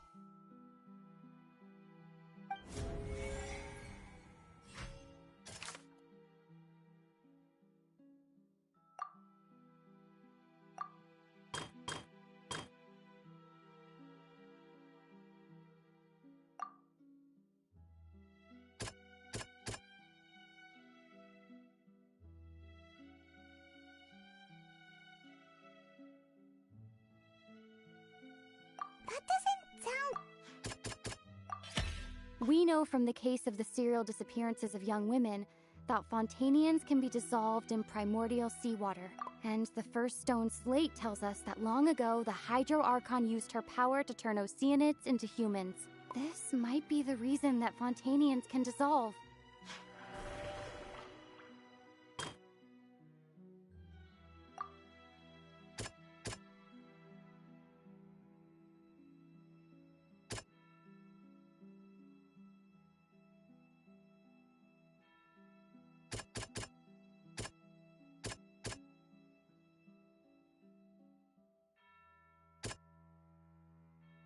That doesn't sound...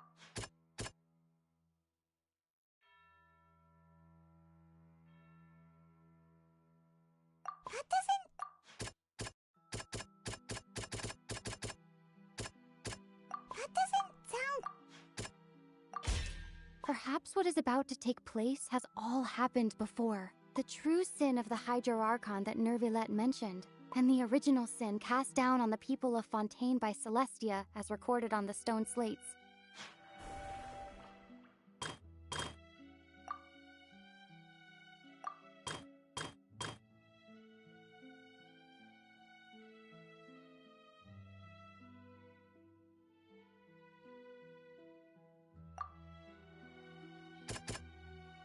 That doesn't...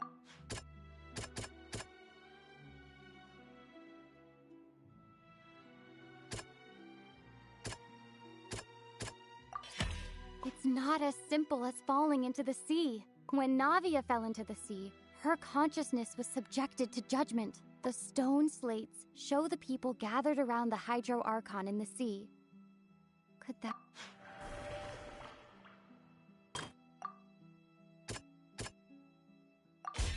The prophecy from the stone slates found its way into society, but not many people believed it at first. The fortress of Meropide was nearly flooded with primordial seawater, which we know can cause Fontanians to dissolve.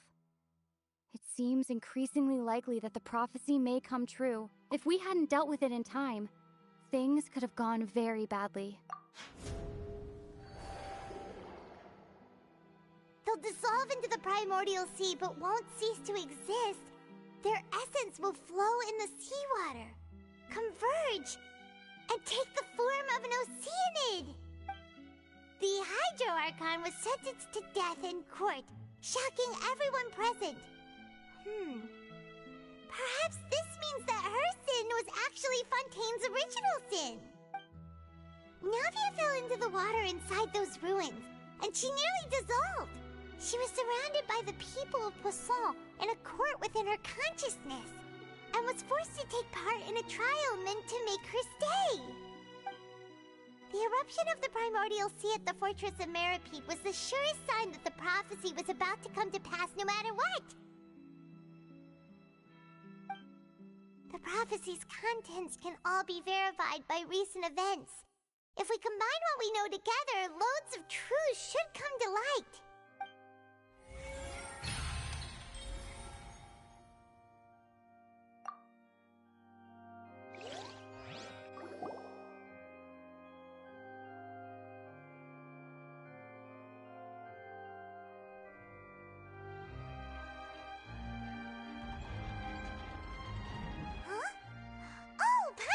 It now, but then it feels like we're going to have to share some truly shocking revelations.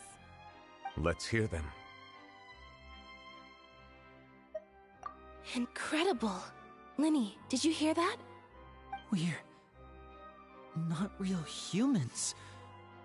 All Fontanians were originally created by the late previous Hydro Archon, with Oceanids as their basis. The evidence for that can be found in how only Fontanians could dissolve in primordial seawater, and how all the girls Vacher dissolved were also turned into Oceanids. Oh, and according to Navia, when she was about to get dissolved, she also saw everyone gathered around for a trial, all of them in the shape of Oceanids. Indeed. Yeah, and it follows from the content of the first slate that she probably angered Celestia by creating humans without prior permission. That could also explain why the Oratrice judged the Hydro Archon to be guilty. It's to account for that ancient sin. The Hydro Archon's true sin was creating us? And yet, after many hundreds of years, the Hydro Archon's creations have turned around to try to judge the Archon within the Opera Epiclese. The twists of history are often the most unexpected of all. Yeah, isn't the image here just like when Navia fell into the sea?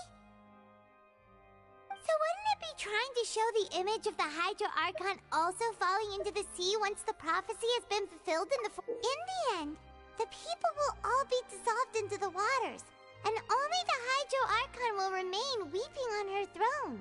Only then will the sins of the people of Fontaine be washed away. Did Paimon get all that right? You've made some keen deductions. I must say, given how much you still don't know, it is impressive that you've already managed to connect. However, while you were able to decode all the information on the slates, they've also been etched with an additional layer of hidden information. When we were at the ruins, I tried to decipher the hidden information recorded in the slates. But since we only had 3 slates at the time, I was unable to come to a full conclusion. Now that the slate collection is complete, I shall make another attempt to decipher the narrative recorded within. If everything goes well, we should finally be informed of the unadulterated truth.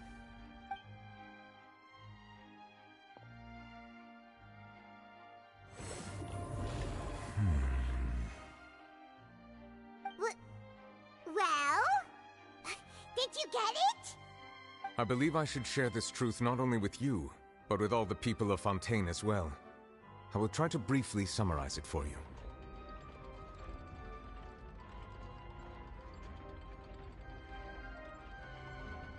Your hypotheses regarding the origin of Fontainians and the sin of the Hydro Archon were both correct. In the Fontaine of old, the previous Hydro Archon sensed the yearning of her Oceanid familiars for life on land.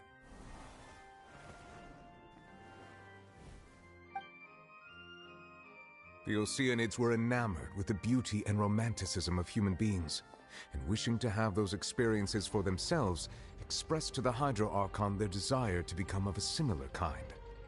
However, even though water as an element is intricately linked with the power of life, the Hydro Archon, as one of the 7, did not possess the authority to create a new form of human life. Not one to give in, she eventually found a way to create permanent humanoid bodies for her familiars by appropriating the power of this planet's primordial sea. She poured primordial seawater into the Oceanids' blood vessels, creating humanoid mimics in the process.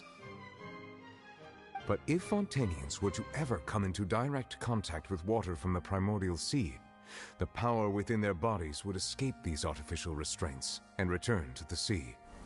As a result, their forms would collapse, and they would be reverted to their original forms as Oceanids. Of course, the Hydro Archon never received permission from the heavenly principles to create a new human race. And thus, the Hydro Archon and all of her creations came to shoulder the original sin of appropriating the power of the primordial sea. That is the true history of how the people of Fontaine first came into being. So we were all Oceanids before we turned into human beings? That's way too much information for me. I think I'm just going to pretend that I never heard a single thing. Wait, but if that's the truth, we can't let the Hydro Archon be sentenced to death. After all, her... This really might be too much information for your regular Fontanian, but it does answer a lot of our questions. Alas, your hypothesis regarding the third and fourth stone slates was inaccurate. The slates' respective positions are, in fact, correct. A key point of the visual on the third slate is how all the individuals depicted in the water are humans rather than Oceanids. They have not been dissolved, which implies that the water depicted in this slate is not water from the primordial sea. The nation of Fontaine is the nation of Hydro, as well as the nation of Trials and Justice. Instead of being the literal element, the water in the scene symbolizes judgment and justice. You may also recall Navia's experience. When she fell into the sea, her consciousness was surrounded by that of many others who intended to hold a trial to determine her fate. Therefore, the meaning of the third slate is that the people of Fontaine shall try the Hydro Archon at the court of justice.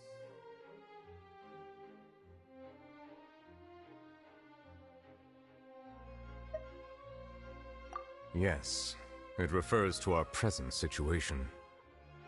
I think I'm following now. So, what you're saying is, even though we decided to put on this trial to avoid fulfilling the prophecy, in truth, everything we've done has happened exactly as the prophecy foretold. So now, it seems, we're the ones making sure it comes true. What should we do? Huh.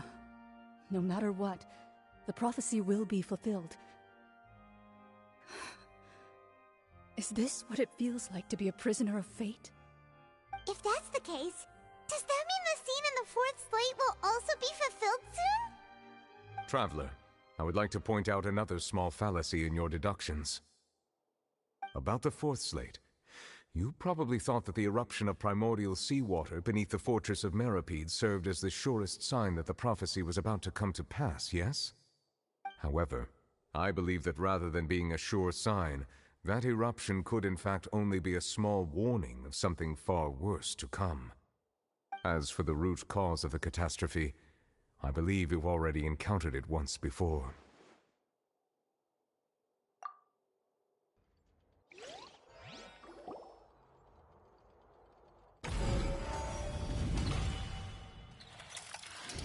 This eruption was just a small warning of the things to come. We must find the root cause of the disaster.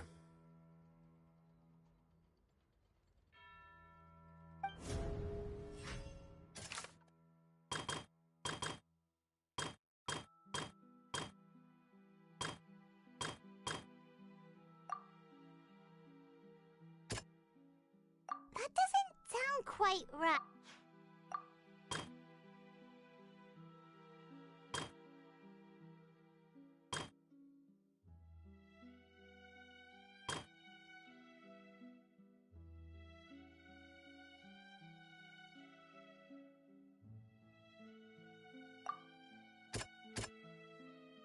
That doesn't sound quite right.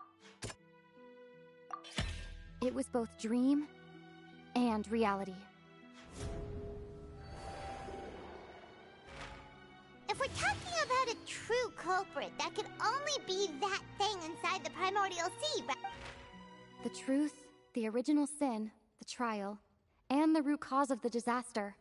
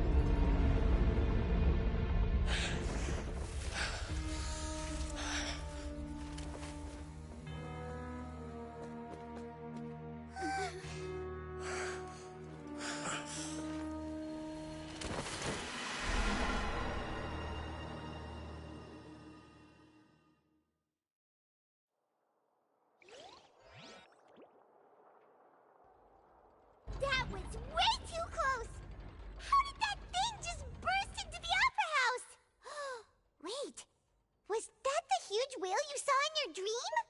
So we've met it at last.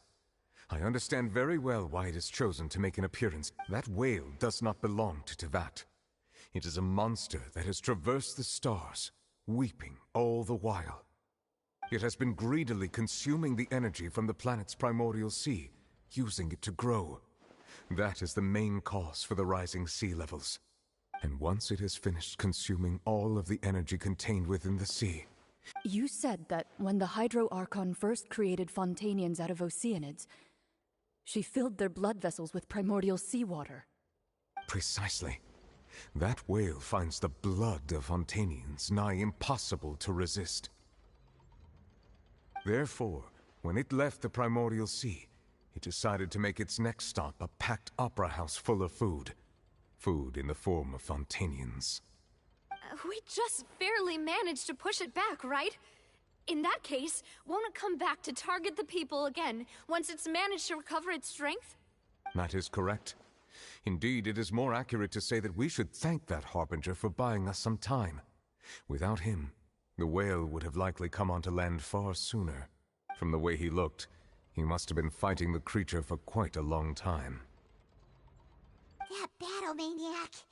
We've always known that he had a special connection with that whale, but we definitely didn't expect it to help us out like this. Anyway, now that we know that this whale is the actual cause of the disaster recorded in the prophecy, all we need to do to stop the prophecy would be to find a way to beat it up, right? It is too late. It had already absorbed too much of the primordial sea's energy before we could notice it. At this point, it has become practically integrated with the sea itself. Even if the entirety of Tevat were to be destroyed, it could still survive and swim off towards some other world. That's not something I will accept. We've already done everything we can, and we even found the true culprit. We've come so far. You can't just tell me that the last hurdle is some impossible foe. That's just not fair. Indeed, that's not how a grand performance should end. I'll fight it to the end, no matter what. So the prophecy will be fulfilled no matter what, huh?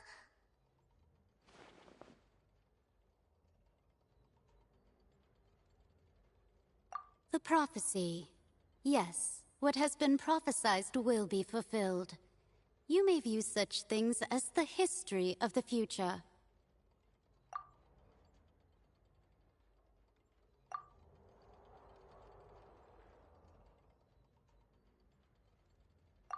Just as prophecies are usually only the future as seen from the perspectives of the gods, could things be happening in hidden corners where the gods' gaze does not fall?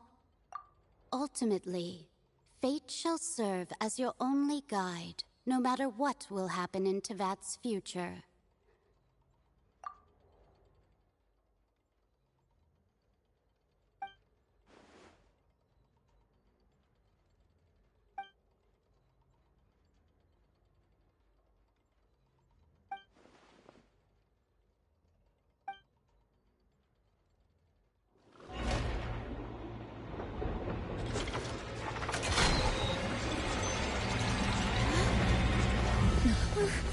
What's happening with the oratories? I believe it is preparing to carry out the death sentence.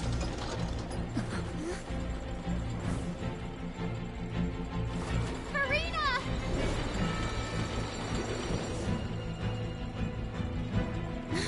No, I still need answers.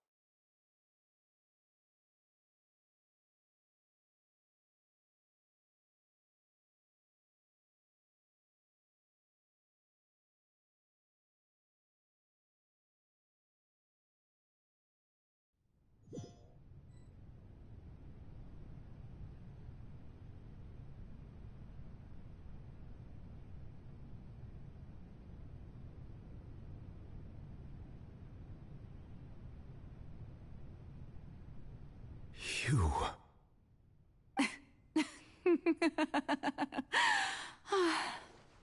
Sorry. That shocked expression on your face is just too amusing. I couldn't help myself. You are not Farina. Who are you? Ah, the sweet sound of bewilderment. Marvelous. A sure sign that my attempt to deceive everyone was a resounding success. But to answer your question, I am Focalor. You know, the god. Focalor? Why did you deceive us? Oh, that wasn't my goal, of course. Goodness, no. But I had to fool everyone else too, if I was to stand any chance of deceiving the heavenly principles. Deceiving the heavenly principles? It's all because of that pernicious prophecy. Dreadful, wasn't it? Everyone doomed to dissolve. Fontaine condemned to be flooded. One was not amused. In fact, one was positively bemused when that problem was thrust upon me by my dearest predecessor. That's the former Hydro Archon Egeria, for the uninitiated. It hardly gets more disastrous than a preordained national catastrophe, now does it? She knew full well that the prophecy would surely come to pass. And as one of the seven, she also knew full well that one defies the heavenly principles at one's peril. So yes, as you have no doubt surmised, it was a rather impossible situation that I found myself in. I spent a terribly long time mulling it over, alone on the ocean floor. And I was almost growing barnacles by the time I finally realized there was only one possible solution to this confounding conundrum. I had to outwit the heavenly principles, allow the prophecy to be fulfilled, ostensibly at least, while saving everyone at the same time. I'm a genius, I know. I can only assume that's why Egeria chose me as her successor. Although, looking back now, it was hardly the inheritance one dreams of.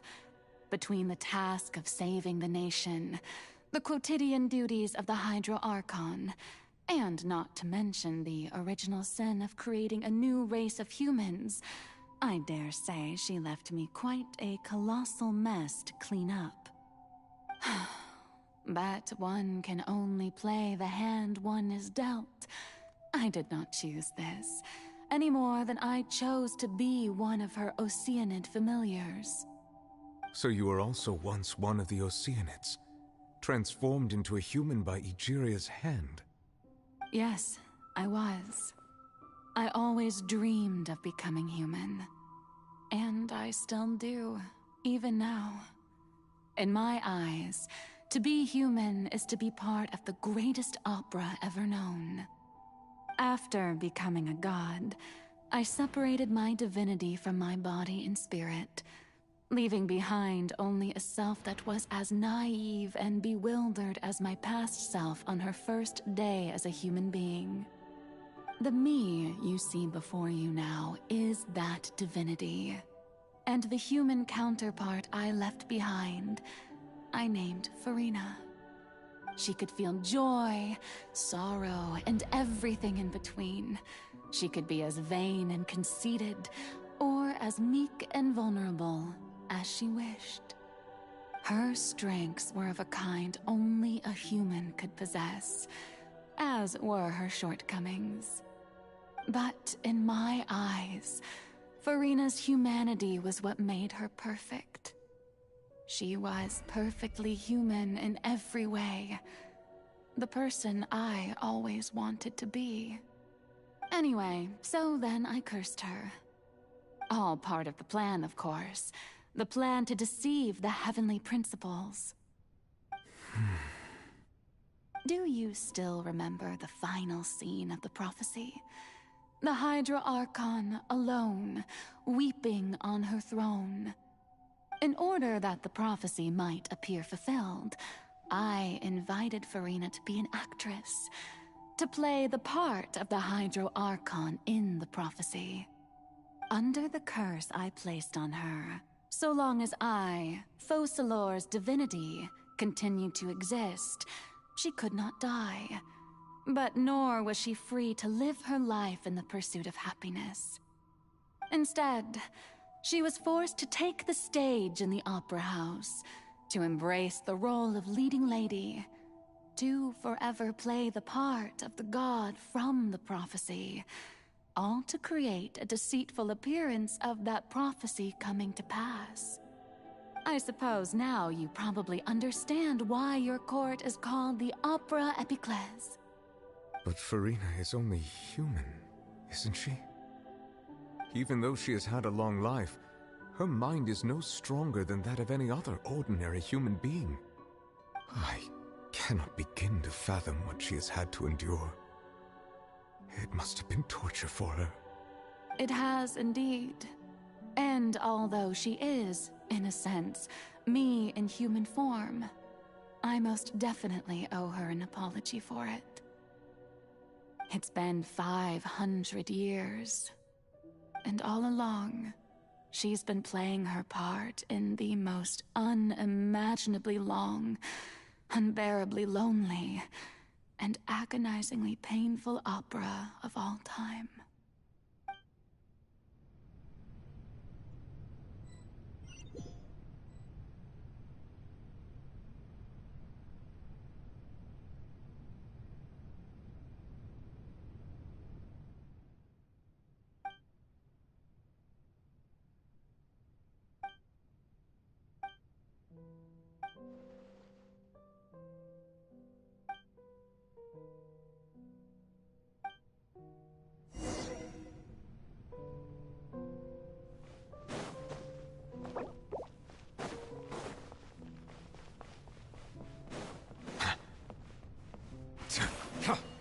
Silence! Hey! Share my knowledge! Be sanctified.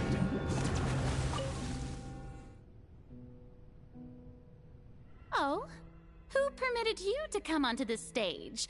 Now, I understand your admiration for my august self, but I must ask you to keep to the rules.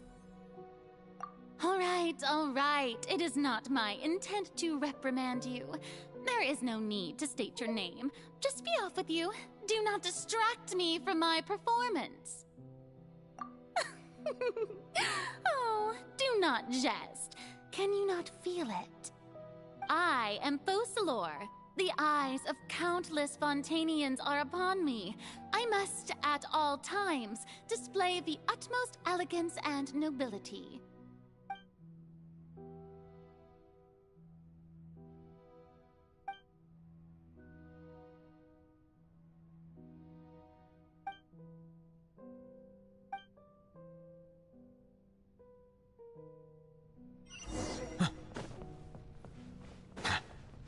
Dear audience, the performance is experiencing a technical difficulty, but worry not. The guards shall resolve it soon enough.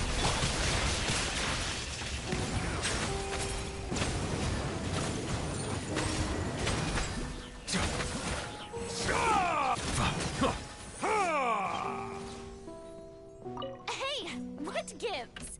The audience is still watching me, you know. Guards! Wait, where are the guards? Guards!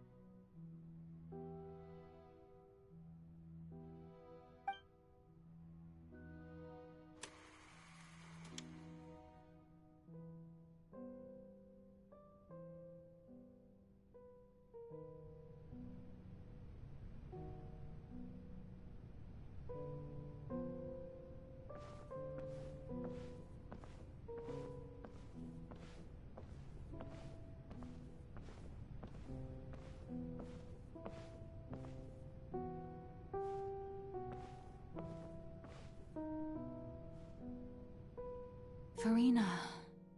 Furina. Huh? Who's that? Who's calling me? Where are you? Be not nervous. Be not afraid. I am before you. Wait a moment. You're... mirror me? How can this be?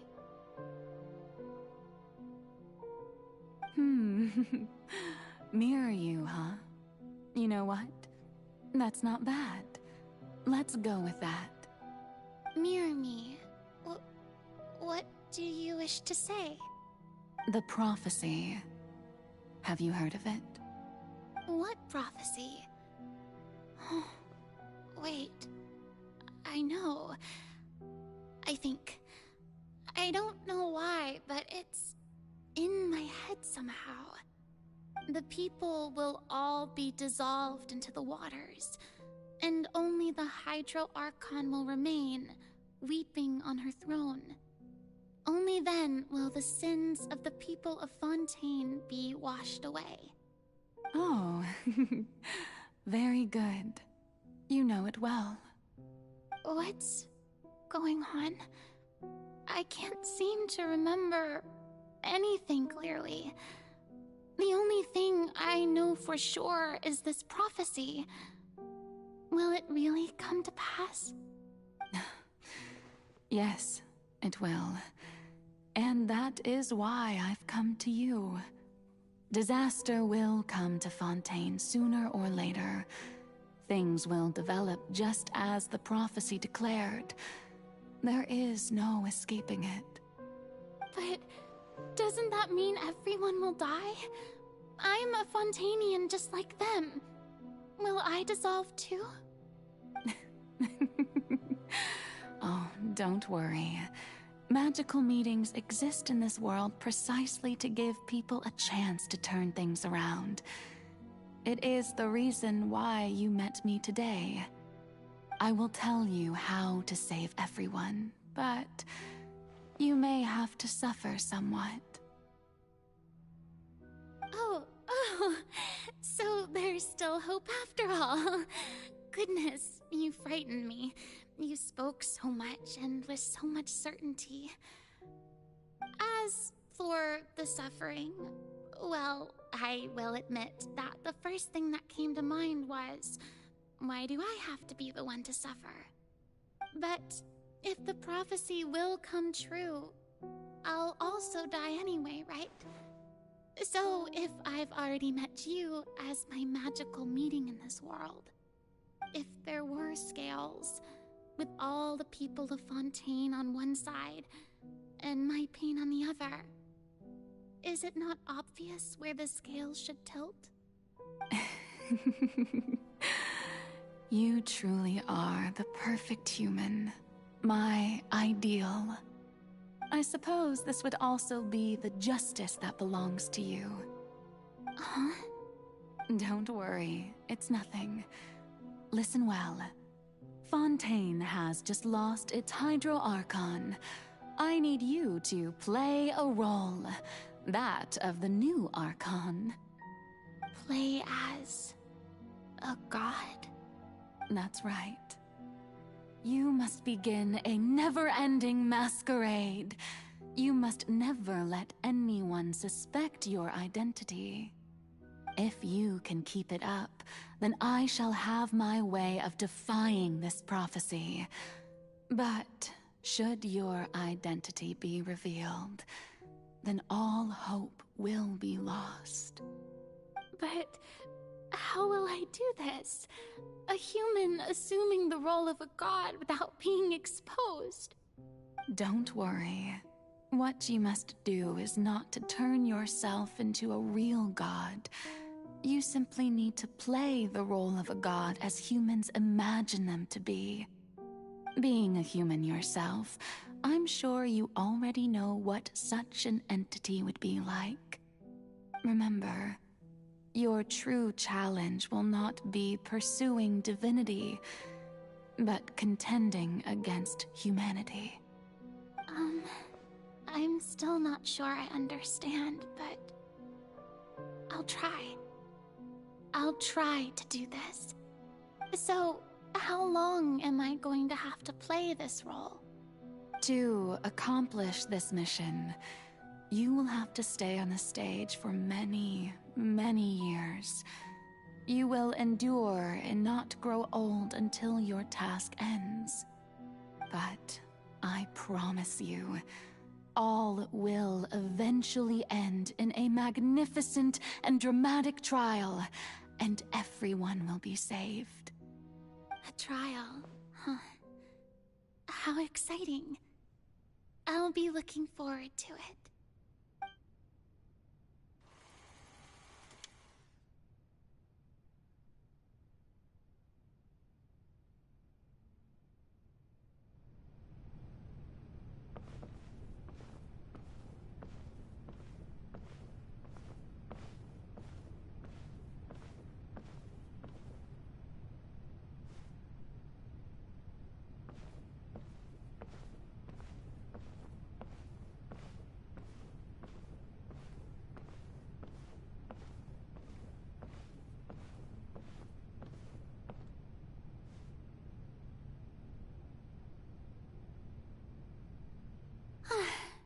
The Maison Cardinalise has announced my accession, but this is my first time facing the people.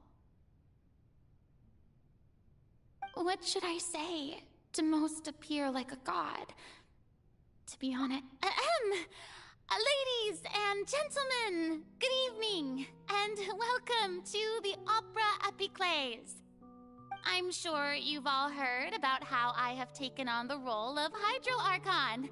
Indeed, I am Verena de Fontaine, your new Archon. In truth, I know little about becoming a nation's new god, but it will be my honor to guide you all. As the god Focalor, the god of justice, I shall do all within my power to lead you into an age of fairness and justice. Once again, thank you all for coming. If you should have any questions or suggestions, please send them to the Maison Cardinalise. The future of Fontaine will require us to work together, after all. This should do it. I thought I might stammer, but thankfully, I was able to convey my thoughts just fine. Okay, and next. That's the new Hydro Archon. Is this some kind of joke by the Maison? I would have thought that a being that surpasses humanity would be a bit more assertive. Hey, did you hear that? She even told us to send her suggestions there at the end. Shouldn't gods be all-powerful? She's being so modest. What's the difference between her and an ordinary person, then? If you ask me, perhaps the succession didn't actually happen. She might just be a Maison-back puppet. Wait, what's going on? Why is everyone suspecting me of being a fake? Oh, this is bad. If I get exposed here, there'll be no saving the people from the prophecy. Right. Mirmi said that I just need to play the role of a god as humans imagine them to be. Calm down, Verena. Think. What do the people want? How would they imagine a god to speak and act? Assertive, with a strong sense of presence. One who can dispel all doubt. That is the character I'm fated to play.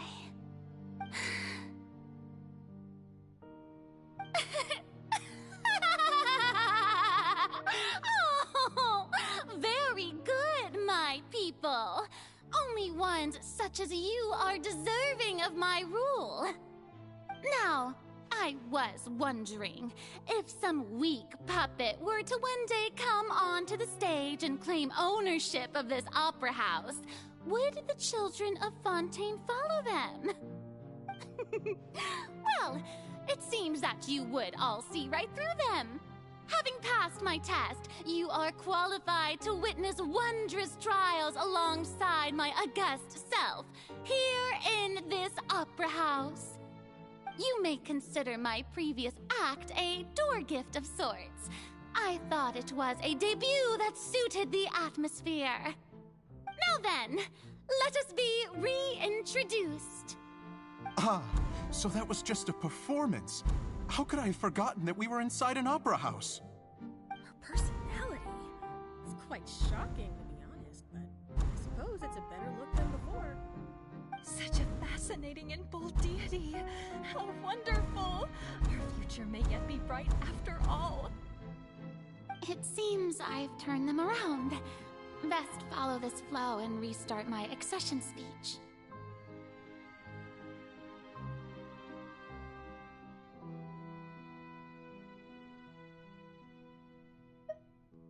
My dear people, whether you acknowledge me or not, whether you trust me or nay, I say to you, keep faith in your ardor for justice.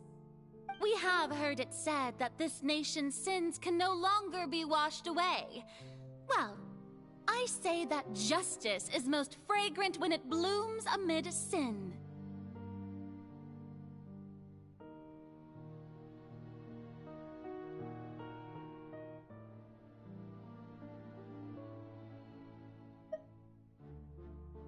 The scales of justice should not weigh heavy in the hands of its God. On one side, it must carry fairness and justice. And on the other, praise and applause. May law be the prayer on our lips. May judgment be our worship. Let us light the fires and drink to the future of Fontaine.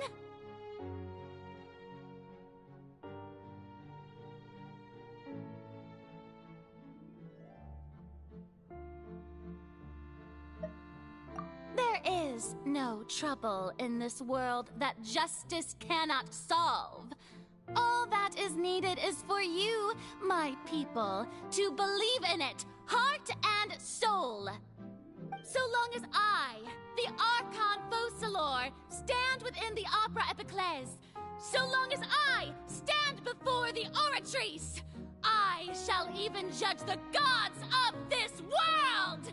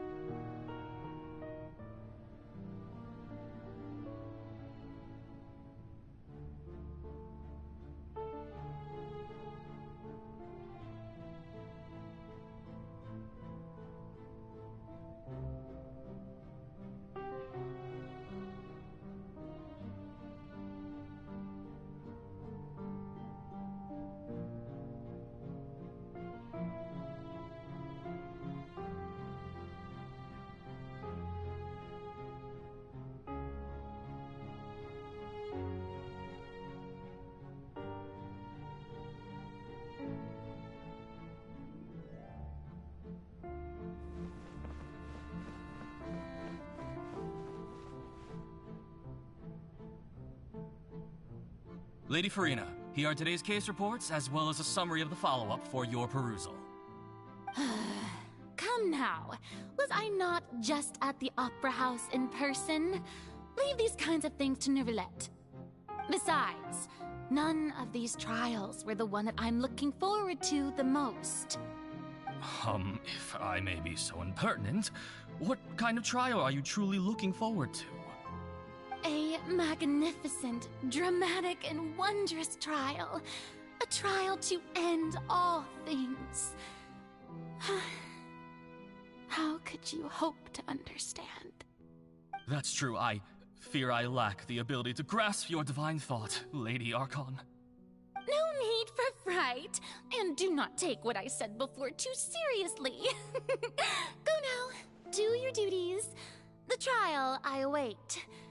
It will come one day.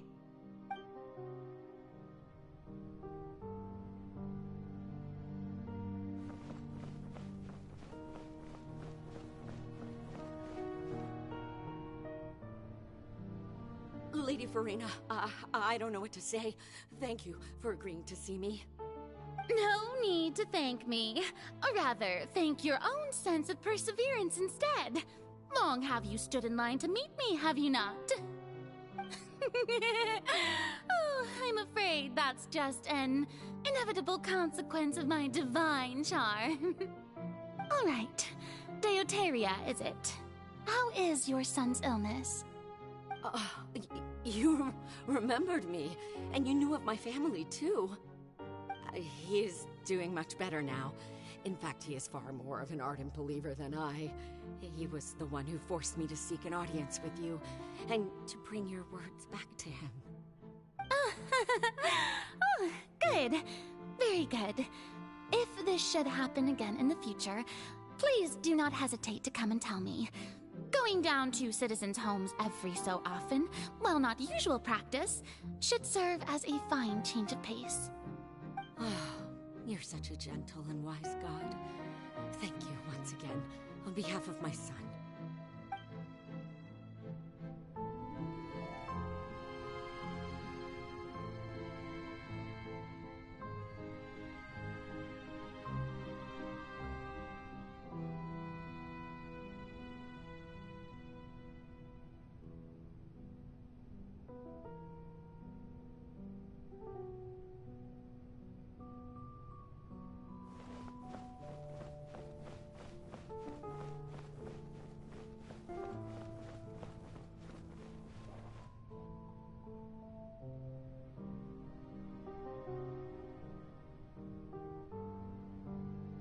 Lady Farina, here are the latest hydrological reports. As for the specific parameters you asked to take note of, I'm afraid things still don't look good. I see. It's as I thought, then.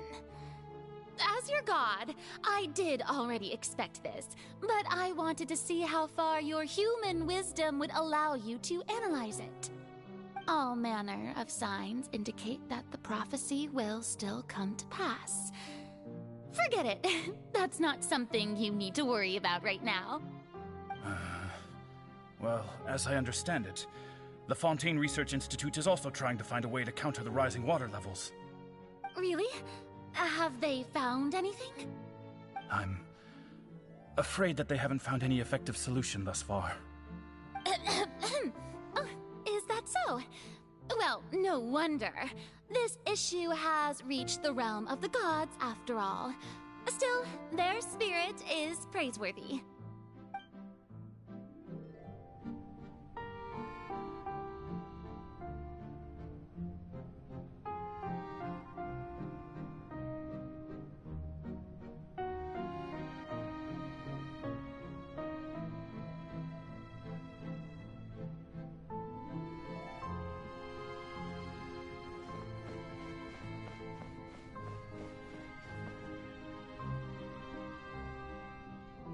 The day is finally over. I haven't had a moment to breathe this whole time. But it's good to see that everything's getting on track. There are no longer any voices of suspicion. Maybe this is fine. I just need to keep going, and everyone will be saved.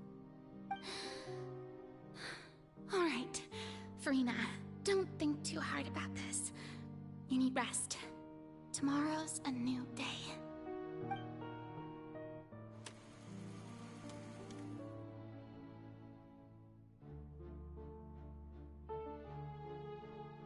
Lady Farina, here are the new trial reports for the latest cases, as well as a summary of the follow-up. There'll be no need for that. I've seen them already. There's no need to go back over scenes I've witnessed in person before. Lady Farina, I've waited so long for this chance to see you in this manner. Indeed, my dear, loyal citizen. This joyous moment is an honor for us both.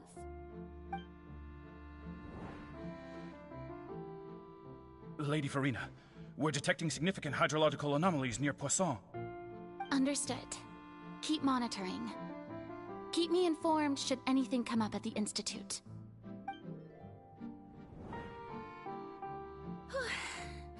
I don't think I let anything slip today. I must show the people that there is nothing to worry about. I just don't know when these days will end. I feel utterly exhausted. Best to rest early today, too.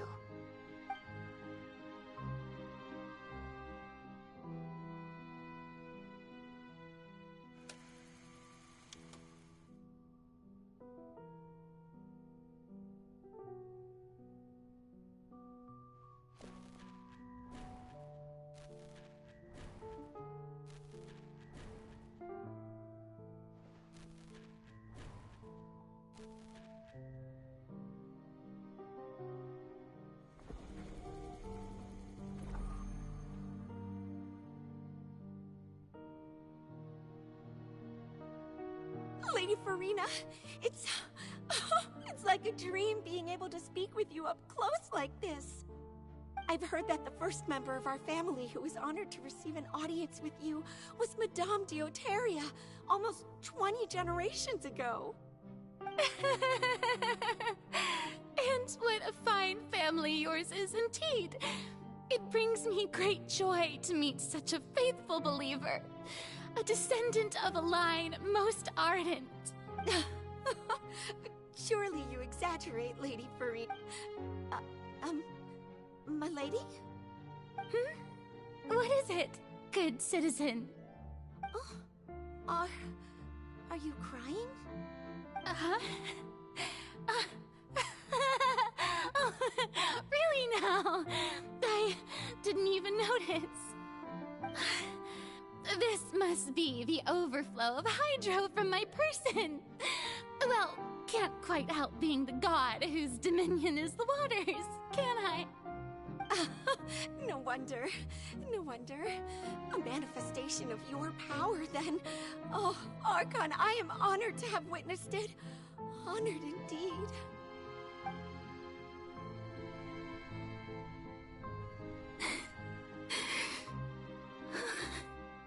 So interminable. So lonely. Just how much longer? Hundreds of years must have passed by now. Perhaps the show must go on for hundreds more. I never imagined that it would hurt so much. Have I reached my limit? No. Perhaps I reached it long ago. Today I didn't even notice my own tears. I want to tell someone, anyone, about this. But would that not destroy all I've done so far? I've conducted so many investigations across the centuries, but there's not even a sliver of hope that we might break the prophecy. All I can do is keep heart. I must maintain this act. It is the only way to save Fontaine. Please, mirror me. You have to succeed.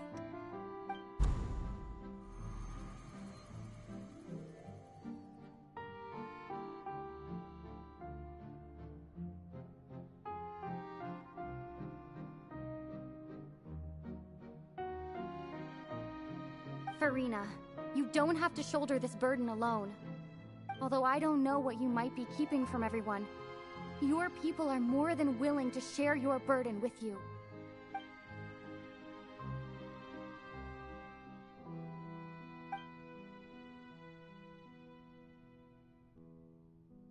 Share my burden.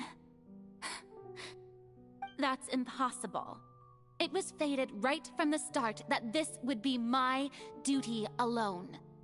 But even if your burden doesn't need to be shared, you can still choose to confide in someone. Just share it with me. I'm what you'd call a witness. A witness? Yes, I've heard that you came to Tevat from beyond the stars, yes. In other words, you never belonged here. And if Tevat is, in its entirety, a show on a stage, then you're just a spectator, aren't you? If that's the case... She's right.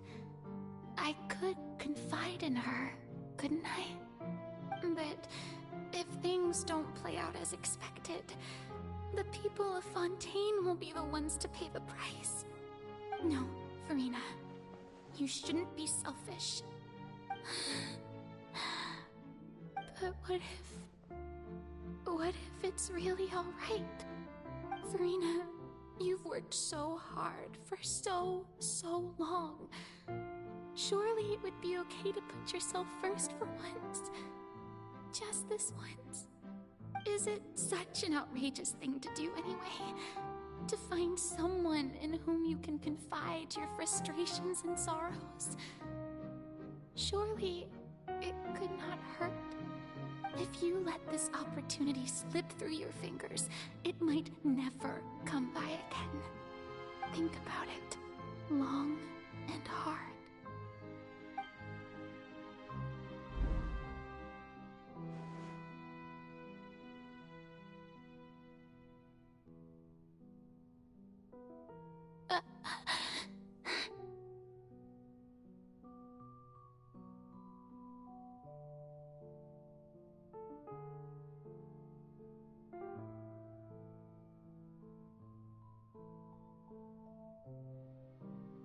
No, I have nothing to say. I am Farina, the Archon of Fontaine. Everything will surely get better. All you need to do, dear spectator, is to witness my performance until the curtains fall.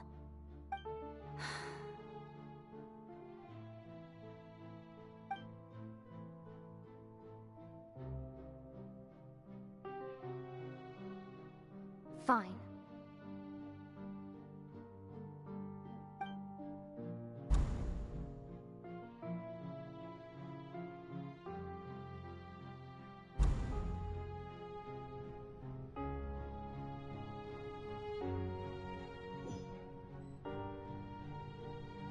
So even Farina doesn't know the truth? You've never once let her in on the full plan? Yes, it had to be done. To deceive the heavenly principles, you must first deceive yourself. She did very well. If she had let her resolve falter even once in these 5 centuries, Fontaine would have been doomed to the most tragic fate. It seems that trusting humanity was the right decision after all. I believe that I understand how your deception works, but that is only half the truth, is it not? How would you build on this foundation to save the people of Fontaine? That is the most important thing. Ah, good. Of course, the Iudex of Fontaine has pinpointed the crux of the issue. I'm sure you've long sensed that the Oratrice is no simple machine, yes? I've always suspected that it had its own consciousness. And Lenny did mention that he heard a human voice within the core chamber. It now seems that that person was you, hidden within the machine all along. Am I right? And then I became one with the Oratrice, taking Fontaine's gnosis with me. Yes, it would seem so, wouldn't it? A Alas, your understanding of this device still lacks sufficient depth. In truth, it is no enactor of justice. It is, in fact, a device created to kill the god of justice. I beg your pardon? Oh, you have it. And to be more precise, not only will the Oratrice take down the god of justice, it will also take down the divine throne upon which she has been placed. I mean, did you think I would be the sort to enjoy peaceful repose while Farina suffered? My work over these last 500 years has been to constantly accumulate indemnitium within the Oratrice. But really, some have already discovered that only a small fraction of the energy generated by the device was ever used to provide power to Fontaine. The vast majority had to be, accumulated to enact this death sentence. It was all a part of your plan, then? Both the trial and the sentence? Indeed. This power, accrued over 5 centuries, could have sustained Fontainians for millennia had it only been used for that purpose. Almost all of it has now been stored within the Oratrice.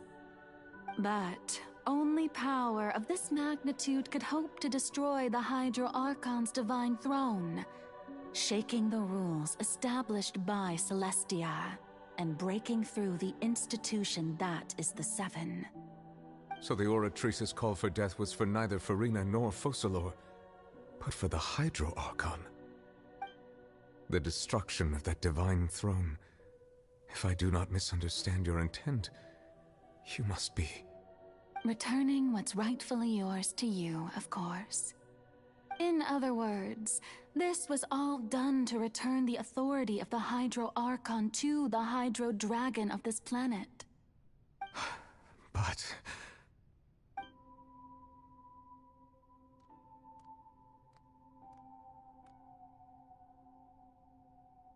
Oh, what? Getting sad again, are we? The authority of the ancient dragons shall soon be yours once more, O Hydro Dragon Sovereign. And this is the face you make. All you've done throughout the years is just so you can sacrifice yourself at the very end. I've never quite seen it that way, you know. Even now, I'm quite pleased at how well my deception worked.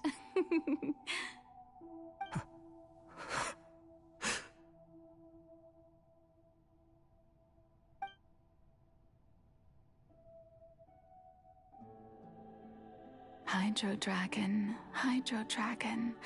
don't cry. I must say, had it been within my rights, I would have loved to judge the heavenly principles themselves. Were they not guilty of essentially the same crime? Egeria stole the power of the primordial sea, and the heavenly principles stole the power you ancient dragons possessed. I, for my part, am the god of justice. And is it not just that your original powers should be returned to you? Speaking of justice, I have always believed that justice lies in the process of pursuing human existence itself. So, if the theft of the primordial sea's might was Fontaine's original sin, then, leaving matters of procedural right and wrong aside, the descent of the Fontainians as humans and their right to exist in this world would be Fontaine's original justice. In other words, existence was Egeria's justice, and to me, justice is the continuation of that existence. Defying the prophecy and ensuring that Fontaine's people shall live on, that should be the justice enthroned over all others. At this point, we, whether it be myself or all other Fontainians, have shouldered the burden of this sin for far too long. Judex Neuvillette, the highest judge in our land, when you regain your full power as an elemental sovereign, what verdict shall you pass upon us? So when I was invited to the court of Fontaine to serve as Judex, I see now that that was your idea too. At last, I now understand the true purpose behind this position. In the beginning, I was uninterested in human existence. But these 5 centuries of living alongside them have gradually brought about mutual understanding between us. And I have even attempted to feel as they feel. You are a devious one, Focalors. Things being as they are, surely you know that I could never declare them to be guilty.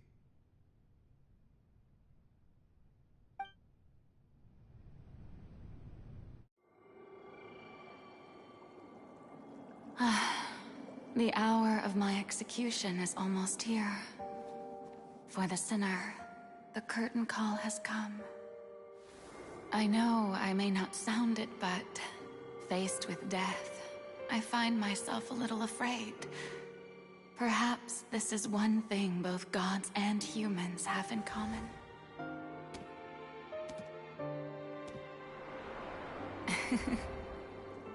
Farewell, Neuvillette. I hope you've enjoyed the part you played these 500 years.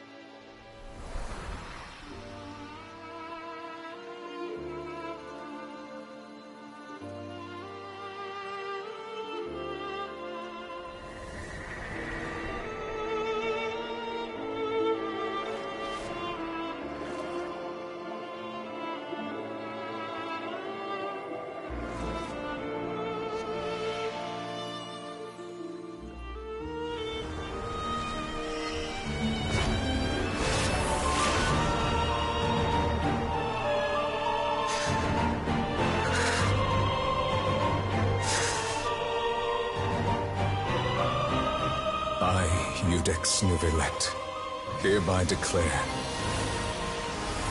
people of Fontaine, your sins are forgiven.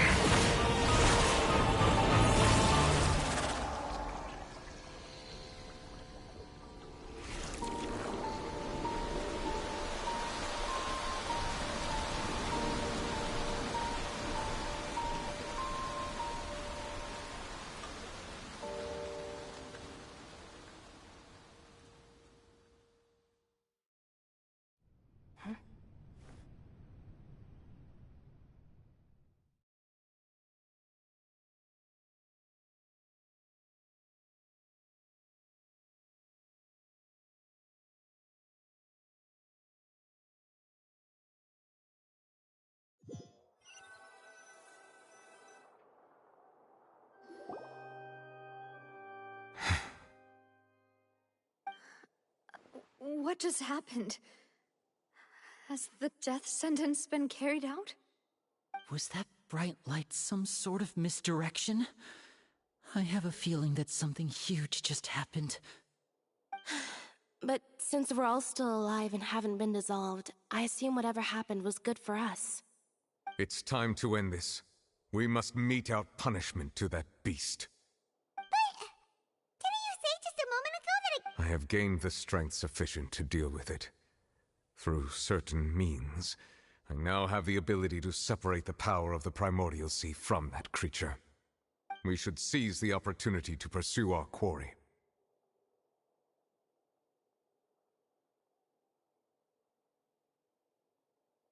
Traveler, now that the Oratory's the root of the calamities befalling Fontaine, the beast that enacts the prophecy, its name is the all-devouring Narwhal. Come with me, Traveler. The hour of execution has come.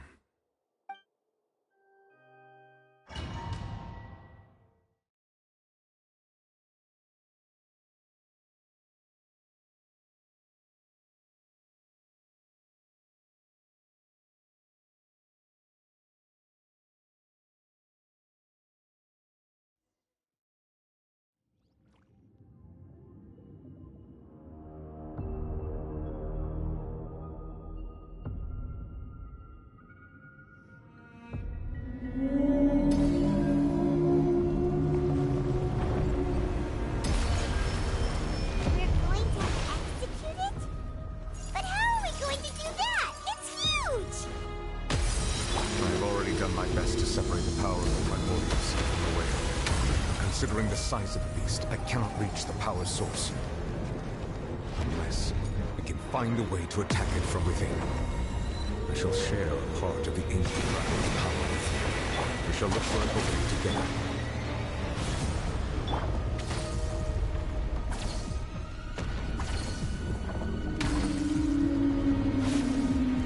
Everyone hold hands! Bow your head. I can feel its sorrow turning into hostility.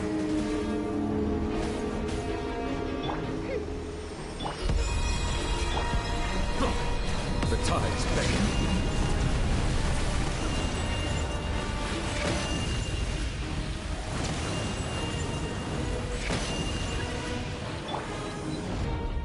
Lightning's terrified! Our bond is strong! The all-devouring narwhal cannot resist its instinct to devour. Continue to trigger its hostility. A chance will present itself.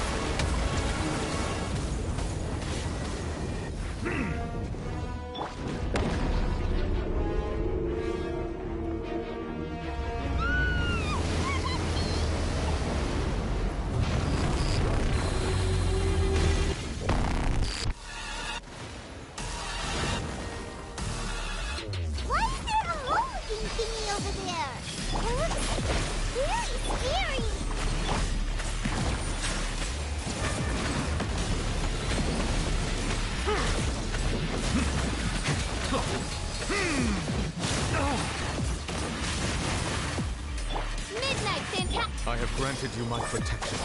Do not fear. Seize the moment and use my power to suppress its root from within. An oversight on my part. Out of my way! Dissipate!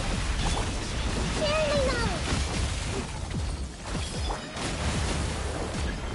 Bow your head.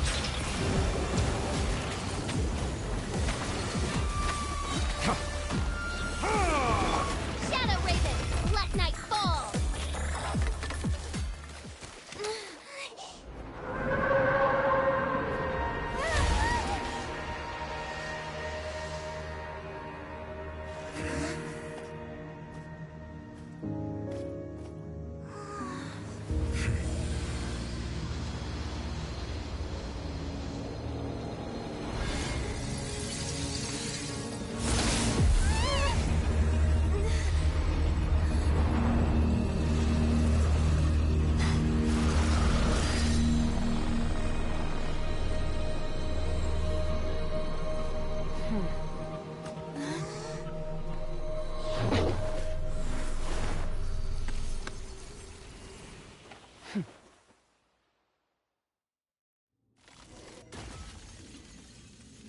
Thanks for helping with the cleanup.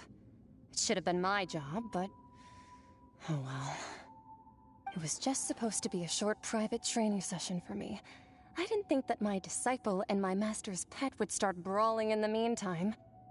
Well, actually, I had a feeling that it would happen at some point, but they bumped into one another earlier than— That power.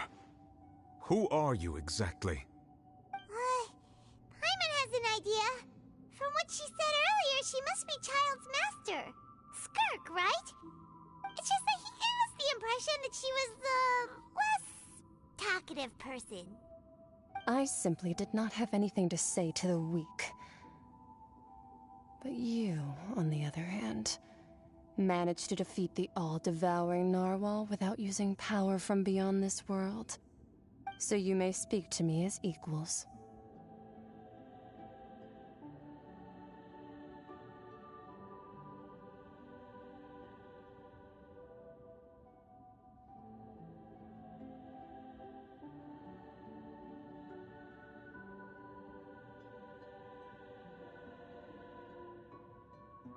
I have to agree. It's a strange use of a planet's primordial waters just to raise an all-devouring narwhal. That kind of power is wasted on it. It's not cooperative. It eats too much. And I have more important things to do with my time than pet sitting. The only thing that creature has going for it is its looks. All in all, it fails as a pet. Miss Skirk? I think you might have missed the point. The point being? Well, being that this pet almost destroyed an entire nation. So what sort of person is your master? Well, Child's master's master. Wait, is that right? Oh, right. So you don't know him. Sorry, I assumed you did. His name is Sertologi. Huh? I am unfamiliar with that name. Huh. So Master isn't sufficiently famous. How should I describe him then? Have you heard of the name The Fowl? The Fowl? Still nothing? Well, how about the Visionary? Vetterfulnir then? Or Gold Rhindaughter? Ooh, that one we've heard! Rhindaughter's part of the Hexen Circle. She's Albedo's mom, right? Oh, so you do know that name. To be honest, I also heard all of those names and titles from my master. I don't actually know them either. But I suppose you understand now, yes? My master is likely a similar sort to Rhindaughter. They are both pursuing some form of perfection.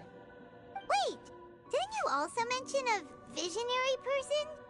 Paimon didn't quite catch their name. Actually, never mind that. I believe it expedient to inform you that the all-devouring narwhal used up nearly all its strength fighting you. Such roiling hydro energies will prove difficult for the planet's deep seas to digest. As such, the Fontaine back on the surface has most likely been thrown into chaos. In other words, the prophecy that you've been fretting over should now be in full swing. What?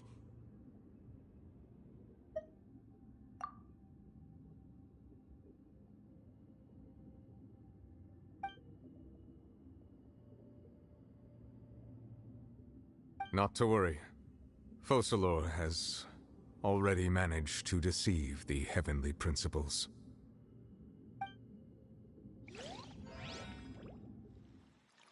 In the end, the people will all be dissolved into the waters, and only Farina will remain, weeping on her throne.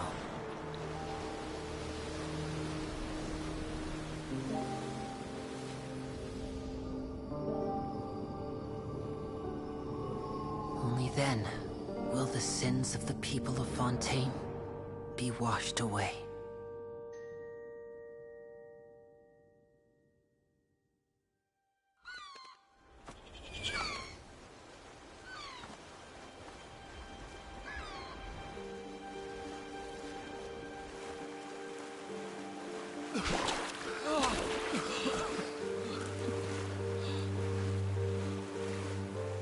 Hey! Help! Over here!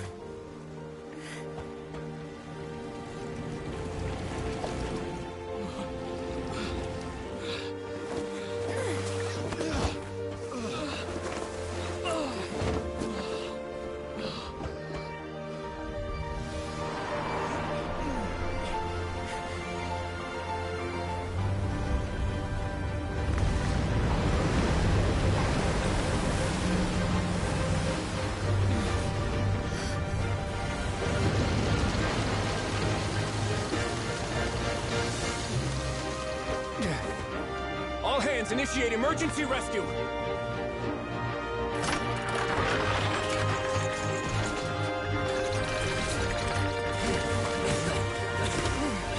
Hurry!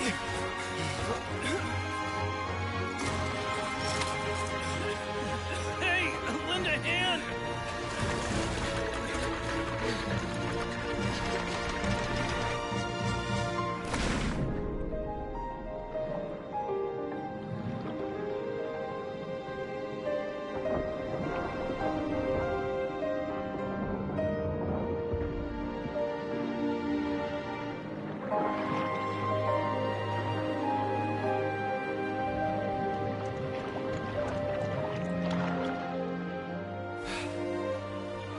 Look!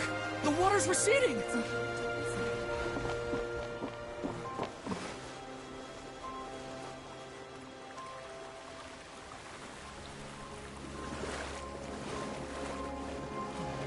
It's a miracle! Water's receding. We didn't dissolve.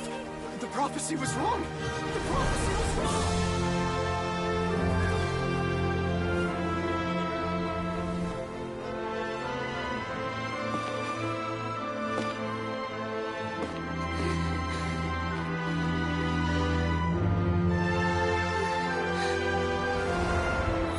Are you right? Yeah. We're saved. The prophecy was wrong.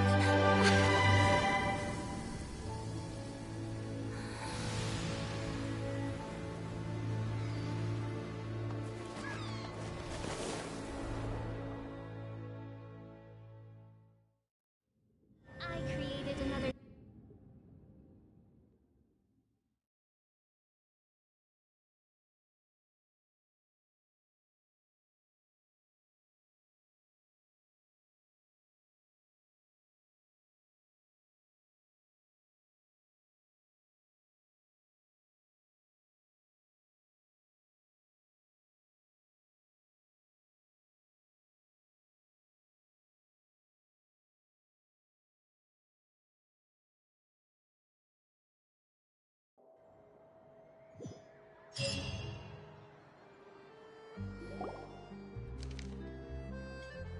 The Solo renewed. The Spina attacks post-disaster rebuilding. I recently visited Poisson to meet with Miss Navia, spokesperson of the Spina di Rosula, and we spoke about Poisson's present and future. Old soil can still give birth to new bloom, Miss Navia stated. Hope is like seeing a small cookie when you're starving late at night. You just need a little of it. Skyship Winglet, lunar brain of the Fontaine Research Institute. The various disputes that have arisen on account of Mr. Edwin have suddenly become a shield over the Institute, with Jurier turning out to be a once-overlooked hidden gem. People always call the first researcher mad, but few know what to call the second. And should that latter person achieve a miracle, they would find it all the harder to find a word with which to classify him and his team. Wow! Paimon barely recognizes the people in the reports. Are those really Jurier and Navia? They sound like real big shots.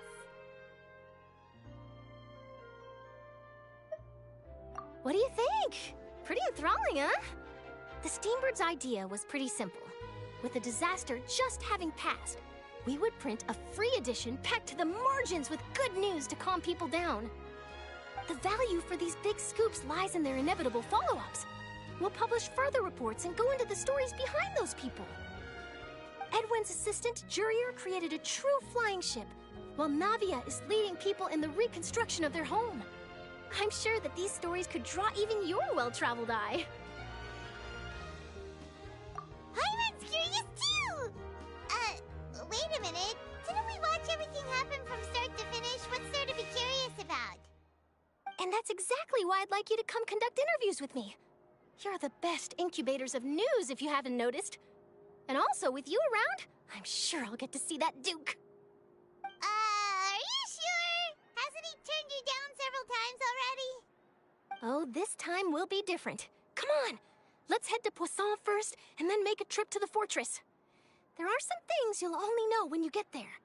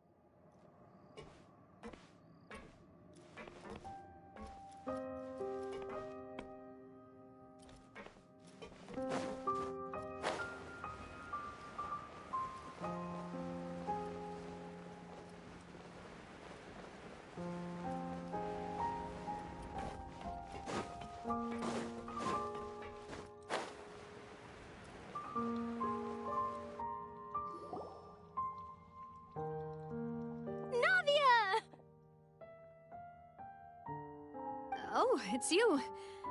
What brings you all here? Hey, we're just having a look around. I'm here to update myself on how things are going here.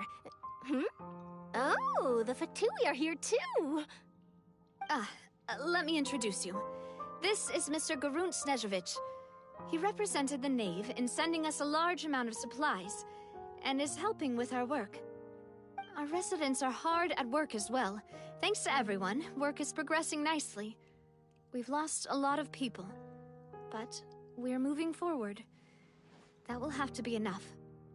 Hello, Miss Charlotte. I'm a big fan of yours. I especially like that article you wrote last year about Fontaine's stray cats. But if you don't mind, could you not emphasize our role too much in your report? It's not charity we're doing here. We just happen to share the same interests as the Spina. I get where you're coming from. I'll keep it as simple as possible. Or would you be willing to feature as friendly neighbors? That would be fine. Thanks. Oh, you're back too. How are things? We finished laying down the construction materials. It'll be another hour before the workers are able to go over there. Huh? You're here too, Clorinde? Well, her reputation's greatly risen after that whole duel business with Miss Farina, so she's here in Poisson to wait out the heat. All right. She really came here to help me out. There's too much to consider in the reconstruction of Poisson. The Spina has need of more decision-makers. And, well, I do already happen to be connected to Mr. Callis.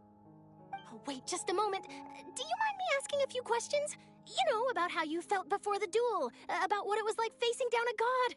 There's lots of exciting material there, I bet. Forget it. I'm sure you can find a better theme than that, Miss Charlotte. I see you're the same as always. Couldn't you do me a favor, for Navia's sake? Well, if we're talking about doing things for my sake, you might as well just take a few more photos of me.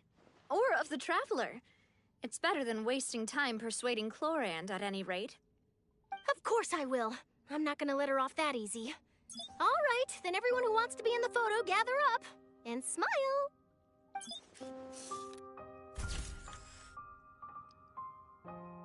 How did it go? Was it a good shot? Did Paimon look cute in it? Not bad. Your addition really helped the composition of the picture. All right, hang on a moment. Let me snap a few more shots.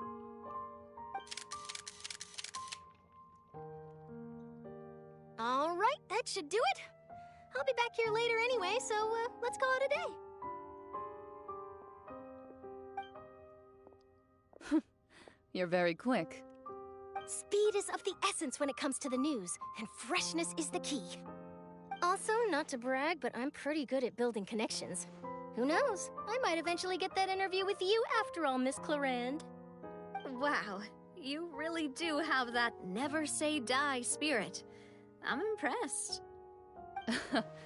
I'll hazard a guess that this is how you got that interview at the Fortress of Maripede.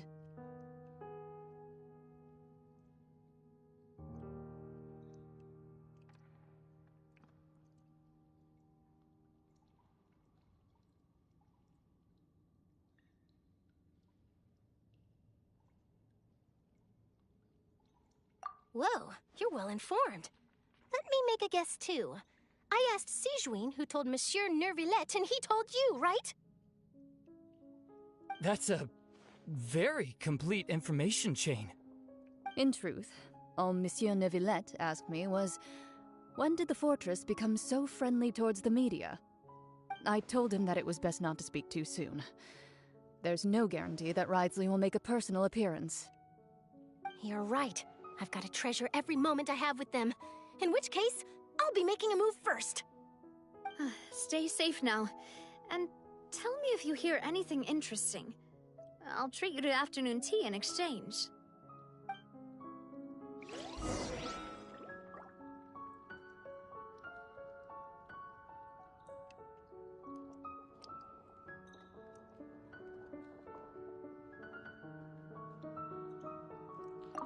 You seem curious about the fortress. Of course. That Wriothesley. I still remember going down to the fortress to grill him for information on my father's case. Boy, did he take me for a ride. Without telling me anything, of course. But he did invite you to tea, didn't he? 2 large pots of it, in fact. It was good tea, though.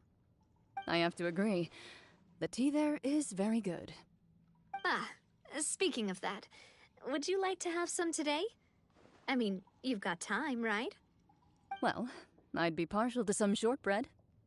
Wow, it's like we've got a menu or something. Sure.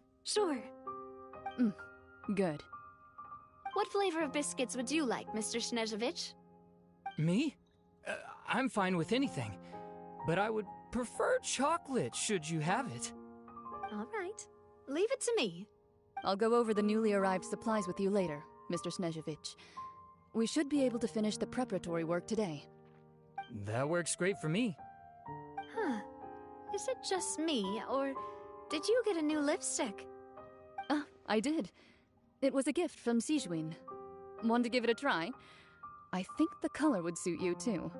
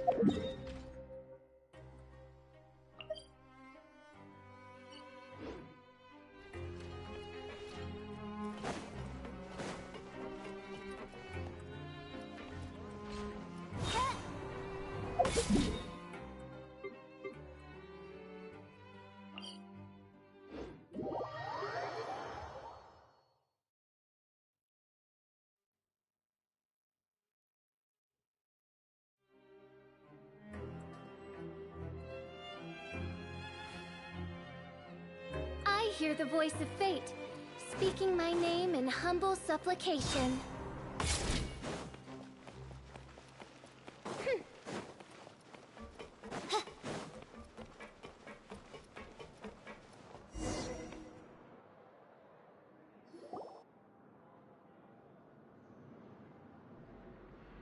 Wow, guess we're here again, huh? There's a real nostalgic feeling to this place. Looks like you've been missing us. Duke! Did you come all the way to the entrance to greet us? Of course. I'm here to welcome you and our dear Miss Charlotte, whom our good head nurse recommended to me.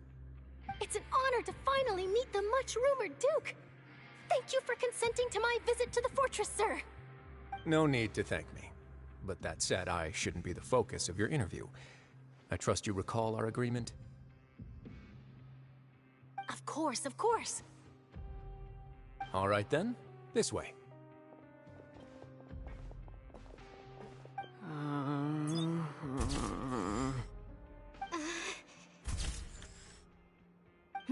Hey, no need to be so nervous. I've already taken all the photos we need. Miss Charlotte, Do these pictures really need to be published on the cover of the Steambird? It would seem that Miss Lorvine doesn't want her face to appear beside that of Mr. Jurier, hmm? Sir, please don't say things like that. But it looks like dear Mr. Jurier denies it. Might this interview be very important to you, then? No, I just... This is my first time being interviewed, and I'm very thankful to the Steambird for...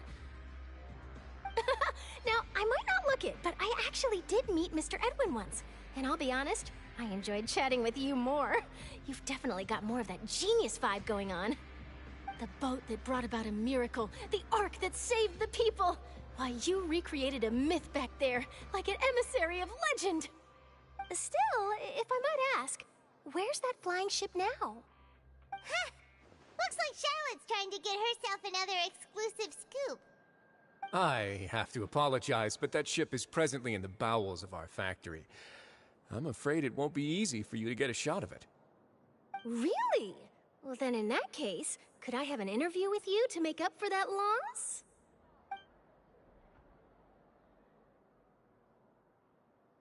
You already know my answer, I'm afraid. Best you interview our head nurse instead. Or perhaps you'd like to take another photo of this couple of researchers? Did you really have to use the word couple? Well, then, 2 solo photos will do. Is my hair messed up? Please, someone help me have a look. Things sure are getting pretty lively here. We've seen this kind of thing before. Oh, seems like everyone's here. Would any of you like to try this new drink I came up with? Ah, Siegeween. Hey, Miss Charlotte. Why don't you, take some pretty photos of our head nurse? Sure. Come on, Miss Siegeween. Over this way. Let's find a brighter spot. Huh? Sure. Do I have to smile? So, how have things been at the fortress?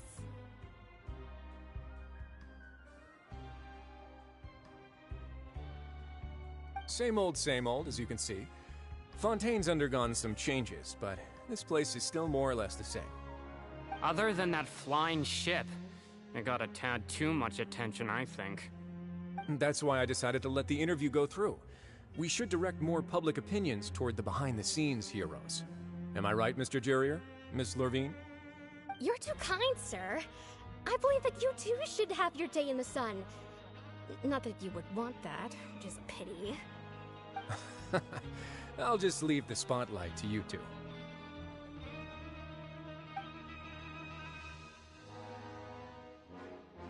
I see. Lots of things happened that day, huh?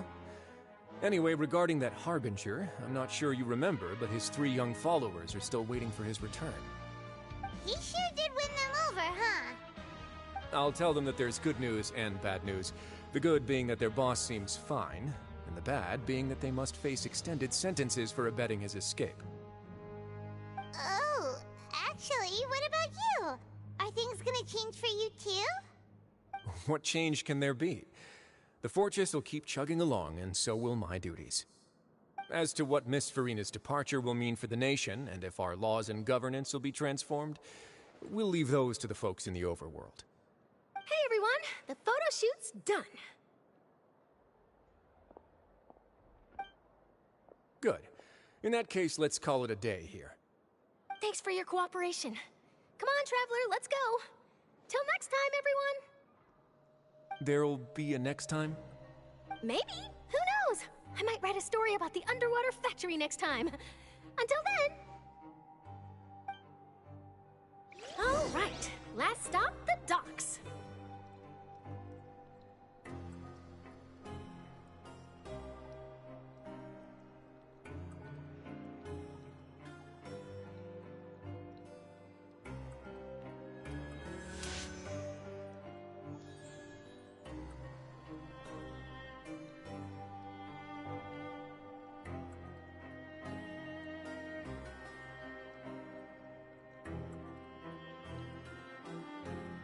I created another universe and founded paradise. For I, Fischl, and the Prinzessin der Verirrten.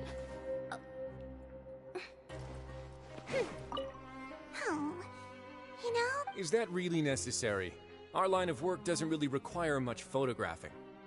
It's precisely because we don't need the picture that they'll have value as keepsakes. You don't really look all that opposed to the idea, you know. Maybe I'm just happy that I managed to once again avoid the spotlight. I think this interview went well either way. Yes, you successfully kept prying eyes away by using Mr. Jurier and Miss Lorvine as shields. Very good. You should be happy for them. They have a bright future ahead of them.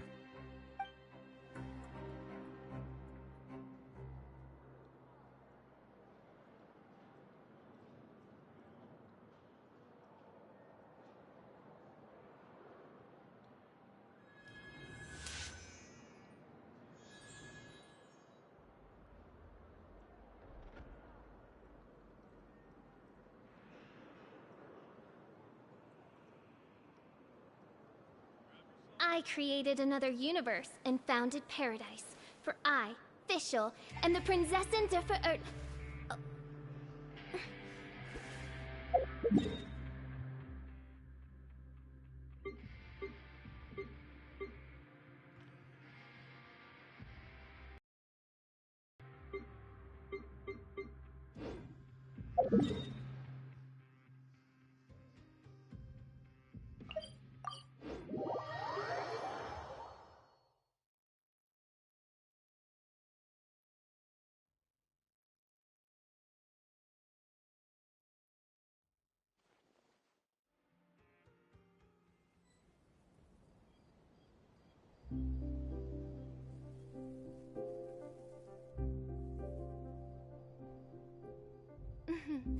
May the glory of the Prinzessin bring light to this world.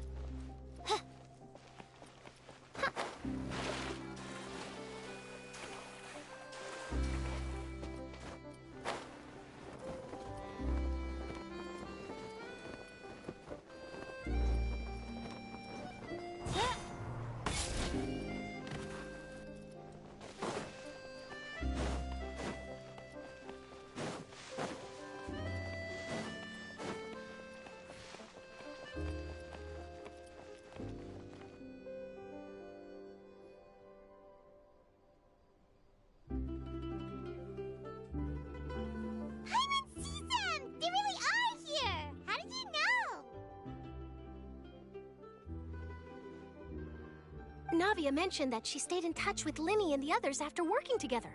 Apparently, they've been at the docks distributing these strange pockets the whole time since. Traveler, Paimon. Ah, and Miss Charlotte, too. Would you like a magic pocket? What sort of gadget is it? It's a wondrous bag that can be used to carry many things. The water level has returned to normal, but if you see any of your things floating around, you can use this to carry them. Or you could trick a friend into doing it for you. Trick a friend? I wonder which of my friends would fall for that.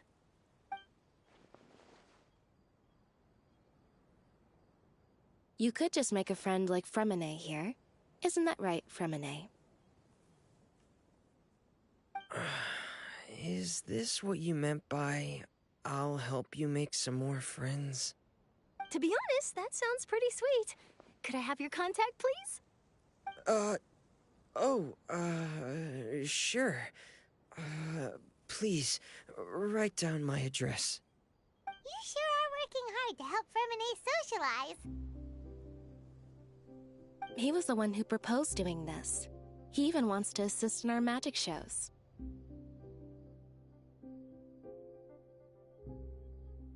Yes, I was planning to first introduce Per as an assistant, and later Fremine himself. In the future, I think we can leave underwater escape magic to him too. That said, would anyone want to see a diver escape underwater? Oh, it'll work out. Every journey begins with the first step. He'll become a part of our show eventually. Lynette, could you come over? Miss Charlotte says she wants to take a picture of us. Got it. My, that Charlotte is rather perceptive. She got rid of everyone the moment she realized I had something to say to you.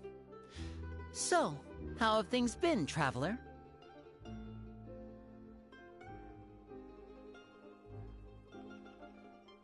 Father says that you did a great deal during the latest events. She's very grateful for your contributions to Fontaine. That's all right. We were more than happy to help. So, what's she doing now? Oh, I guess you haven't heard. Well, after Lady Farina left, Father and Monsieur Neuvillette opened negotiations, during which he gave Fontaine's gnosis to her as a diplomatic gift. A diplomatic gift? A gnosis? Yes, I was quite surprised at first myself. But when I thought it over, there were actually a number of things going for it. It could have been done as an apology for the incident with Lord Child, or as thanks for his help in tying the all-devouring narwhal down. Furthermore, Father did also lend significant aid to Fontaine and Poisson. Well, that's true, but this is a gnosis we're talking about. Doesn't this seem a bit irresponsible? I would agree, but I've also heard that it seems that Monsieur Neuvillette has had a significant change of heart regarding the matter. So there's some reason for this that only Neuvillette knows about? I suspect you'll have to ask him about that yourself. Yes, speaking of which, I did see him strolling around the entrance to the Fortress of Meripede a while back. Isn't he real busy and stuff? Paimon didn't think he'd have the time for that. But back to the topic. The gnosis was given to the knave, right? What about Child?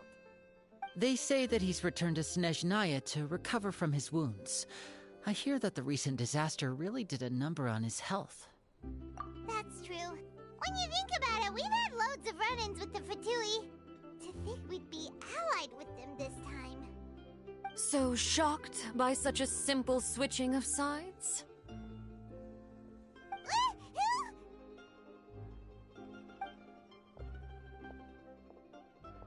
Father! Well, what do you know? Come to the docks to see how my children are doing and meet the traveler by chance. Please do not pay my accomplishments in Fontaine too much mind. I would have done them regardless. Are you going to take the gnosis back to Snezhnaya? That is our duty as harbingers, yes. Don't be too preoccupied with sides. The goal of the Fatui concerns not a single place or person, but the entire world.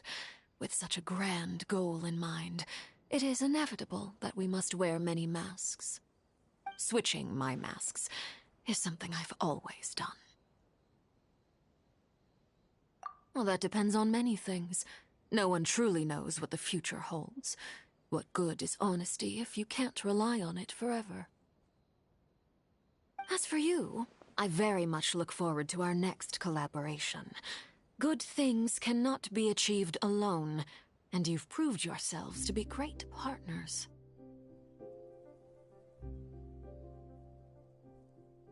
A vision? All right. I'll remember to return it. Thank you for keeping it safe for him this entire time. And that's a wrap for me. Huh? You're... Greetings, Miss Journalist. Hello. If I'm not mistaken, there are diplomatic channels I'll need to report to take a photo of you. That is correct. So forgive me, but I will not be able to serve as a subject in your article. However, feel free to write as much as you'd like about our dear magicians and our upcoming rookie talent. I will. The sea breeze is quite pleasant. I shall continue my walk while the weather remains so agreeable. Farewell. Farewell, Father. Oh, she has such an intimidating presence. I didn't even dare to take a picture. Thankfully, I've already wrapped up all my pre-scheduled interviews. Thank you all. This'll be more than enough for me to write about, I'm sure. Don't be too nervous. Why don't you take a magic pocket before you go? Here, Traveler, Paimon, you take one too.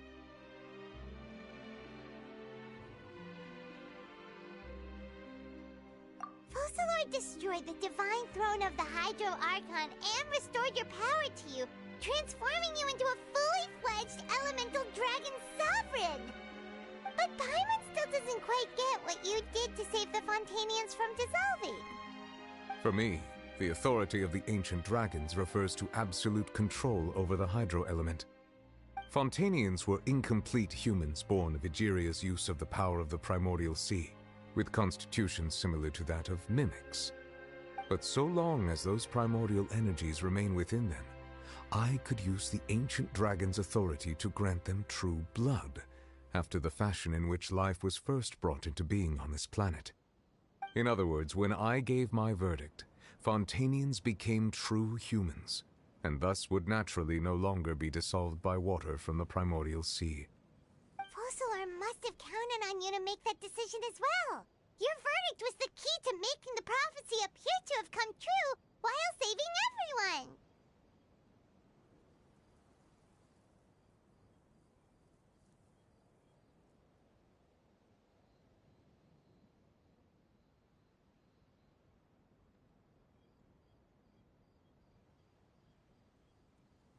Yeah, and in a manner of speaking, Folsolor finally managed to fulfill the original Hydro Archon's wish to turn Oceanids into real people too! It seems from your expressions that you still have more things you wish to ask. Ask away. I will tell you the truth as I know it. I have investigated his case along many avenues, and I have learned that he once fell into an unknown chasm when he was young. But whether it be by sentiment or reason, that should not have been enough to consider him the root cause of the disaster. At most, he would have had tangential liability. As for the judgment passed by the Oratrice during the trial, whether it was due to that liability by association, or Folsolor deliberately using him to buy time for us on the assumption that he would be able to hold the creature off. Guess Folsolor had Fontanians in mind the whole time. In the end, it was thanks to her that they finally became real humans. Hang on a second. Paimon suddenly got another question. Back when Fontanians hadn't yet become real humans, were the children— Life has always flowed like water. Do you recall how Fontanians would often come to the Fountain of Lucine to pray for children? Yeah! Lynette said the fountain is where all the waters in Fontaine converge. In truth, even those couples did not know that such prayers were no mere custom, but instead a form of ritual. Those Oceanids who were blessed within the spring water would later descend as new humans in the coming months. Paimon sorta gets it now. Either way, seems like this ritual won't be of any further use, but it'll probably live on as a local custom. Ask away. I will tell you the truth as I know it. Yeah, about that. Risley said Farina has already left. What's that all about? Ah, Lady Farina. The people are only aware that her death sentence has not been carried out. She abdicated the post of Hydro Archon and left affairs related to that title to me, before leaving the Opera House. I related Folsolor's words to her faithfully and completely. After hearing them, she seemed neither saddened nor comforted. She simply said that she was tired and needed to rest. Having said that, she then packed her things and moved out of the Opera House, not unlike how an ordinary person might. But she's still got a place to stay, right? You need not worry. I will make arrangements to ensure that she will not want for food, clothing, board, or travel. In truth, I am somewhat happy for her. The wear and tear on her spirit will, of course, take time to heal. But now that she no longer has to play the role of Folsolor the Hydro Archon, she can finally lay down her burdens and lead a normal life. What about you then? What are your plans now that you've regained your full powers as the Hydro Dragon? After Folsolor passed on, the Oratrice also ceased to function. This matter will directly affect our trials. After much careful consideration, I've decided to take over its role in our courts. From now on, I shall hear cases and pass verdicts by myself. Looks like you're still considering stuff from the perspective of the Udex, huh? As an elemental dragon, there are indeed many things that I must do. But this power and this duty, in a manner of speaking, you could say that both were granted to me.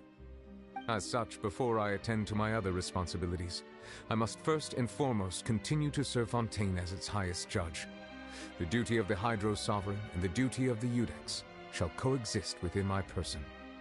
Additionally, the Hydro Archon's departure has brought about another problem, which is that the Opera House shall no longer produce indemnitium. That's true. That power was derived from the people's faith in the Hydro Archon, wasn't it?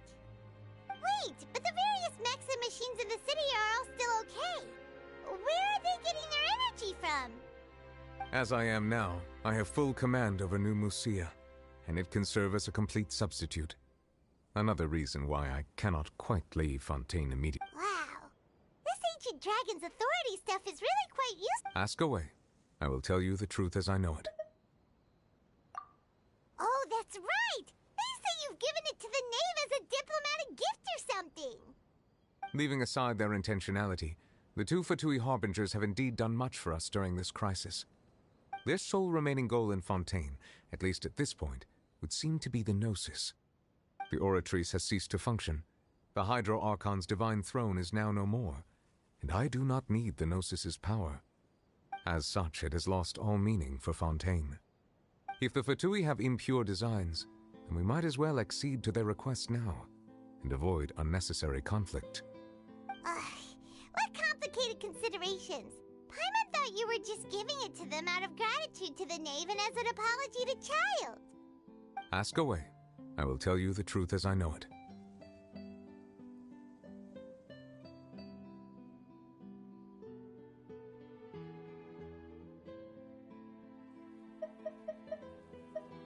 You will soon be heading to Natlan, I presume?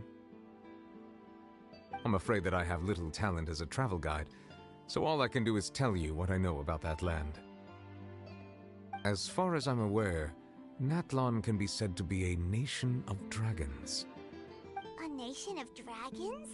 You mean like you? No, I suspect that I would not find myself welcome there. Unlike ancient dragons such as myself, the dragons of Natlan have undergone long years of development and evolution. Large numbers of them have entered a form of coexistence with humanity. Natlan is also the nation of war. War ravages those lands like an undying flame. There is one other piece of information I got incidentally from my negotiations with the knave that I believe may be useful to you. The Harbinger known as the Captain has thrown his hat into the endless ring of war. The Captain. Sounds like a real tough customer. Seriously, everywhere you look, there's a Fatui Harbinger doing their thing. I suggest that you fully prepare yourself before going to Natlan. In the meantime, Fontaine's doors will always be open to you. Ask away. I will tell you the truth as I know it. Hang on a sec. Paimon's still got a question about the Gnosis. When we spoke to Linny earlier, he mentioned that your attitude towards giving away the Gnosis had clearly changed. We guessed that there might be some reason for it that only you were aware of. No wonder the House of the Hearth is the Fatui's intelligence division. They are certainly sharp. So regarding this specific issue, I was just getting ready to share something with you. What is it? In truth, I exchanged some further words with that lady named Skirk after sending you two back to the surface. It went something like this.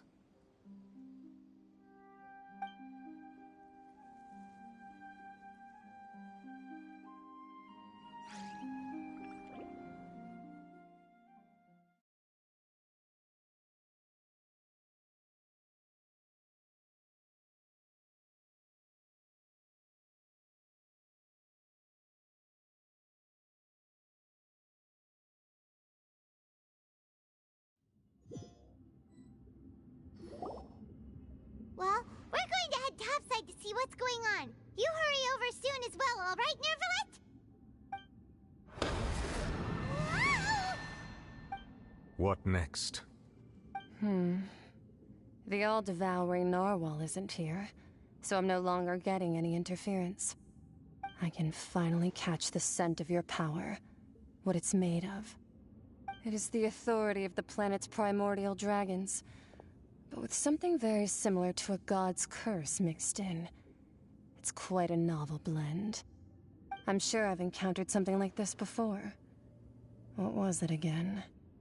I do not know what you speak of. Ah, of course. How could I forget? You should have the remains of the third Descender on your person, yes? Remains? I've never heard of any such thing. Huh. According to your parlance, I believe it may be called a gnosis. Well, that much is true. After Focalor's divinity faded, she handed her gnosis to me. But I fear I have never heard of it described in the manner that you just did. I've been training with my master, the Foul, ever since I was young, and I have never returned to the surface since. So most of the information I possess, I got from him. It is only natural for those who are greater than humanity to possess a different sort of common sense, which is why there are so many problems in our attempts to communicate with humans. Regardless, you should probably get rid of objects of misfortune to prevent any disasters from befalling you. To live in itself is a blessing. But once a person dies, the bonds he once had with this world shall all turn to curses. What do you mean by that? No need to fret. These are just my personal thoughts, and my reason for no longer wishing to return to the surface. This third Descender you refer to, who are they? And when did they die? Master never mentioned them to me. Perhaps it just wasn't that important for me to know. If you're interested, though, I could ask him. I'll be sure to pass the answer on to you next time. Next time? You believe we will meet again? I do. Wait. I have a disciple of my own, don't I? He can be the messenger, then.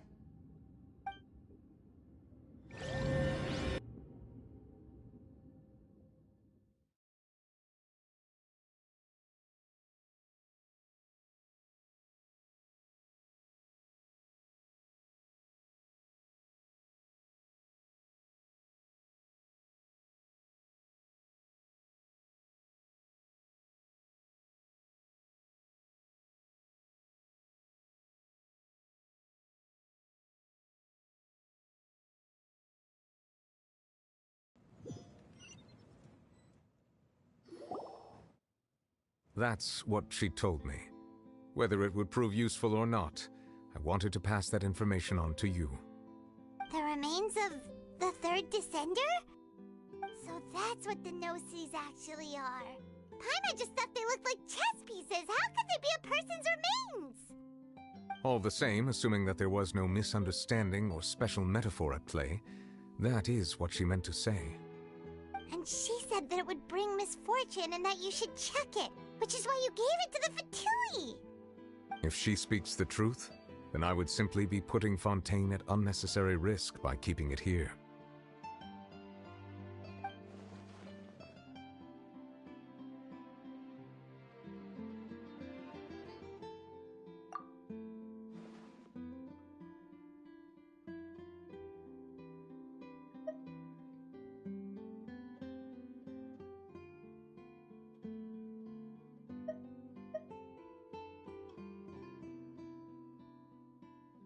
I had guessed that you might already be familiar with this concept, but I did not expect you to be one of them.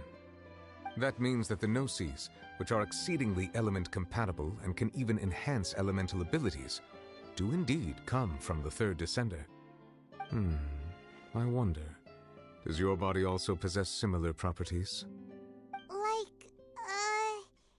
Like being able to use elemental powers without a vision. That does sort of count as special compatibility, right? No, let's not think about this stuff right now. It just feels creepy. Comparing the Traveler to the dead third Descender and all. That's what you say, but this topic still feels like bad luck. Once Child recovers, let's get some more answers out of him. Or go look for his master and get the answers that way. I too believe it unwise to make too many blind guesses when information is lacking.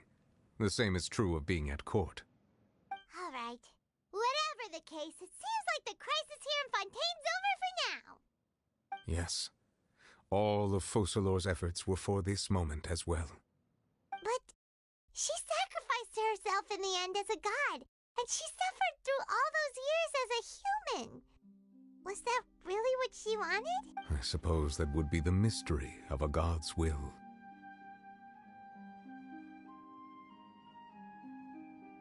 I suspect not. But once in a while, I too would guess that if wishes were like the clouds in the sky, they will one day return to the earth as raindrops. Life flows like water, and rain is the final answer. The water levels may sometimes tilt one way or another, but the rain falls fairly upon all.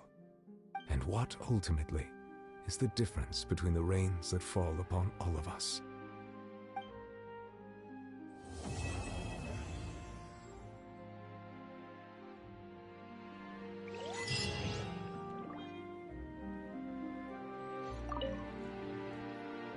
It seems from your expressions that you still have more things you wish to ask. Ask away. I will tell you the truth as I know it.